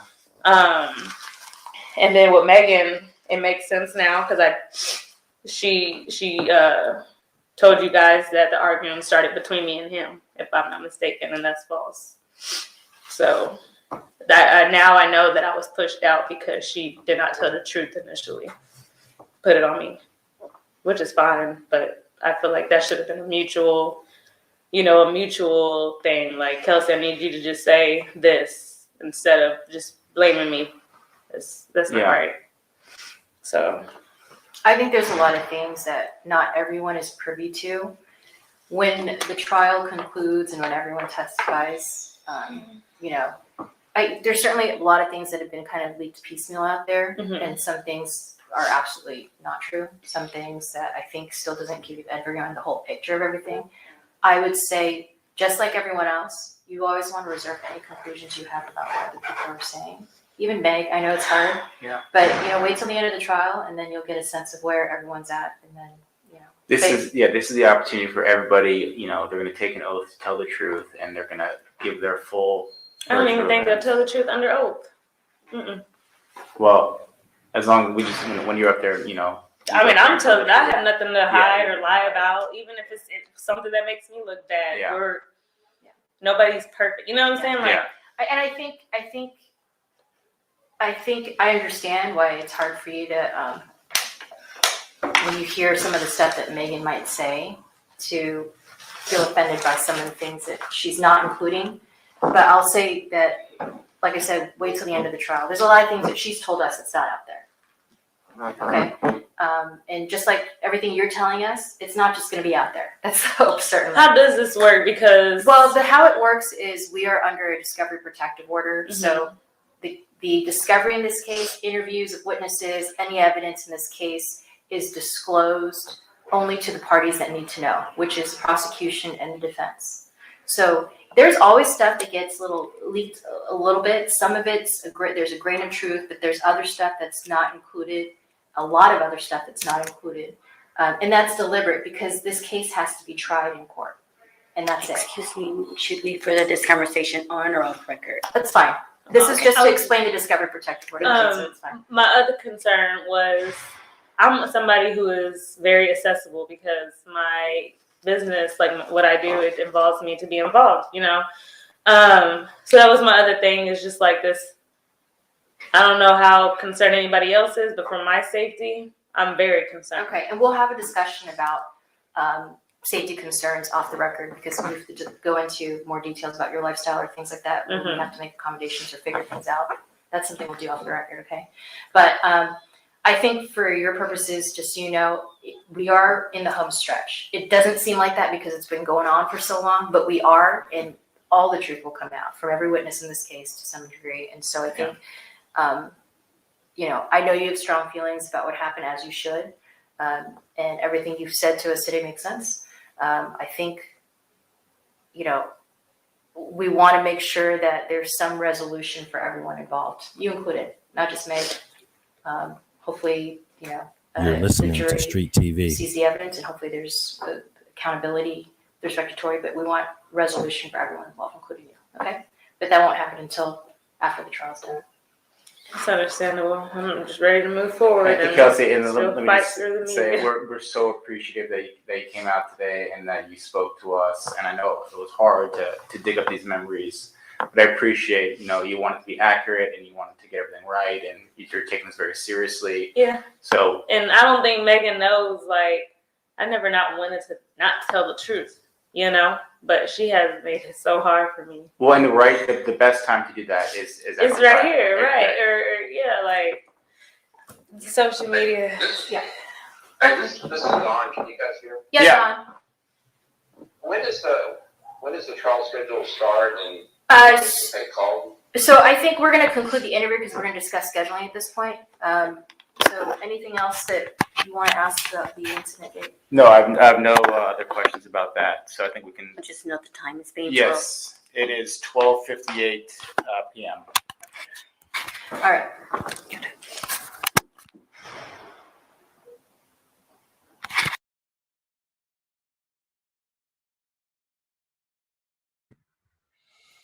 So now,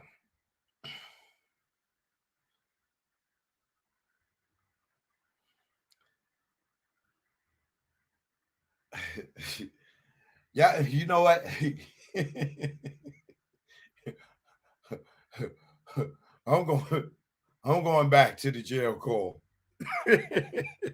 Let me go back to the jail call for a minute.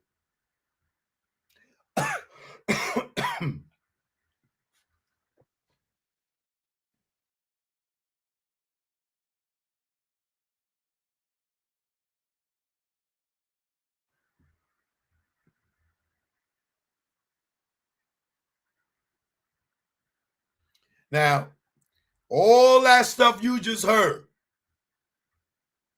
Tory did this, Tory did that, all this stuff that you just heard, right?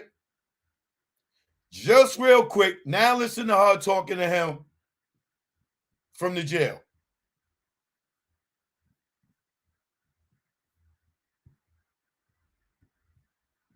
And tell me this makes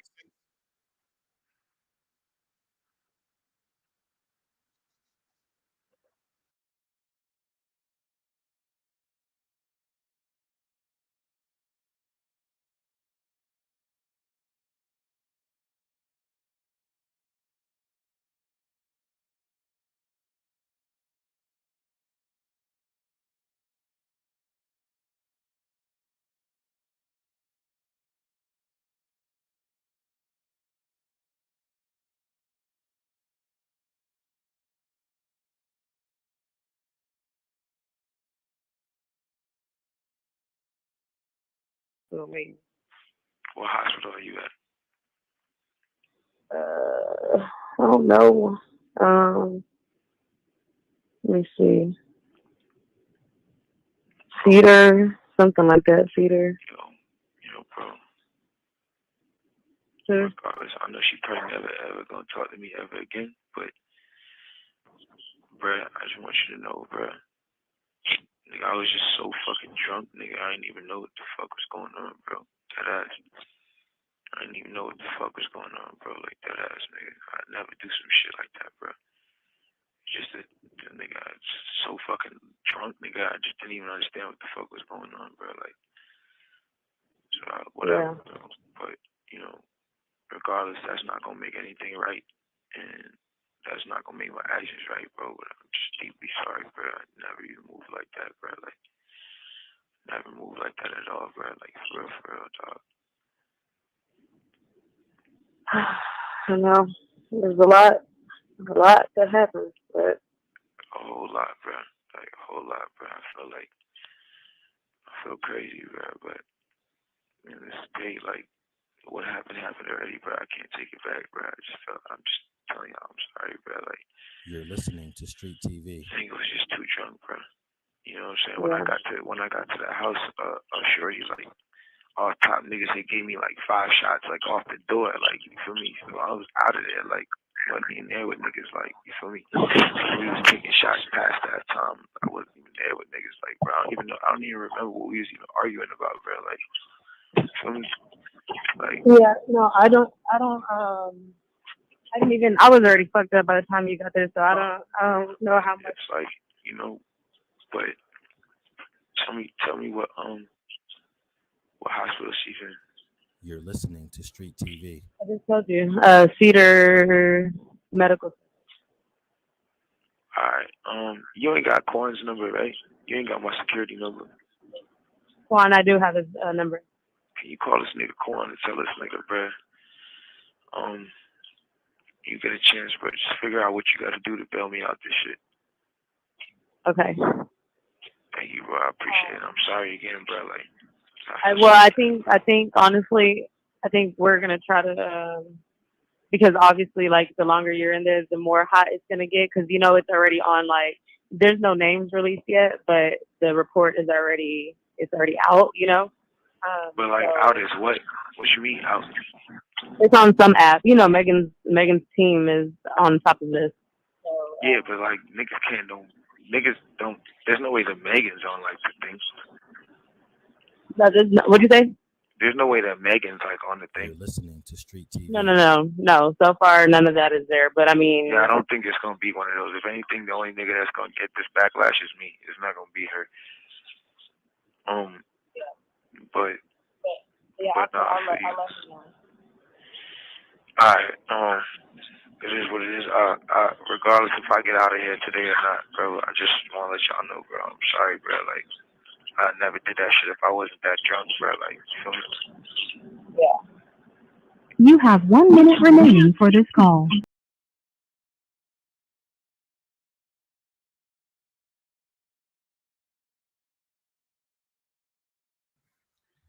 Now, all that testimony she did, right?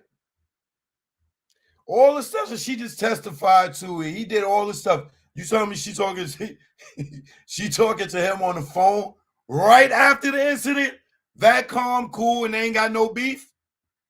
But she telling these prosecutors all this other crap.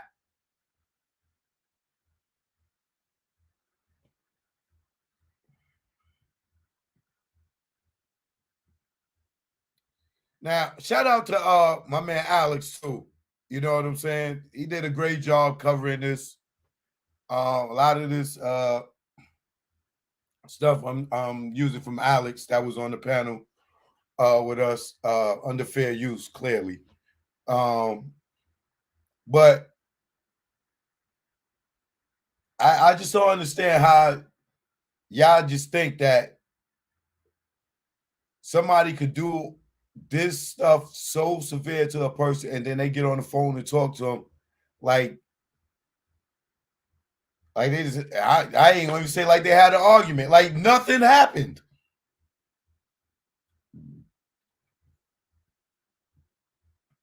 But this is what we're going to do now. We're going to get into the people versus Tory Lane and their exhibits. All the evidence that they presented, we're going to go through that right now. And Alex is going to give us the whole rundown on all the evidence. We're going to see the pictures when they got arrested, everything. And then y'all tell me how you feel. Oh, Sean's testimony, all that, Sean Kelly testimony, everything is in this right here. This is everything that was in the trial. Check this out.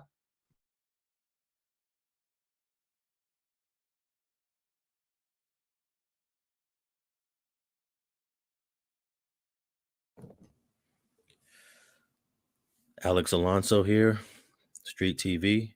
Thanks for tapping in.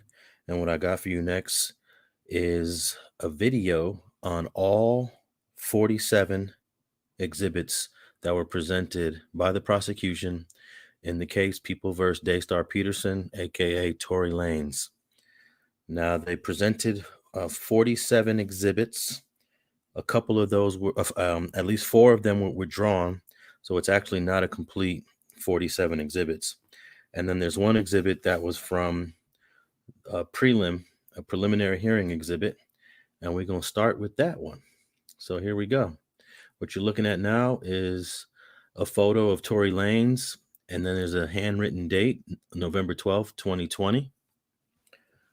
And it says Megan Pete ID'd as Tory. And this was a preliminary hearing exhibit, the only one used.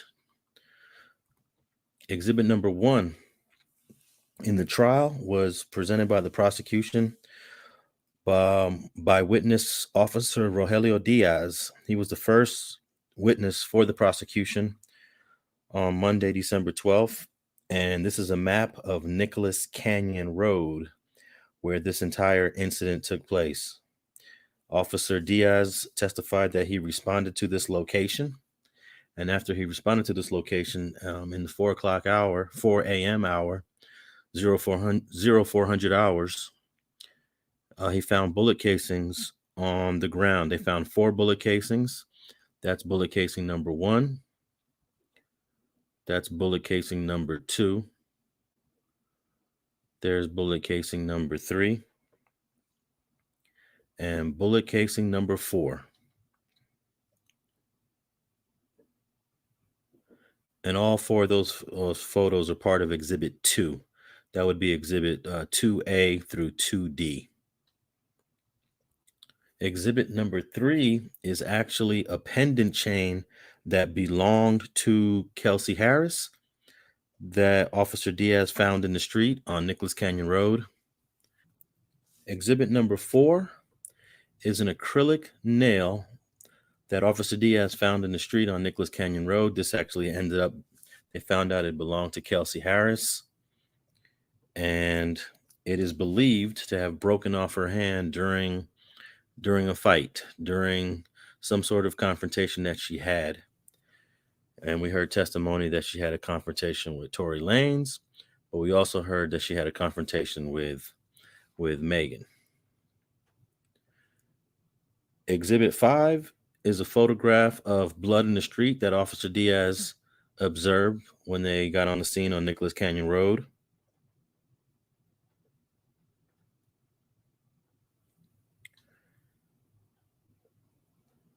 Exhibit 6. This is the side of the street where they parked their car. They parked that black SUV, and the entire incident happened in this location. And that house you see right there belonged to one of the witnesses that testified for the defense, Sean Kelly. That's his house.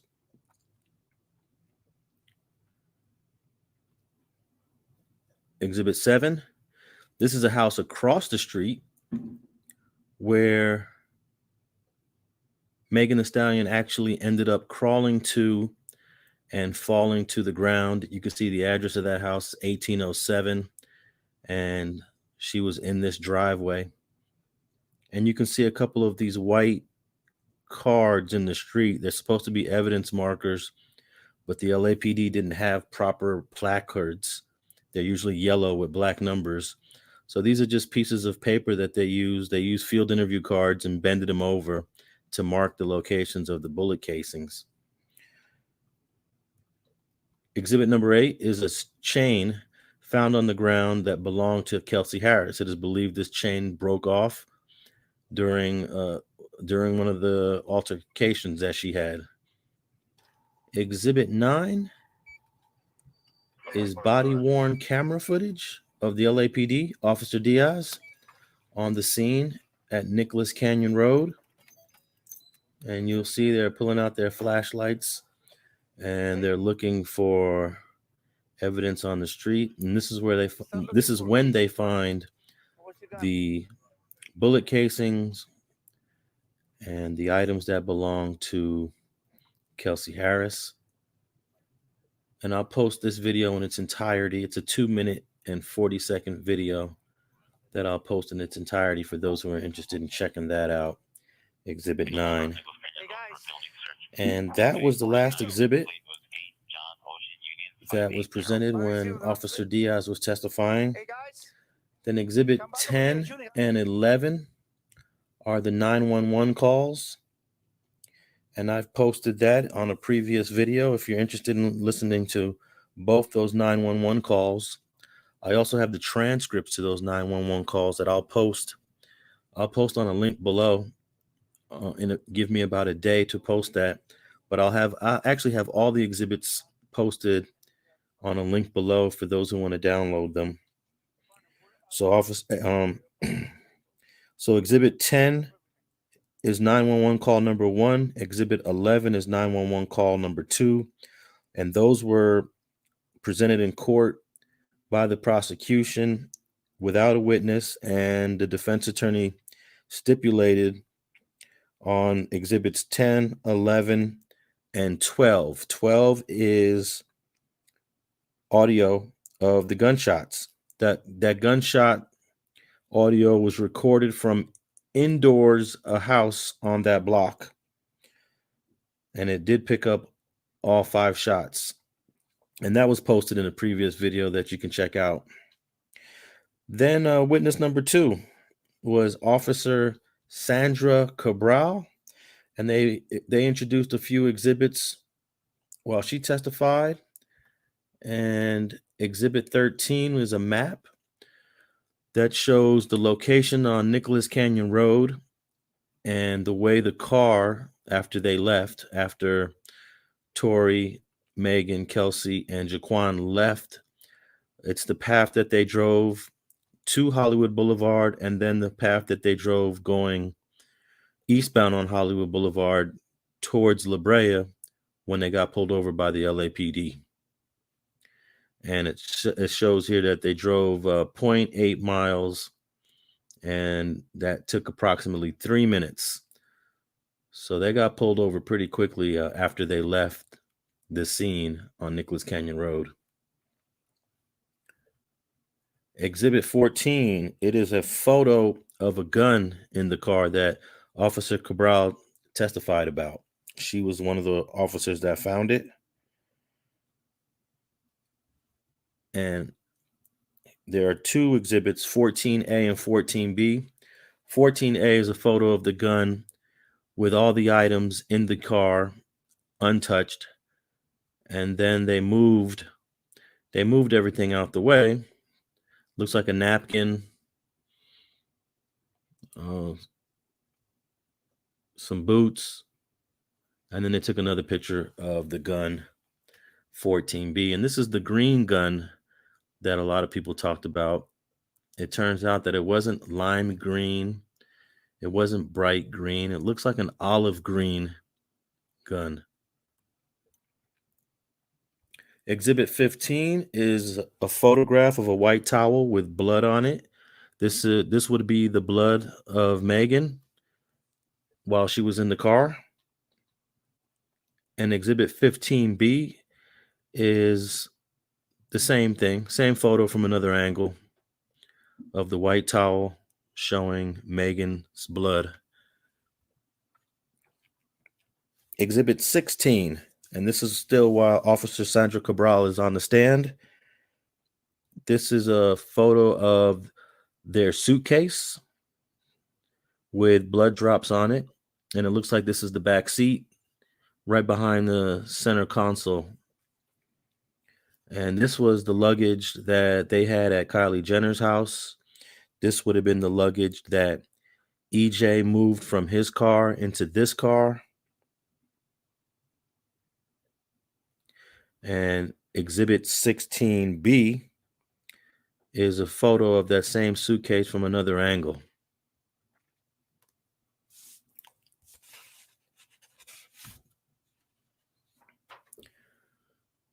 Exhibit 17 is a photograph of Megan's blood on the center console of the car.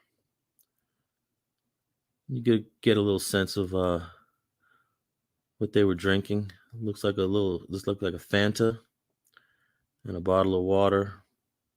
There's some COVID masks there. You got to remember this happened in 2020. And this is actually July of 2020. This is the height of COVID. COVID broke out pretty heavy in Los Angeles in March. So this is like 4 months later. And 4 months later was really the height of COVID. And they were out there having a good time. This is Exhibit 17.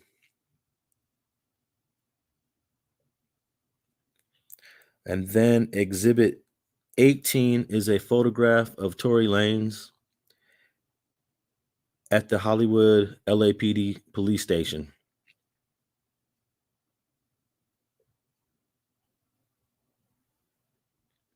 Exhibit 19 is a photo of Kelsey Harris at the same police station, the Hollywood division of the LAPD. And then Exhibit 20 is a photograph of Jaquan Smith, Tory Lanez driver. And this photo is also taken at the LAPD, but it looks like it's at a different room. And he's got his mask on in this photo. And then Exhibit 21, this would be the last exhibit presented under direct examination of Sandra Cabral, and it is the body cam, LAPD body cam footage of the LAPD pulling over Tory Lanez, Megan. This is the car that Jaquan Smith is driving. And it pretty much shows you them exiting the vehicle. I actually posted this video on a previous video, so you can check out this video in its entirety. I actually combined this video with a couple other exhibits that are from the same incident. They chopped this video up into different exhibits, and I combined them all into one video that you could check out. And the next witness for the prosecution would have been witness number 3 was Officer Scott Lind. There were no exhibits presented when he testified. The next witness was witness number 4, Detective William Acosta, and they presented the telephone call that Tory made to Kelsey from the Hollywood police station. And this is the call that has been going viral all over the internet. This is the call that has pretty much been stolen off of my page, re-uploaded. Quite a few people have tried to edit out my Street TV tag. Quite a few people have not even credited the source that this came from. It's just amazing how much black media steals from other content creators. But this, you can listen to this entire phone call in its entirety on a previous video I uploaded. Then the 5th witness was the witness that everybody was waiting for, and the courtroom was quite crowded when witness number 5 came into court. but that would be Megan Thee Stallion. She was witness number 5 on day 2 of this trial. She came in on Tuesday, December 13th. And the first exhibit that the prosecution presented while Megan was testifying would be Exhibit 23, which was the balcony footage of them getting pulled over by the police. Exhibit 24. This is body cam footage that I previously uploaded in where I combined all the LAPD body cam into one video. And this just shows, they showed this to show that Megan was bleeding on the ground at the time she was taken into custody and handcuffed. Exhibit 25 is footage of Megan in the back of the ambulance. LAFD paramedics on the scene, and they showed this in court just to show the raw emotion that she expressed while she was just sitting in the back of that truck by herself. She did not know that she was being recorded. And we previously posted this video if you want to check it out. It's only about a minute long. Exhibit 26 is a photograph of her heel, her left heel. It's quite blurry. This was really a low quality photograph. Not sure why they decided to use this. You really can't see much detail. But in Exhibit 27, you got a clear, high resolution photo of the injuries on her heel. And this is post-operation. So a lot of that damage you see there, some of that damage was actually created by the doctor. He testified that he actually had to cut and make an incision to remove the fragments from her heel. And I count about 3 stitches on the top part. And I remember the doctor testifying that the rest of the heel would have to heal on its own. It would take about a week to 2 weeks for the skin to grow back right there. Then we have Exhibit 28. Exhibit 28, this is the infamous apology text. This is the prosecution characterized this as the apology text that Tory Lanez sent to Megan July 12th, 8:59 p.m. This was a text he sent after he bailed out of jail or he was released. I'm not sure how we didn't get any testimony on how he got out of jail that day. But he wrote, Meg, I know you probably never gonna talk to me again. Probably. I know you probably never gonna talk to me again. But I genuinely want you to know I'm sorry from the bottom of my heart. And I was just too drunk. Nonetheless, shit should have never happened, and I can't change what did. I just feel horrible because I genuinely just got too drunk. That's page 1 of the text, Exhibit 28B. Actually is the last line of that text, and it says, I love you and hope you're okay. Exhibit 29 was the next exhibit when Megan was testifying, and at this point she was talking about all the threats she had been receiving and all the hate she'd been receiving. And this was an Instagram page that they showed. The page is called Megan Thee Stallion's Biggest Hater.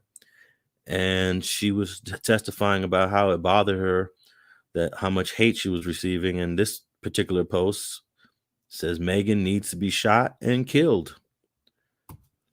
And this is also something similar that she was testifying about that bothered her. This is a Twitter post where it says Tory Lanez has dropped nothing but heat since he came in the game. Meg should be in jail like Jussie Smollett for lying. Let's see. The date on this was what's the date on this? March of 2022.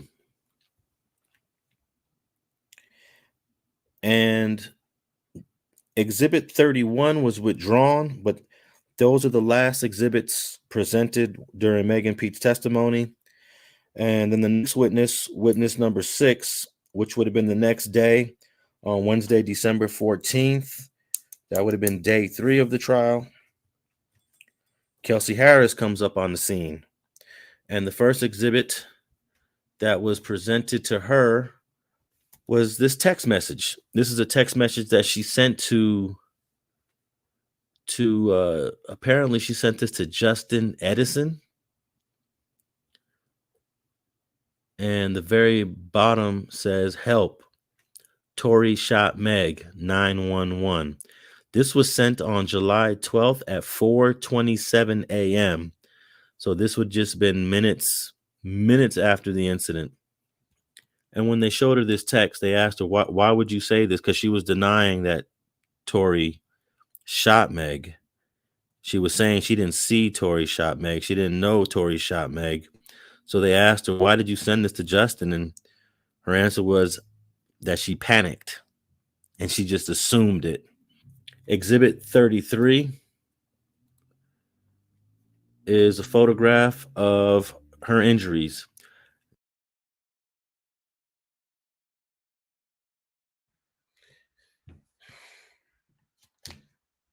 Now tell me that makes sense to y'all. When they asked her, why you send this text? Oh, I panicked. And you try to put blame on Tory. She contacted, sent a text, and didn't even call the police. And she just assumed it. Exhibit 33. This was sent on July 12th at 4:27 a.m. So this would just been minutes after the incident. And when they showed her this text, they asked her, why would you say this? Because she was denying that Tory shot Meg. She was saying she didn't see Tory shot Meg. She didn't know Tory shot Meg. So they asked her, why did you send this to Justin? And her answer was that she panicked and she just assumed it. Exhibit 33 is a photograph of her injuries. There's actually 4 photos under Exhibit 33 that show her injuries.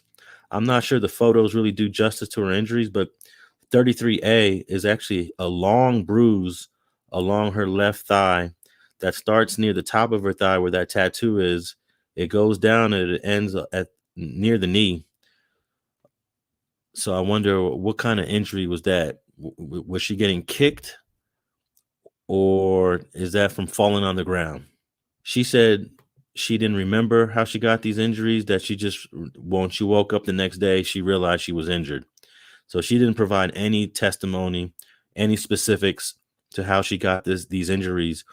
But if you go back to the September 2022 statement, she claims that it was Tory Lanez that assaulted her.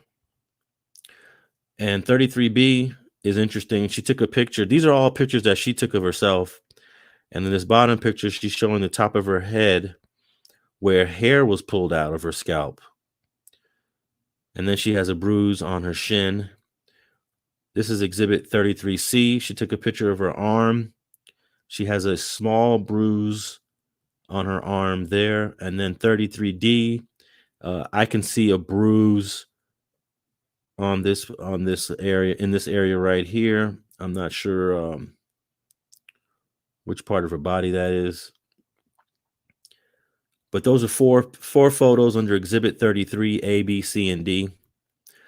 So after Exhibit 33, that's the end of the day on Wednesday, and they order Kelsey to come back Thursday morning.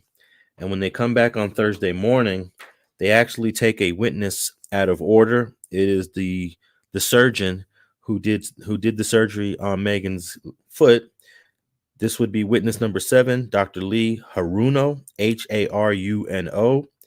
He came in Thursday morning on December 15th. This would have been day 4. And Exhibit 34A is imaging that he did of Megan's foot. And this is a picture of her left foot. and he testified about the fragments that were in her foot. And it's not just these two big fragments that you see, but there are a bunch of tiny other little fragments, microscopic fragments, that he characterized as metallic foreign bodies. And Exhibit 34B is a picture of the same foot from a different angle.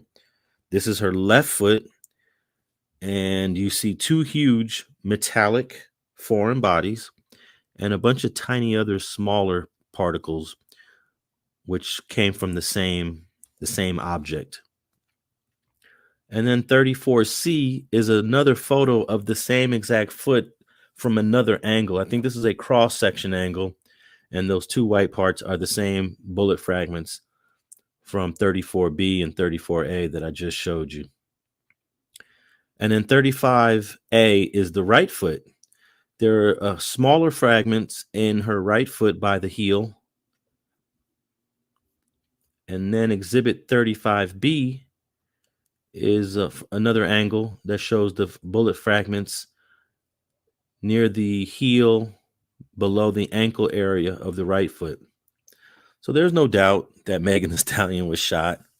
And when fragments go into your body, you're still shot. That's considered your shot. You can't say she wasn't shot. Those are just fragments. Well, if they're fragments, she was shot. And also, if a ricochet enters your body, which is what most likely happened here, and even the prosecution told the jury, even if you think it's a ricochet, count one still applies. Assault with a firearm doesn't mean if it's a ricochet or not a ricochet. And there's a lot of people confused on if it's a ricochet, does it still mean you got shot? Absolutely, it means you got shot. There's people who have died from ricochets. So there's people who have died from fragments as well. So I say all of that to say this is a serious injury, but because it hit her in the foot, she's able to make a full recovery. But you can die from ricochets and you can die from bullet fragments. And that was the last. Oh no, the last exhibit is Exhibit 36. This is the report from Cedars-Sinai Hospital. And Cedars-Sinai Hospital is actually the hospital that all three of my kids were born in. It is an excellent hospital. It's probably one of the best hospitals in Los Angeles. And she was taken to Cedars-Sinai because it was close by also. It's not too far from where this incident happened. And this is a report of the surgery. July 12, 2020, patient Megan Pete. Attending surgeon was Milton Little. And assistant surgeon, you'll see the name Lee Salvador Haruno. And he's the one that performed the majority of the surgery. And look right here, pre-operative diagnosis, gunshot wound, bilateral lower extremities. And I'll have this report. It's a 2-page report that I'll have at the link below when that link is available. And that was the last exhibit under witness number 7, Dr. Haruno. Then witness number 6, we went back to witness number 6, Kelsey Harris, and they presented Exhibit 37, which was a text message that, well, not a text message. This is a post. This is an Instagram post that Megan Thee Stallion made. And this is a post that, if you listen to the September 2020 interview that Kelsey gave to the prosecutors, this was a post that she was talking about that did not protect her. So the prosecution showed her this post and asked her, do you remember telling us that she did not protect you? And this is when she was giving testimony where she was saying, I don't remember, I don't recall. And this post, she didn't have much to say about it in testimony, but it is Megan explaining what happened to her that day on July 12th. And something in this post really bothered Kelsey because she felt like she wasn't protected. So then exhibit number 37 is Kelsey's post. This is Kelsey's response. Her post is very short, to the point. I want to clear up the rumors that I shot Megan. I wasn't the one with the gun and would never do something like that. However, I was present. So they showed her that. And then there was one more exhibit 39, which was withdrawn. So I don't have that for you. And that was the last exhibit presented by the prosecution with witness Kelsey Harris. The next witness would be witness number 8. This is Detective Warren Everhart of the LAPD. And he testified about this Instagram post that was on the Shade Room. And this was a very important piece of evidence that the prosecution was heavily relying on, and they were hoping that the jury considered it. But it is a post where someone in the comments typed, "People saying Kelsey shot her," and someone from Tory Lanez account responds to this person, Spliff K, "That's not true." And then, of course, they showed where that post came from. Exhibit 40B. It is the verified account of Tory Lanez, who had 11 million followers at the time of that post. So that was pretty important piece of evidence that they presented. It just goes to show you that these police are looking at everything on the internet, all social media. And that was the only exhibit presented under Detective Warren Everhart. And then the next witness, witness 9, was the GSR expert Stacy Vanderschaff. There were no exhibits presented during her testimony. And then the next witness, witness number 10, would have been Los Angeles District Attorney Investigator Jody Little. And the main evidence, the main exhibit that they presented during Jody Little was the entire audio interview of Kelsey Harris from September of 2022, September 14th. And this was a piece of evidence that was never supposed to be shown in court. The judge ruled on it, but because the defense attorney suggested that her previous statement may have been done under pressure, possibly under coercion, the prosecutors asked the judge if they can play the whole thing, and the judge allowed it. And they played the entire audio of this. And Jody Little was present during this. And that's why it was presented while she was on the stand testifying. And there's a transcript that is roughly 66 pages long. And I'll post that also for those who want to just read along. But the entire audio was already previously posted of this. And there are a bunch of content creators out there just stealing it off my page.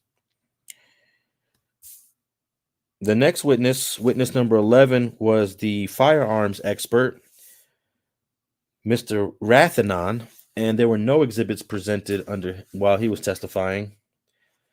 And then witness number 12, Ryan Cepeda of the LAPD. He's the DNA expert, and there were no exhibits presented under him. And then the prosecution decided to recall witness number 2, Officer Sandra Cabral.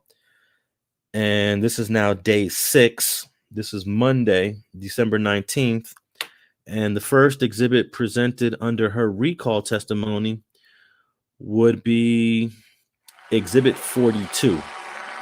Exhibit 42 is the LAPD body cam footage. The portion where Officer Cabral, female officer, is taking Kelsey Harris into custody. And you can see Tory Lanez laying right down there to her left. And then over to far further from him would be Jaquan Smith. And I posted this video in its entirety in another video if you're interested in this clip. And one of the reasons why they wanted to play this was to show her asking Megan if you're all right. So right here, stretch your feet. Are you okay, Megan? And Megan responds, yeah. The next exhibit is 43.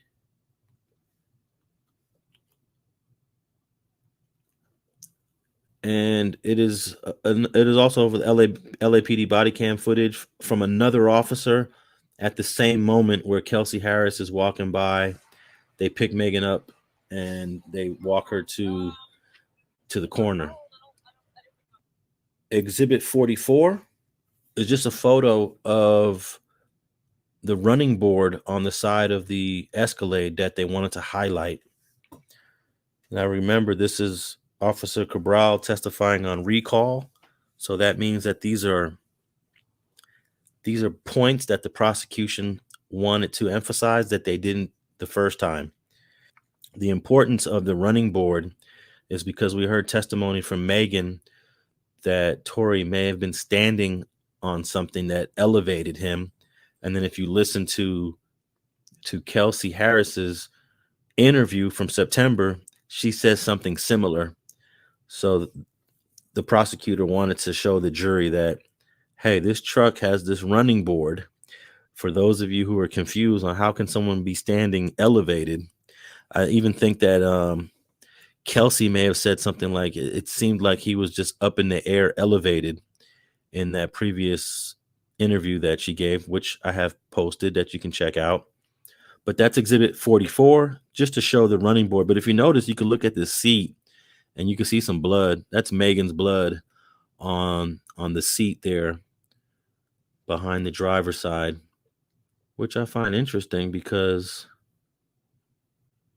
I think Megan got out of this vehicle on the passenger side when they pulled it over. Then exhibit 45, it's the LAPD body cam footage that shows blood on Kelsey's legs, even though she's not the one bleeding. That was an important point that the prosecution wanted to bring up because they wanted the jury to know that Kelsey Harris was clearly aware of Megan's injuries, even though she didn't provide any information when she testified. And that clip right there showed blood, Megan's blood on her legs. And then that was the last exhibit presented while Officer Cabral was on testified as a recall witness. Then they recalled Jody Little, the LADA investigator, and they presented exhibit 46, which was withdrawn. And then exhibit 47 is the entire song of Kelsey Harris's diss track called Bussin' Back. And the prosecution wanted to present the entire song because the defense, when they questioned Kelsey Harris on cross-examination, he asked her about 2 lines of the song, and he took the worst 2 lines out that suggested that she was the shooter or that she shot. And then the prosecution decided we got to show the whole song because the song actually the theme behind the song is actually that she didn't shoot her. So they actually presented the entire song, and they did this under witness Jody Little. And this is exhibit 47, the last exhibit presented by the prosecution in People vs. Daystar Peterson. Thanks for tapping in with another video from Street TV.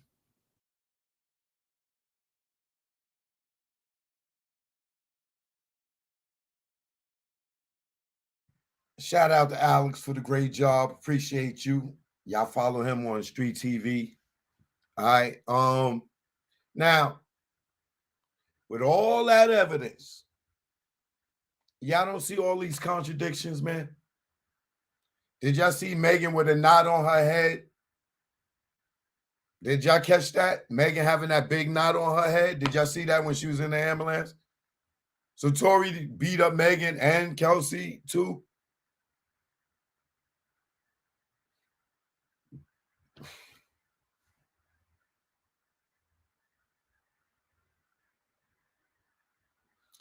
Now what I'm gonna do now is I'm gonna open the floor for anybody that got something to say.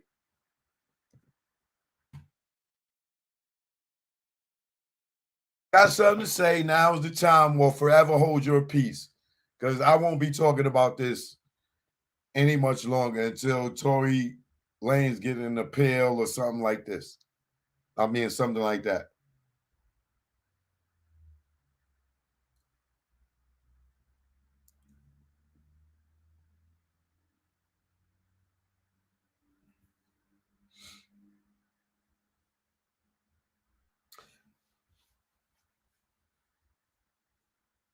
What I want to do is go over that dude Sean Kelly's testimony. Let me show the Sean Kelly testimony.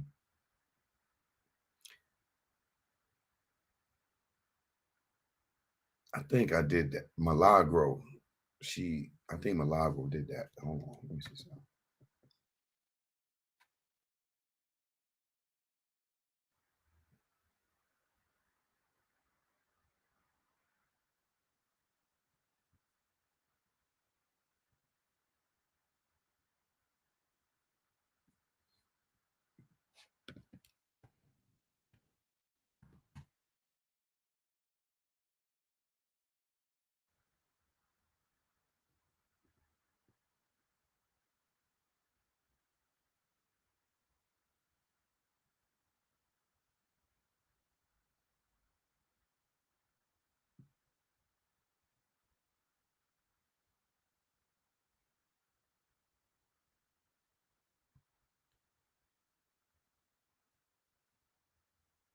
Is this the one? Hold on.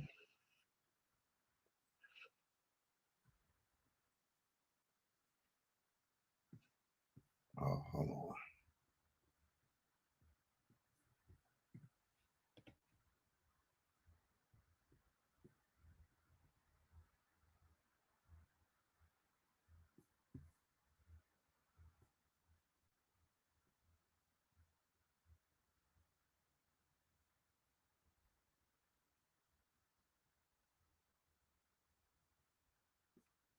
Is it this one? Hold on.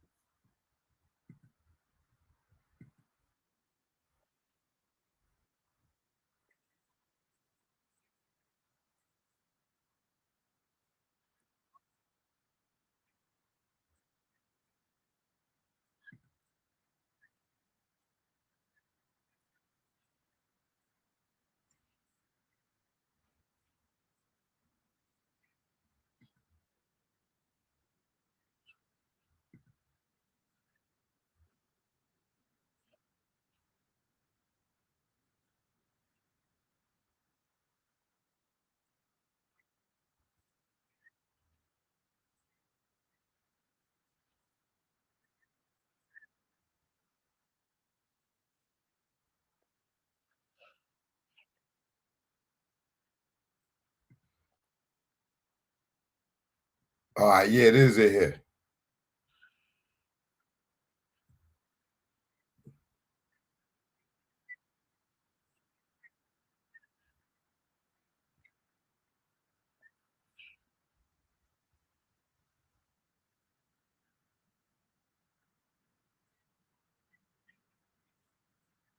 The house number in my notes, but I'm gonna look because I remember.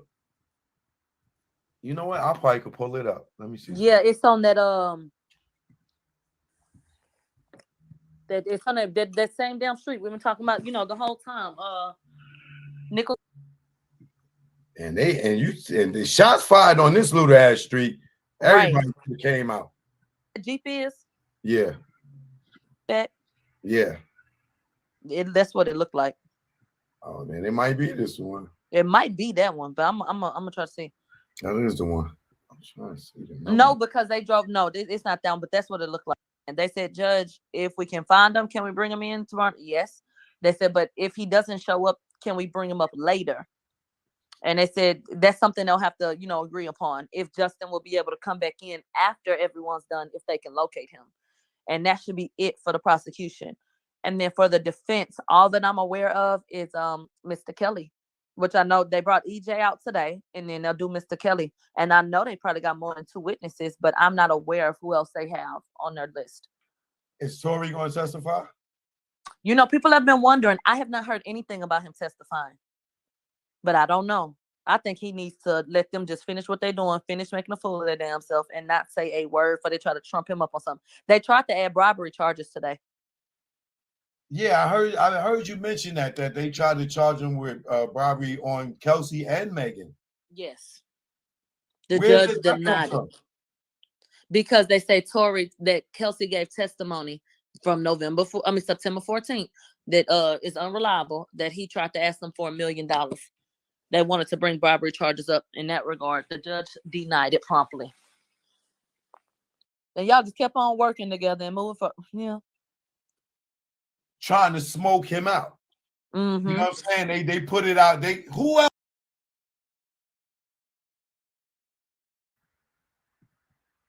I want to find this Sean Kelly testimony. And shit. Big O, what up? What's good, bro? Hey, what's the word? What you got to say on this? Yeah, if you want to find Sean Kelly's testimony, just go to Megan Cuniff's Twitter and go to the search bar and push Sean Kelly, and everything that she reported will come up. Say that again?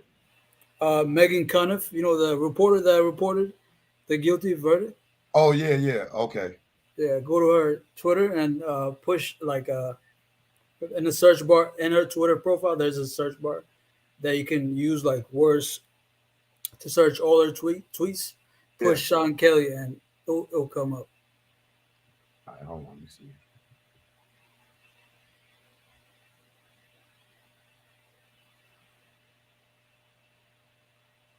Wait, what's her page?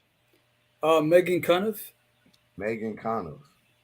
Yeah, let's see. How you spell last name? I got you. Give me a second.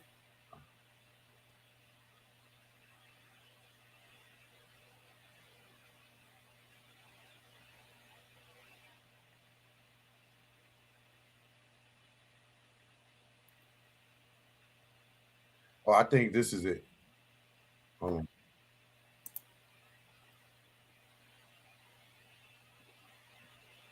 Oh no, that's Kelsey. Her first name is spelled like this: MEGHANN. Then her last name is CUNIFF. She works for Law and Crime. I think that's what it's called. Okay, I got her page. I see it. All right, let me see. Megan.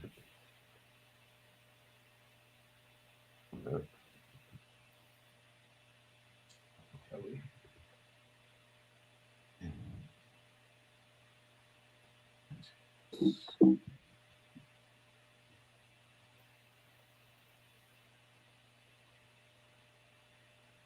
And it ain't coming up.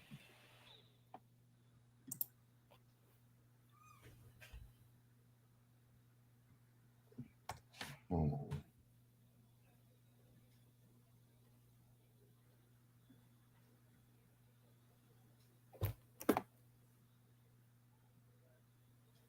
Is this it? Oh.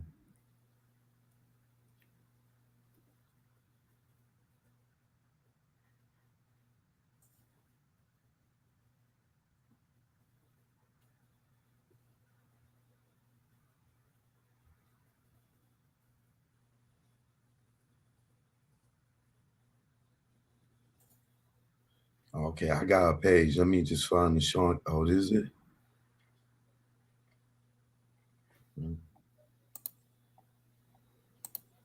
Yeah, she got so much shit.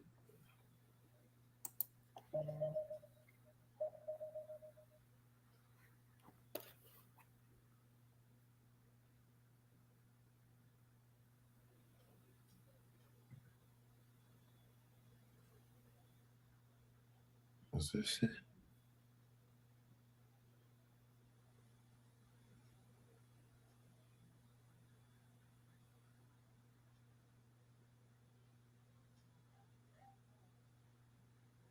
This might be it right here. Actually, I'm gonna drop you a link. There's a thread that I turned it into a PDF. Right. Yeah, I think. Yeah, she got a lot of information on here, boy.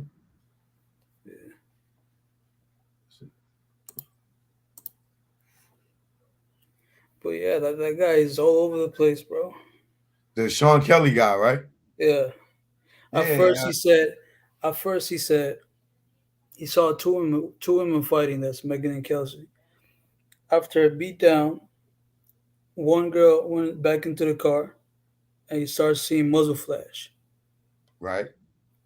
At that point, he never said Tory had the gun and was shooting the gun or anything like that.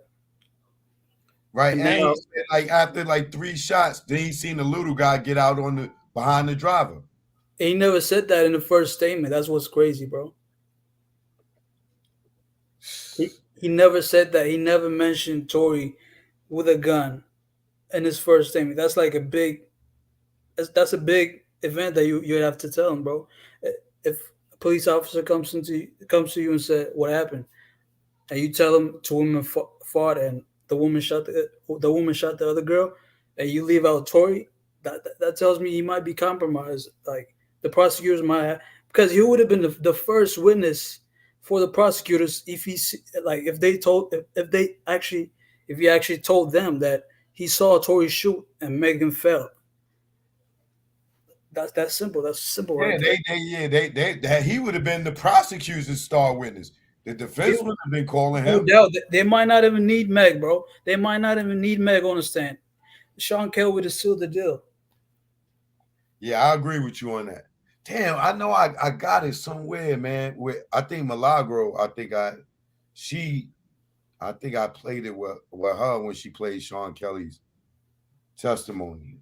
I'm gonna drop you the link right now. Hold on. All right.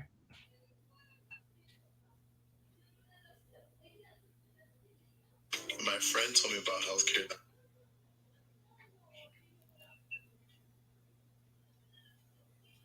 All right, I'll drop the link. Oh, here you go, right here. I got it. All right, here we go. Here we go. All right. All right, I'll drop the link. Oh, here you go, right.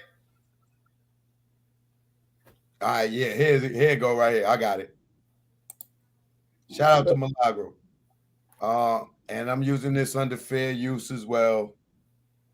All right, here's your copyright disclaimer still up here. I'm using this under fair use. But yeah, let me drop this so they can hear what she said. Hold on a second.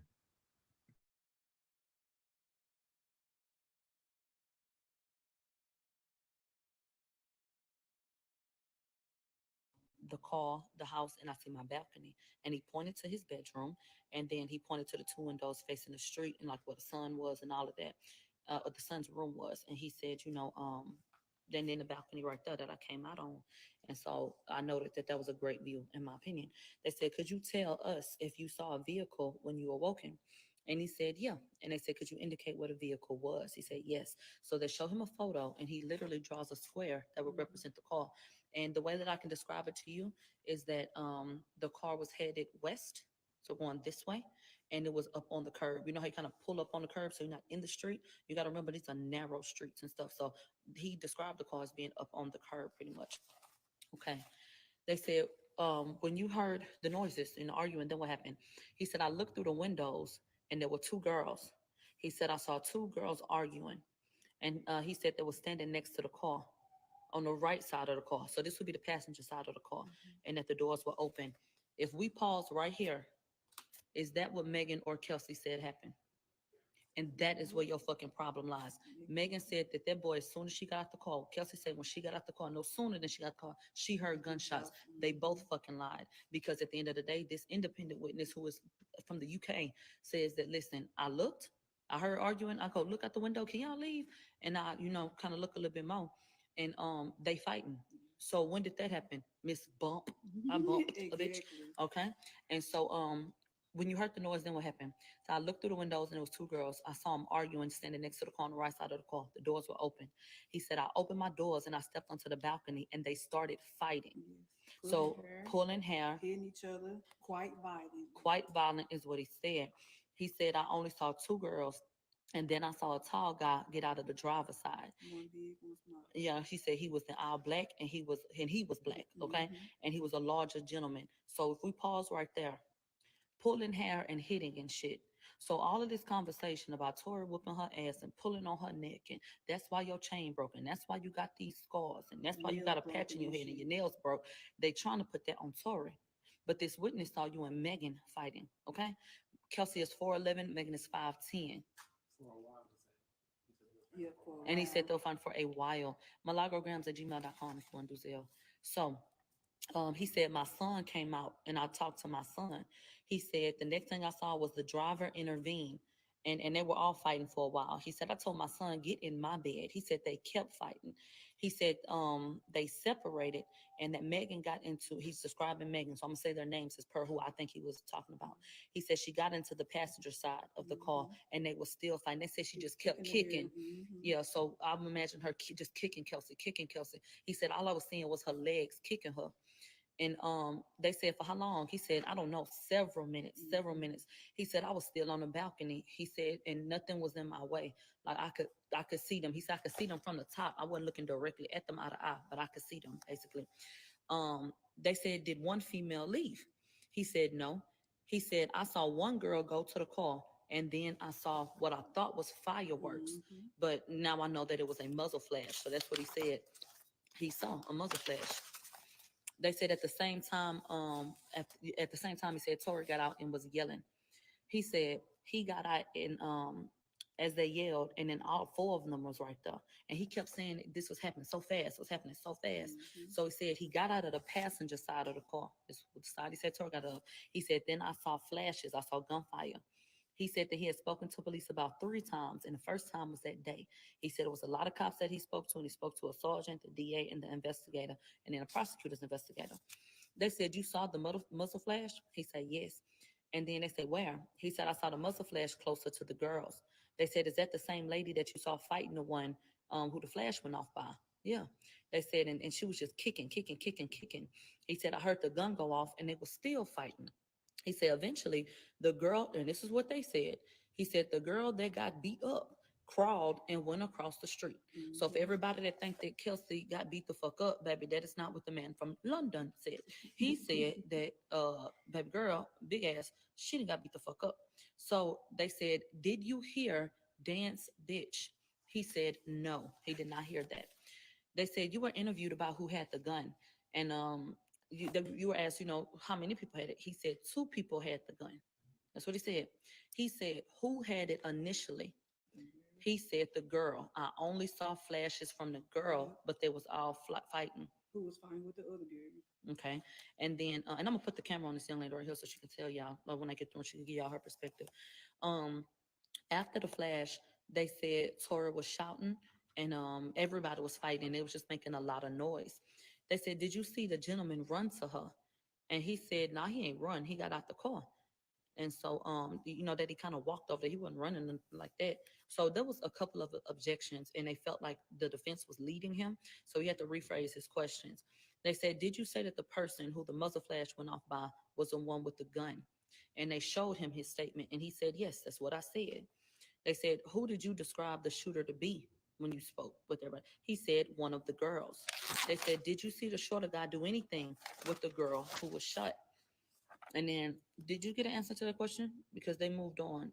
Because it was a whole bunch. When I tell you the prosecution was like, objection. They end up asking me, did you see the shorty guy try to take the gun away after the female? Then I do have it and right. he said yes. Perfect. So, so when they said, did you see him do anything with the girl who got shot? There was an objection. And so he rephrased the question. He said, didn't you say that the shorter guy tried to take the gun from the girl? He said, yes. They said, then the flashes came from him. So I want to remind you guys of how it sounded when they played those gunshots. It went like this: pop, pop, pop, pause, pop, pop. From day one, when we heard that shit, I said, you know what, that sounds like a struggle. And now it's starting to align with the fact that somebody fired that weapon and maybe there was something, a pause, and it went off 2 more times. Okay. That is my speculation, obviously. They said, then the flashes came from him. He said they were all fighting. So I assumed that it was him who fired the gun. So they read the statement, and he said, sir, did you say that after the female did the shooting that the guy tried to take the gun? This man said, it's my turn to talk. Okay. And he said, child, let me tell it. He didn't got aggravated, child. And so they said, look, who started the shooting? He said, the girl. plain as day. The girl. They said, did you realize that it wasn't a firearm? Is that what you have? Did you realize that it wasn't a firearm? No, I know. He said I was thinking and hoped that they were playing with fireworks. Right. And then and did you realize that it was a firearm? He said yes. He said, do you agree that you called 911? He said, yeah. He said, did you say that there was a gun in a 911 call? He said, I don't know. He said, after talking to everyone, did you say that Kelsey shot every time? And what that means is every time you spoke to anybody, were you telling them that Kelsey is the one who shot? Yes, was the answer to this question. Yes, that's what I said. He said, I saw her and then everyone was fighting and the men were breaking up the fight. He said the bigger guy violently separated them. They said, didn't you say that the short guy didn't get out until after the initial shots? He said, yeah. So did you see the shorter guy with the gun? He said,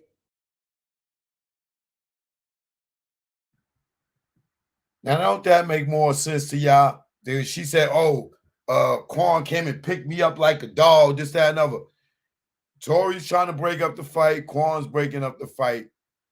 If you look at the bruises, this, that, and the third, between Megan with a knot on her head, Kelsey with the big ass footprint on her thigh, or whatever it is, like she been kicked or whatever, however you look at it, and you listening to this man tell you, the one who sat there and watched it, the one who sat there and watched the whole thing, the whole fight.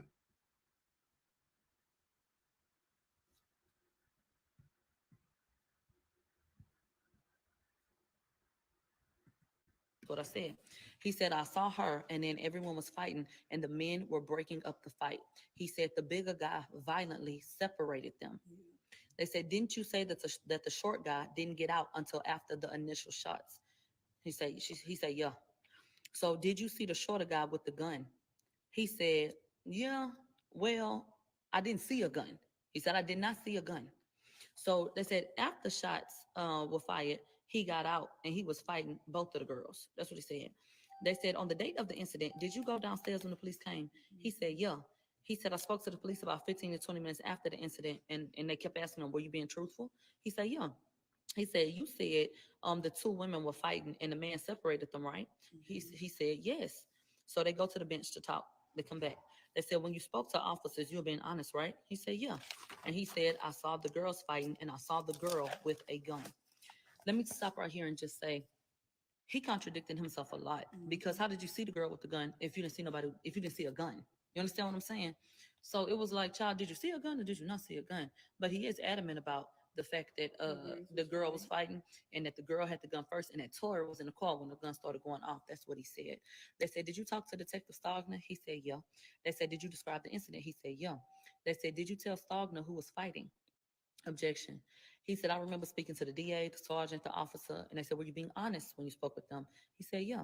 They said, who was initially in the fight? They say the girls, and then the driver got out first, and then Tory got out after the shots. And they said, and you told my guy that same thing, right? He said, yeah. They said, who was fighting? The girls. And then they said, who did you initially see with the gun?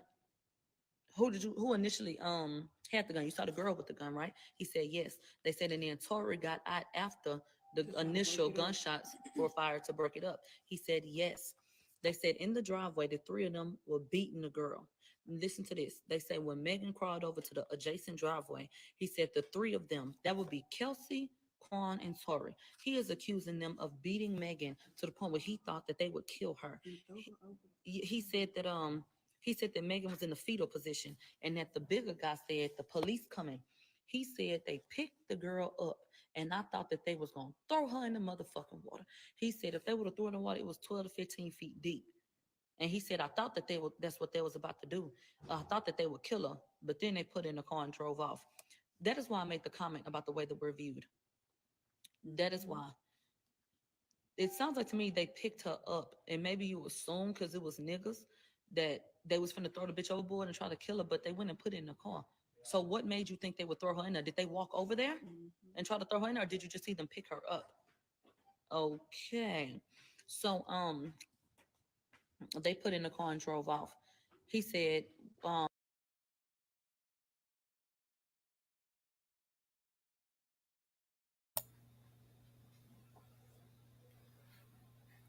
You're muted, Joe. Yeah. Yeah, go ahead. You can talk.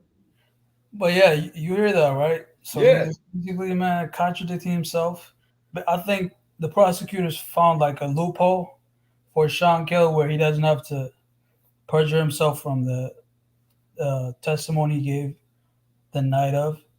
Basically, he was saying like Kelsey was shooting and Tory was shooting as soon as he got out, but there's only one gun. And if you heard the shots, there's no way that you could have just like swapped gun. Like it takes a long time. Plus, it was like a double action, a semi-automatic firearm, so it takes like 8.5 pounds of pressure. So shit don't make sense. Yeah, I agree with you on that. Let me play the gunshots real quick. Hold on.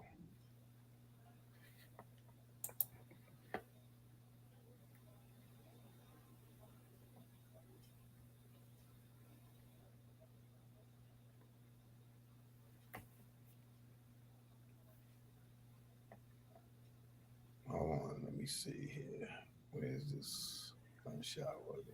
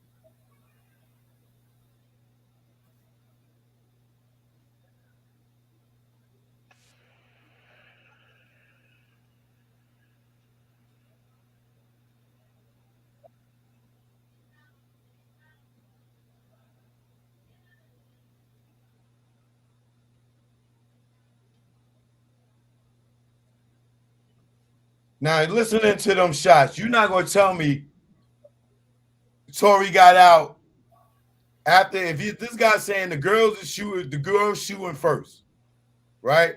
You telling me he got out the driver's side and ran around that fast to get there for the last two shots? Hell no. Yeah. And the other thing is, Kelsey and Meg lied about Tory jumping over from the back seat to the front seat, so he was actually behind Quan. So he had to, since they're fighting by the passenger side, he had to he had to circle back, start shooting.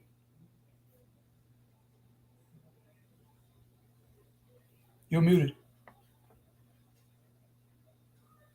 Hold on, I'm gonna play it one more time.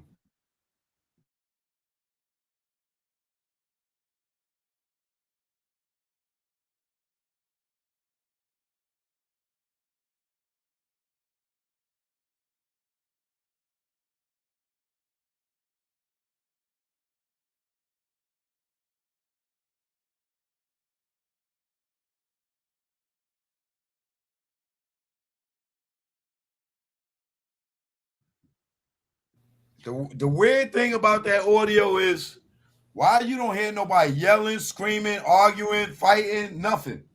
Yeah, and the other thing is, man, the LAPD did so much nefarious shit that we can't even trust that audio because they could have done some shit to it. Yeah, they could have. It's way too quiet. Where the audio come from? Yeah, if there's a struggle, they will cut the audio to make it look like the shots were consecutive. If there was a struggle, since Right. there's GSR on both of them, both Tory and Kelsey, like if you're gonna stick with the audio, that means there's only one shooter. And the fact that all this bullshit they be saying about gunshot residue will transfer, hell fucking no, not to your hands. It has to be like somewhere other than somewhere other than your hands. It will transfer probably by a small amount. But if they find large amount of GSR on your hand, that means you were close to the gun. Right. Very close. And if Tory's in the, like, I don't understand. It don't make. I understand Tory having gunshot residue on him because he's in the front seat and the gun is on the floor.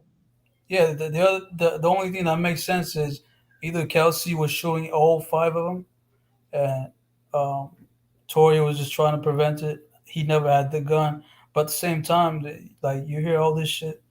Kelsey slipping up saying Tory shot in the air, and Kelly seen the gun in Tory's hands.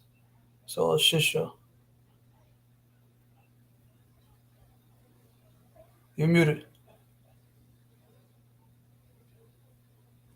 Unmute you. Oh, my bad. I don't understand why y'all saying y'all didn't hear it. What y'all didn't hear? I played it. Oh, they didn't hear the gunshots, I think. Let me try it again. Hold on.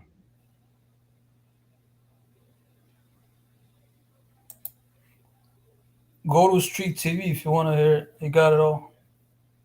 Yeah, I got it right here. I just don't know why they ain't hear it.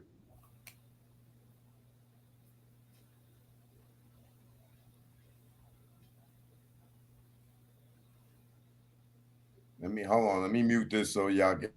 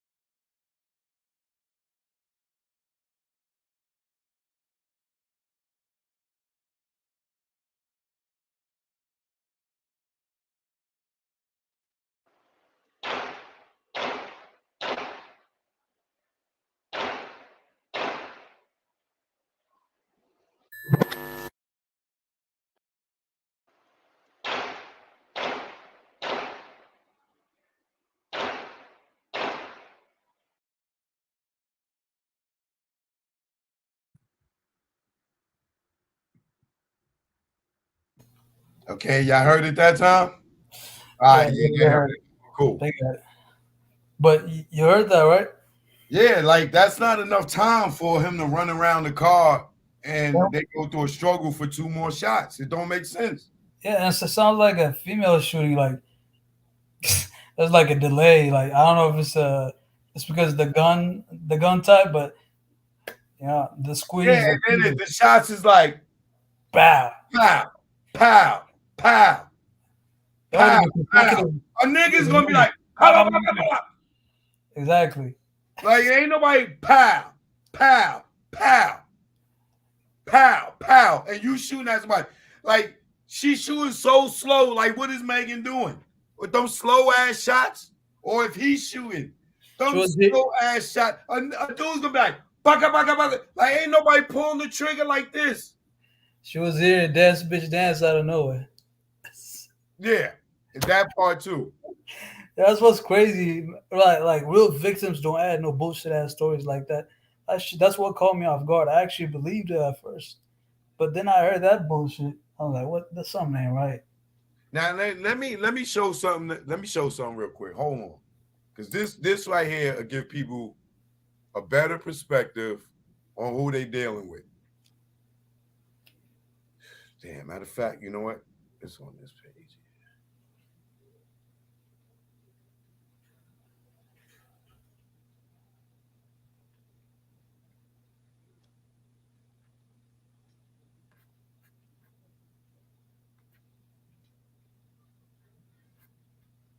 They're saying you can hear a guy yelling after the shot. Is that what they're saying? Chat?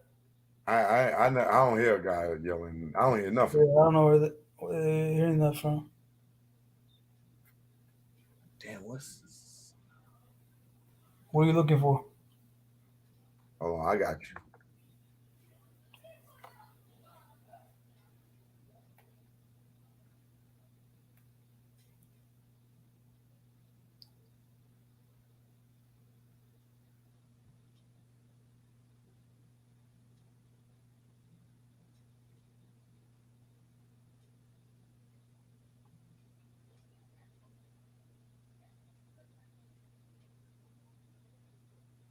Oh, is this it? No, hold on. Go back. This is it.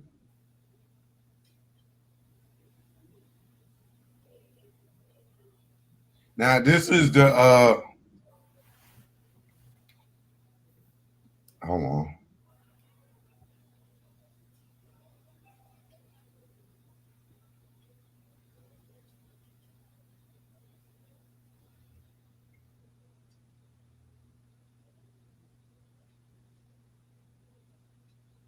All right, now this here is when Megan caught a case similar to the same case with Tory Lanez with her ex-boyfriend. And she talks about how the same incident happened, similar, but the dude told the police the truth and she was mad at him and she got arrested, but he didn't press, they dropped the case because he didn't press charges or whatever. But just watch this. Check this out. And I'm using this under fair use.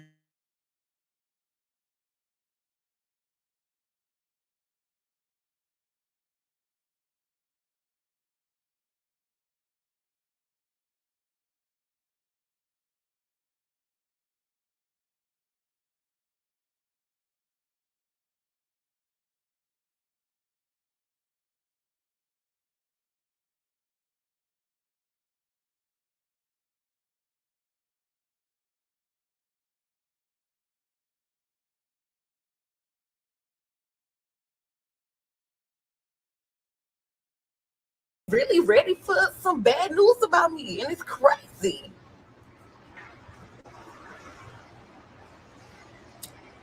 So, anyways, and it's so embarrassing.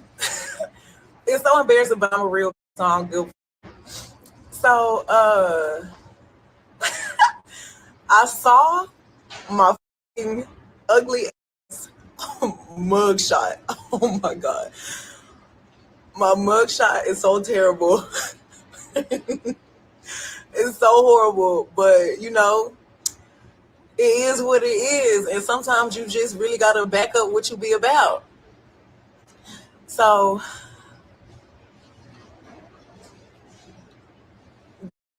I was like maybe 19 or 20, and I was in college, and I had a real beautiful toxic relationship, and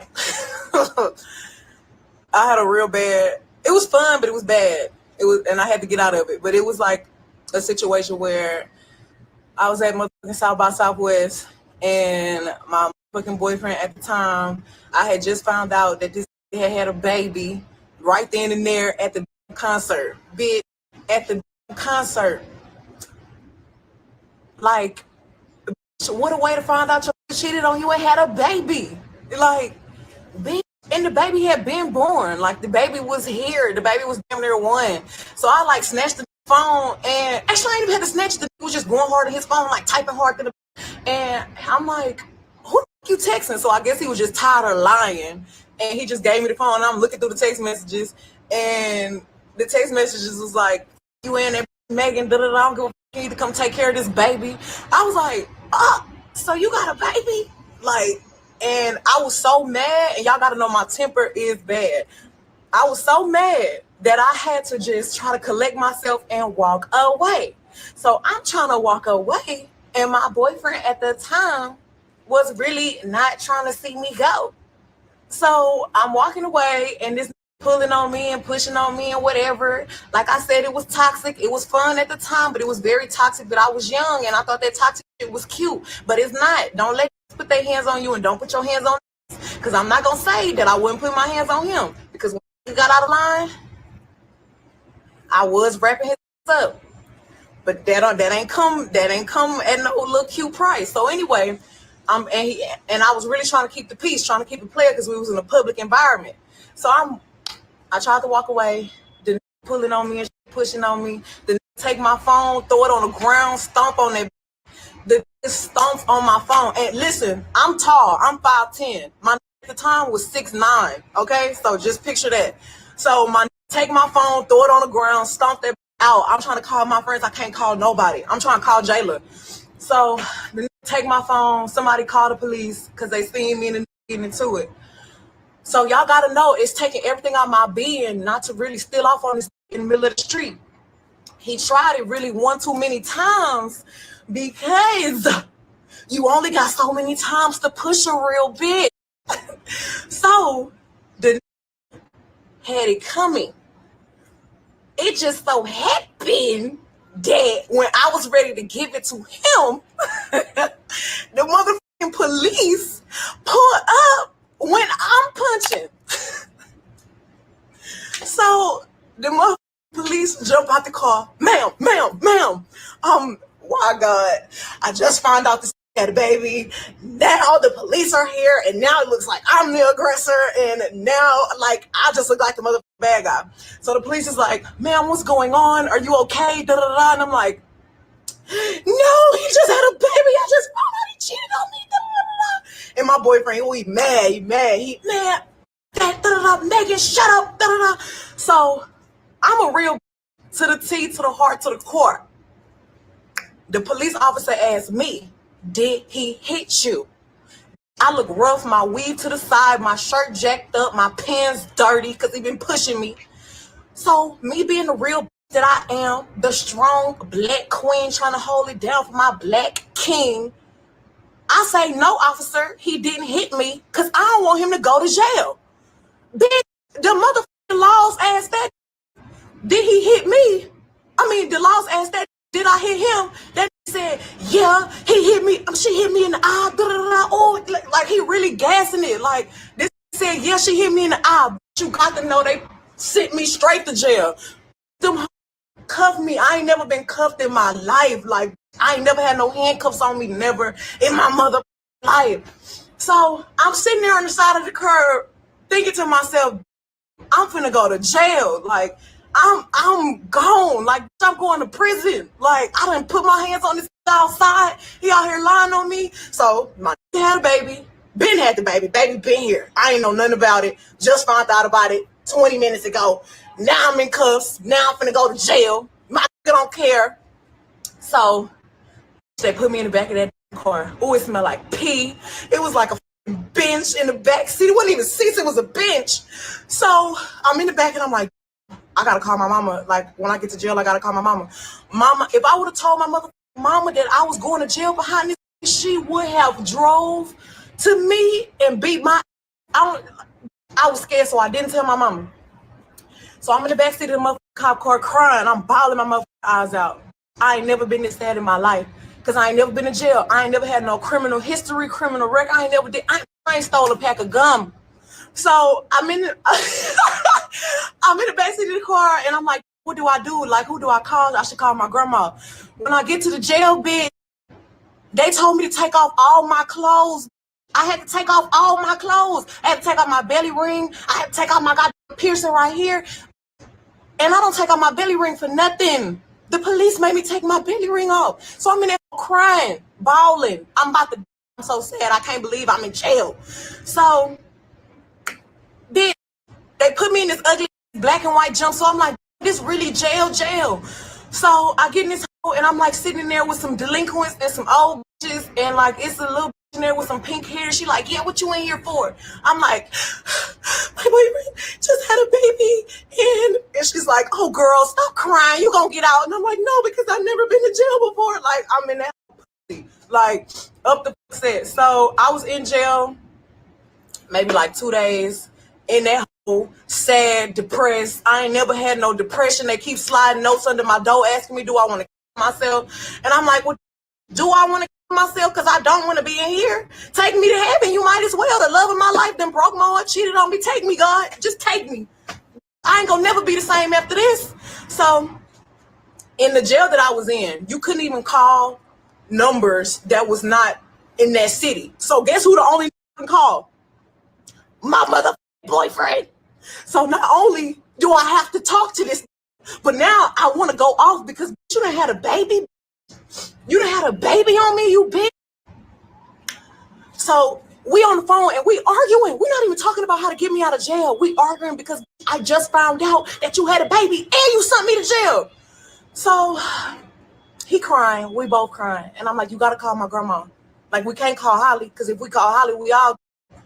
So I get out of jail after them 2 miserable days. And guess where my super go? To the house. All my shit over there. The law's asking him, do he want to press charges on me? On me? You want to press charges on me?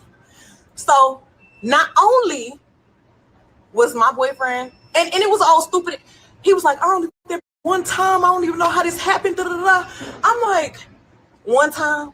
You one time and she got pregnant? You one time she got pregnant and she cussing me and you out in text messages? I don't know about that. But, I mean, we was young. Play us up. I had loved that. Oh, I love that with my whole body. I went to jail. I hit him. I did. I had to hit him. He was pushing me, so I pushed him. And the laws caught me. So I had went to jail, and that's what happened. And I mean, eventually I had broke up with him because he said it wasn't his baby, but then it come to find out it was. So I had to just, I had to get out of that toxic situation. But once I love somebody, I'm stuck with them. I got to keep with them. Like, if you want to, you want for life. But I ain't been like that with nobody since then because I cannot trust this. A nigga really be in your face for a year with a whole baby born. And it's like, if you can't go to Bella No Chase, then where the hell could you go?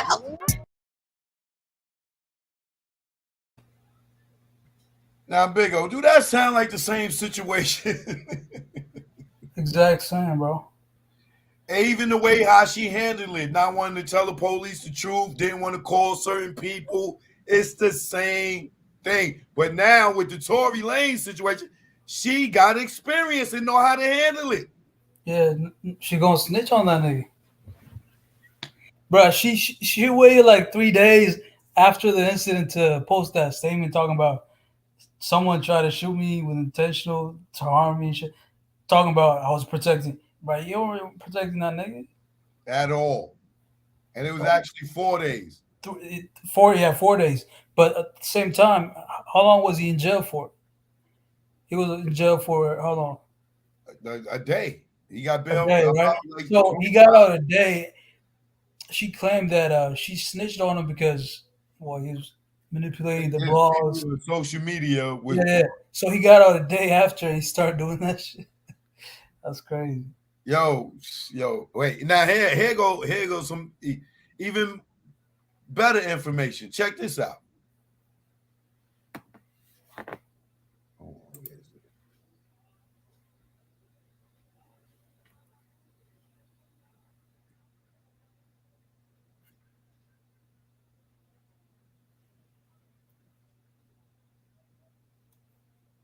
Boom. Check this out. Here's a statement from the boyfriend about that incident she just talked about.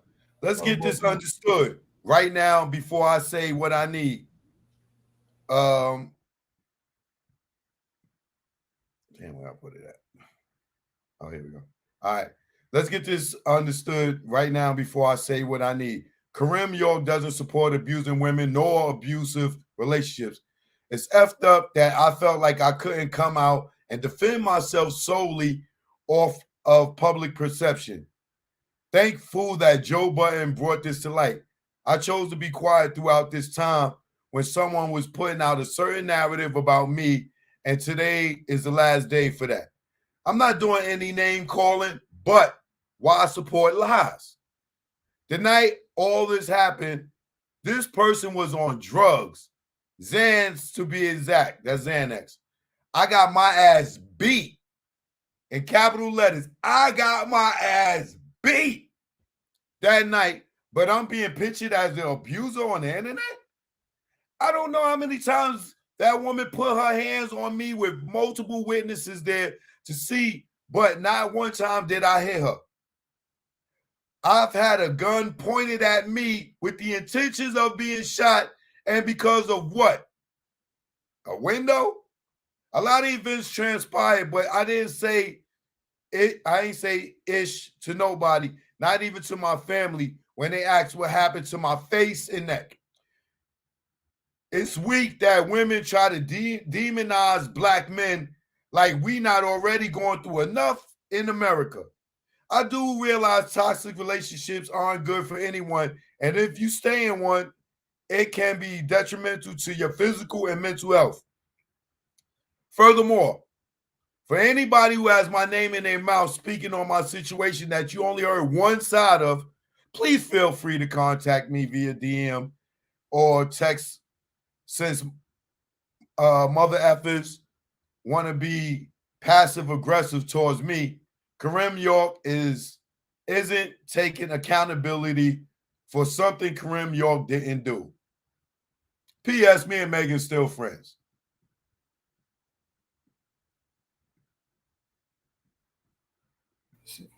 Now that's the guy. What do you say to that in regards to the incident she just talked about? If I was the defense, if I was Tory's lawyer, I would have interviewed that guy. He might be a witness, a character witness. He should be a character witness. Yeah, they need to go and get the police cam if report, there's any on that incident where when the police pull up and she got arrested and she was in jail for 2 days. They should be touching on that case. She would have been the drug tester. If like he said, she was on drugs and shit. If they drug tested her, they could use that too. Yeah, they didn't drug test her. They ain't check her for GSR. They didn't check her for fingerprints. I'm talking about where she beat up her boyfriend. He said she was on drugs when she was beating him, like she was taking Xans and shit. Yeah, they could have done. I don't know, bro. They kind of dropped the ball, bro. Yeah, they didn't do a lot of research. You know, even that video right there. If they would have played that for the jury would be like, "Oh, this girl is crazy." Exactly. Tory's driver should have been. Tory's driver should have went ahead of Sean Kelly, because if he said the right shit, prosecutors wouldn't do no nefarious shit in the back talking about say this. Right. All right, bro. You got anything you want to add? No, man. I just appreciate your coverage of this, man. There's a lot of. Where you from, man? You sound like you from out the country. I'm in Texas. Oh, you in Texas? All right, bro. Just come back anytime, man. You're welcome. All right, appreciate it. All right, one. So now when y'all see that she been through this before and had an experience in jail, you don't think she was scared to death to go back to jail? Y'all didn't think that? And y'all not curious to why she don't talk to Kelsey no more?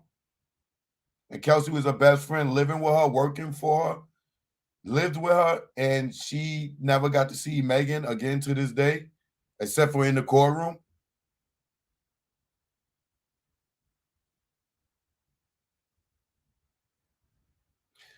Like I said, this is my last time talking about this.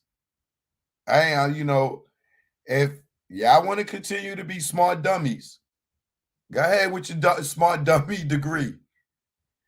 But all you out there with common sense, what sense do this make?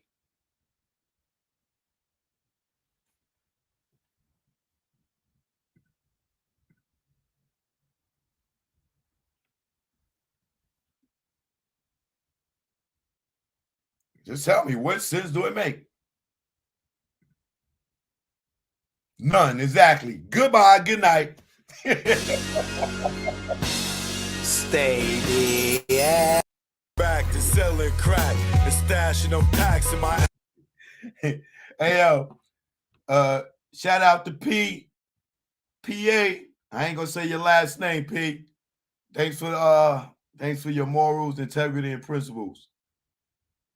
Oh, I think it's some. I can't see the whole message. Let's see.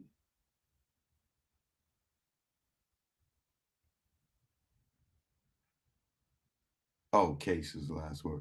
Yo, you're welcome, P. Thank you. I appreciate you so much. Much love. Shout out to my girl, Cookie. Cookie, what up? Thank you, Cookie.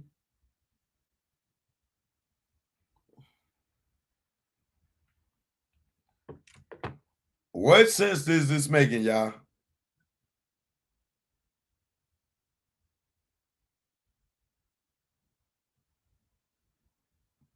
Someone said, check your Instagram DM. It's a recording.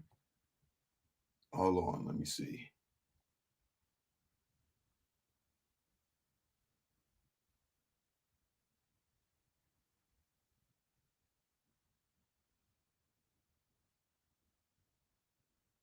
They said, look, who started the shooting? He said, the girl. Plain as day, the girl. They said, did you realize that it wasn't a firearm? Is that true? Did you realize that it wasn't a firearm? Yeah, I played this already. Whoever sent this. He said, Yeah, we just finished playing this.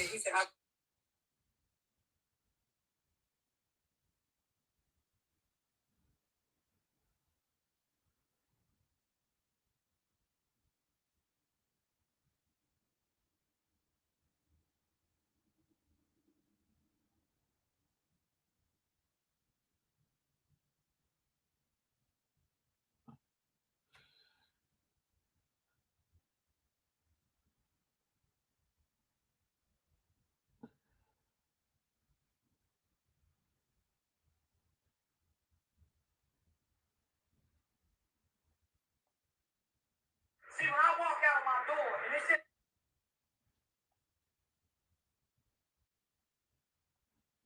I think that's, wait, what is this? Tory Lanez listed his album at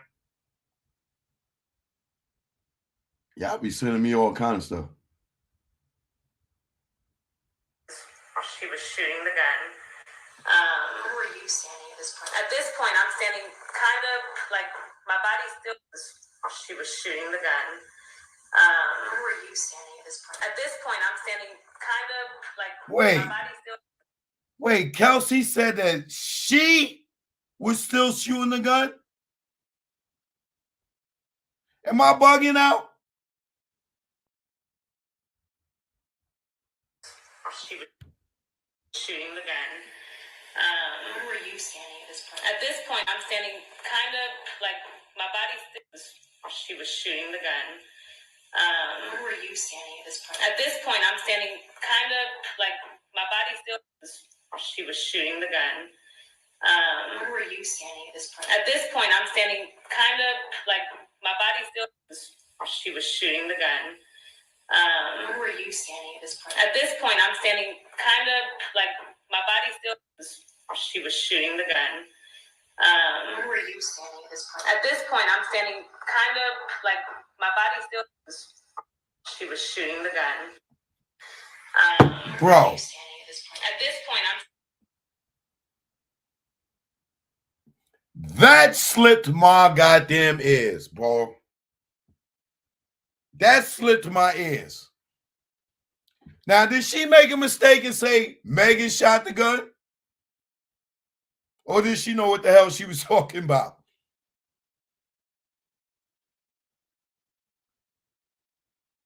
Y'all heard that?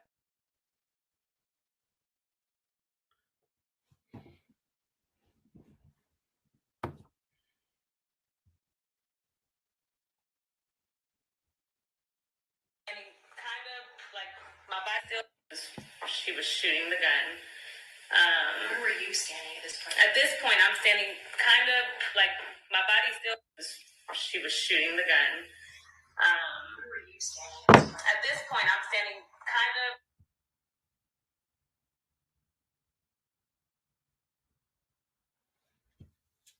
And y'all telling me Tory's guilty beyond a reasonable doubt? Bro.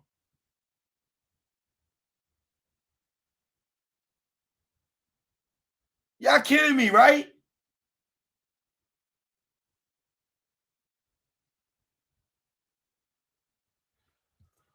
Wow, yo.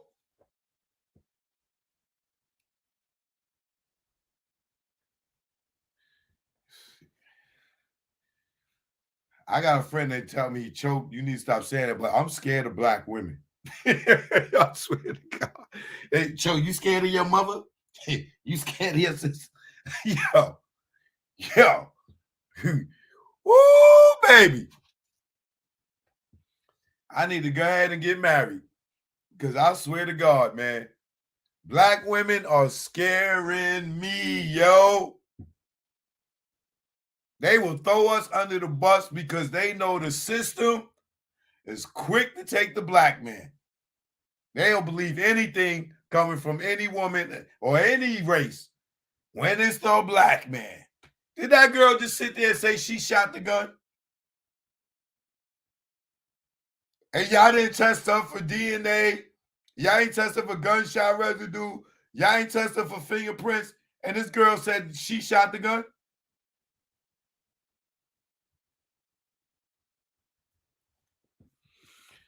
Good night on that note. Shout out to the smart dummies. Stay. Y'all the smart dummies with the smart degrees. Dummies. Yeah. Don't follow those cats. Choke, don't choke. You already know. Let's go out the gray, go. Now I'm out the game. Feel good not pitching in the hood. And I really don't think I could. Go back to selling crack and stashing them packs in my ass. I maintain weekly money the same. And nah, I don't go through them games. Niggas testing my brain with them triple beams filled with change. Pot crack, grams in the drain. Get hit with the fake exchange. Like baking soda flour. After being on Broadway for hours. Getting knocked, being back at start. Niggas testing if I got heart. Pushing me to pop some shots. Just stop the ball before it starts. Old lady with the binocs. Give description to cops. Why they try to tear us apart with that good cop, bad cop. I ain't going for the game, he ain't tell you a thing. Your partners with them saying the same. You tighten them cuffs till you see veins. Stop fucking yanking them down. They might fuck you if you ain't sane. And nigga never sniff cocaine. And I don't care what game or part of the area you claim. Praise Scarface, you must be insane. Nigga, Tony fucked the boss Dane. His right hand man, he's slaying to get his back blown out the game. Do it on the low, let nobody know. No pillow talk to home. And if he step on your toes, don't bust a blame. Cause everybody will know. Or get out the game. They say that change is good. It's a lot of stress in the hood. And I know if you could, you would. Get out the game, but you stuck in that time. Wet a nigga in public like Shine. For a witness to drop a dime. For self-defense, do or die. Celebs doing time. Mike Vick on the child line. Even Kobe, Jason Williams, Gage, kick like Shinobi. Little Kim for perjury. You know you done fucked up, right? You know you done fucked up, right? Let's go. When it's late night, make sure it's packed tight. And when you take those flights, never eye the Jake in sight. And shake them fuckers when they dead to right. Making a fifth go rumble. Because of stick up trouble. Blasting your gap for a cat, for in fact, with some crap that don't involve you. For some dudes that don't love you, all they wanna do is pawn you until you go down. And don't do shit for you when you lock down, or even when you touch down. But they tell you to go to the pound. The same block that gave you a pound. Years in the pen, now you live it again. What mind state are you in? When you back it for 10, and you was just waiting for a teen to come home to relive it again. Entrapment should be a sin. The way they reel us in, will roll us to a revolving door to bring us in. This shit is insane. The game is insane. The game will fuck with your brain. That's why I'm out the game. Yeah. Just get out the game, man. I know they told y'all there's only 2 ways out. Jail and death. Nah, just get out, nigga. Just get out, man. It's easy. Just walk away, nigga. If they care about you, they'll let you go. If you in the game and you want to go and get a better life, and they won't let you walk away, what do that say? Get out the game, nigga. You want to sleep easy, nigga? Look at these rap niggas, nigga. You want to be the next rapper? Trapper, clapper, federal indictment rapper, huh? I keep telling y'all niggas, man, get out the game, man. Joke no joke. Grego, you already know. The beast is chemical, baby. That's why I'm out the game.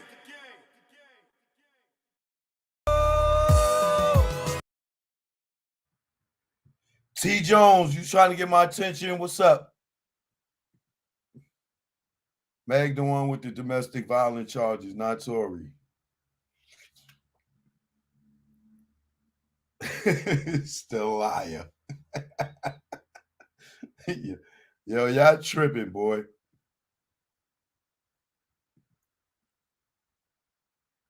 Miss LaCroix, you was a little behind.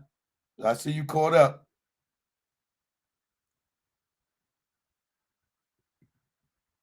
Now you understand why both women, especially Meg, deny the fight happened.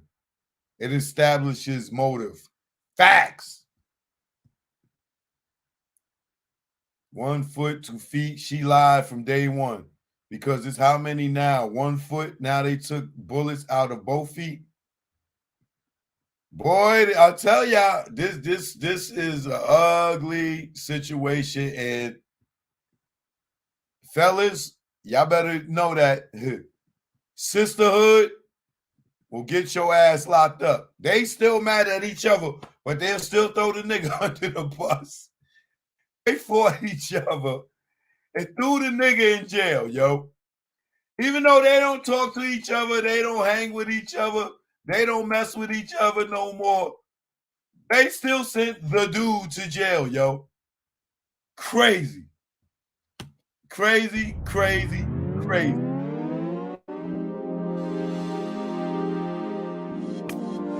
Listen, yo. Fellas, be careful of the women you pick. Careful of the women that you pick, man. I'm going.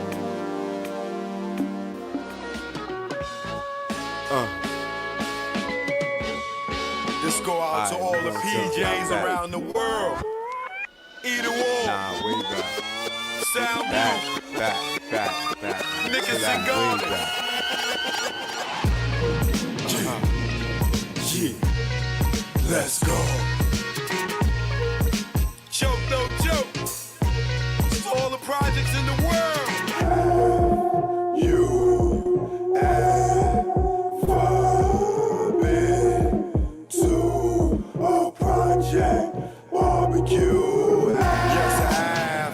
Play the half. Extra hours for more cash. You go half on that coconut. Get to the block cause it get packed. Little babies, adults or crack. We feed them too, we don't pump like that. Plus it's like us, giving back. And they sales is the reason why we got so many packs a chicken, the hood not missing. Muslim said don't put pork on chicken. They got on Al about that, they thought he didn't listen. He wasn't been touched from them government missions. But they forget that when they bite that chicken, this is when the players get knocked, cause it's hot out. The sexy show out, glowing with the back glass on the mouth. She see you with the next chick, then she dumb out. Hustlers dumb out, just for nothing. Bustin' for attention, just dumbin'. Cause we know y'all ain't bustin' nothing. You ever been to a project barbecue? Kids and sprinklers, deep thinkers, playing chess. My head's on your left, blowing gas. My Puerto Ricans playing handball. Miguel and Heck on the court. Niggas wanna be like Mike. Life's a box of chocolates. You're riding a pipe, playing the bench. Kids on the fence, watch your popo, chase Prince. Don't dismiss your brethren for dumb shit. Keep it gangster, don't shit where you live. 12-1 right up in your crib. You never been nowhere, where else could you live? What's that? That's Gangsta Boo coming through, throwing it up, fucking his muffler up, scraping the concrete with Willie so sweet. He got escorted by the chief of police from 233rd, Laconia to Gun Hill Road. Got knocked in.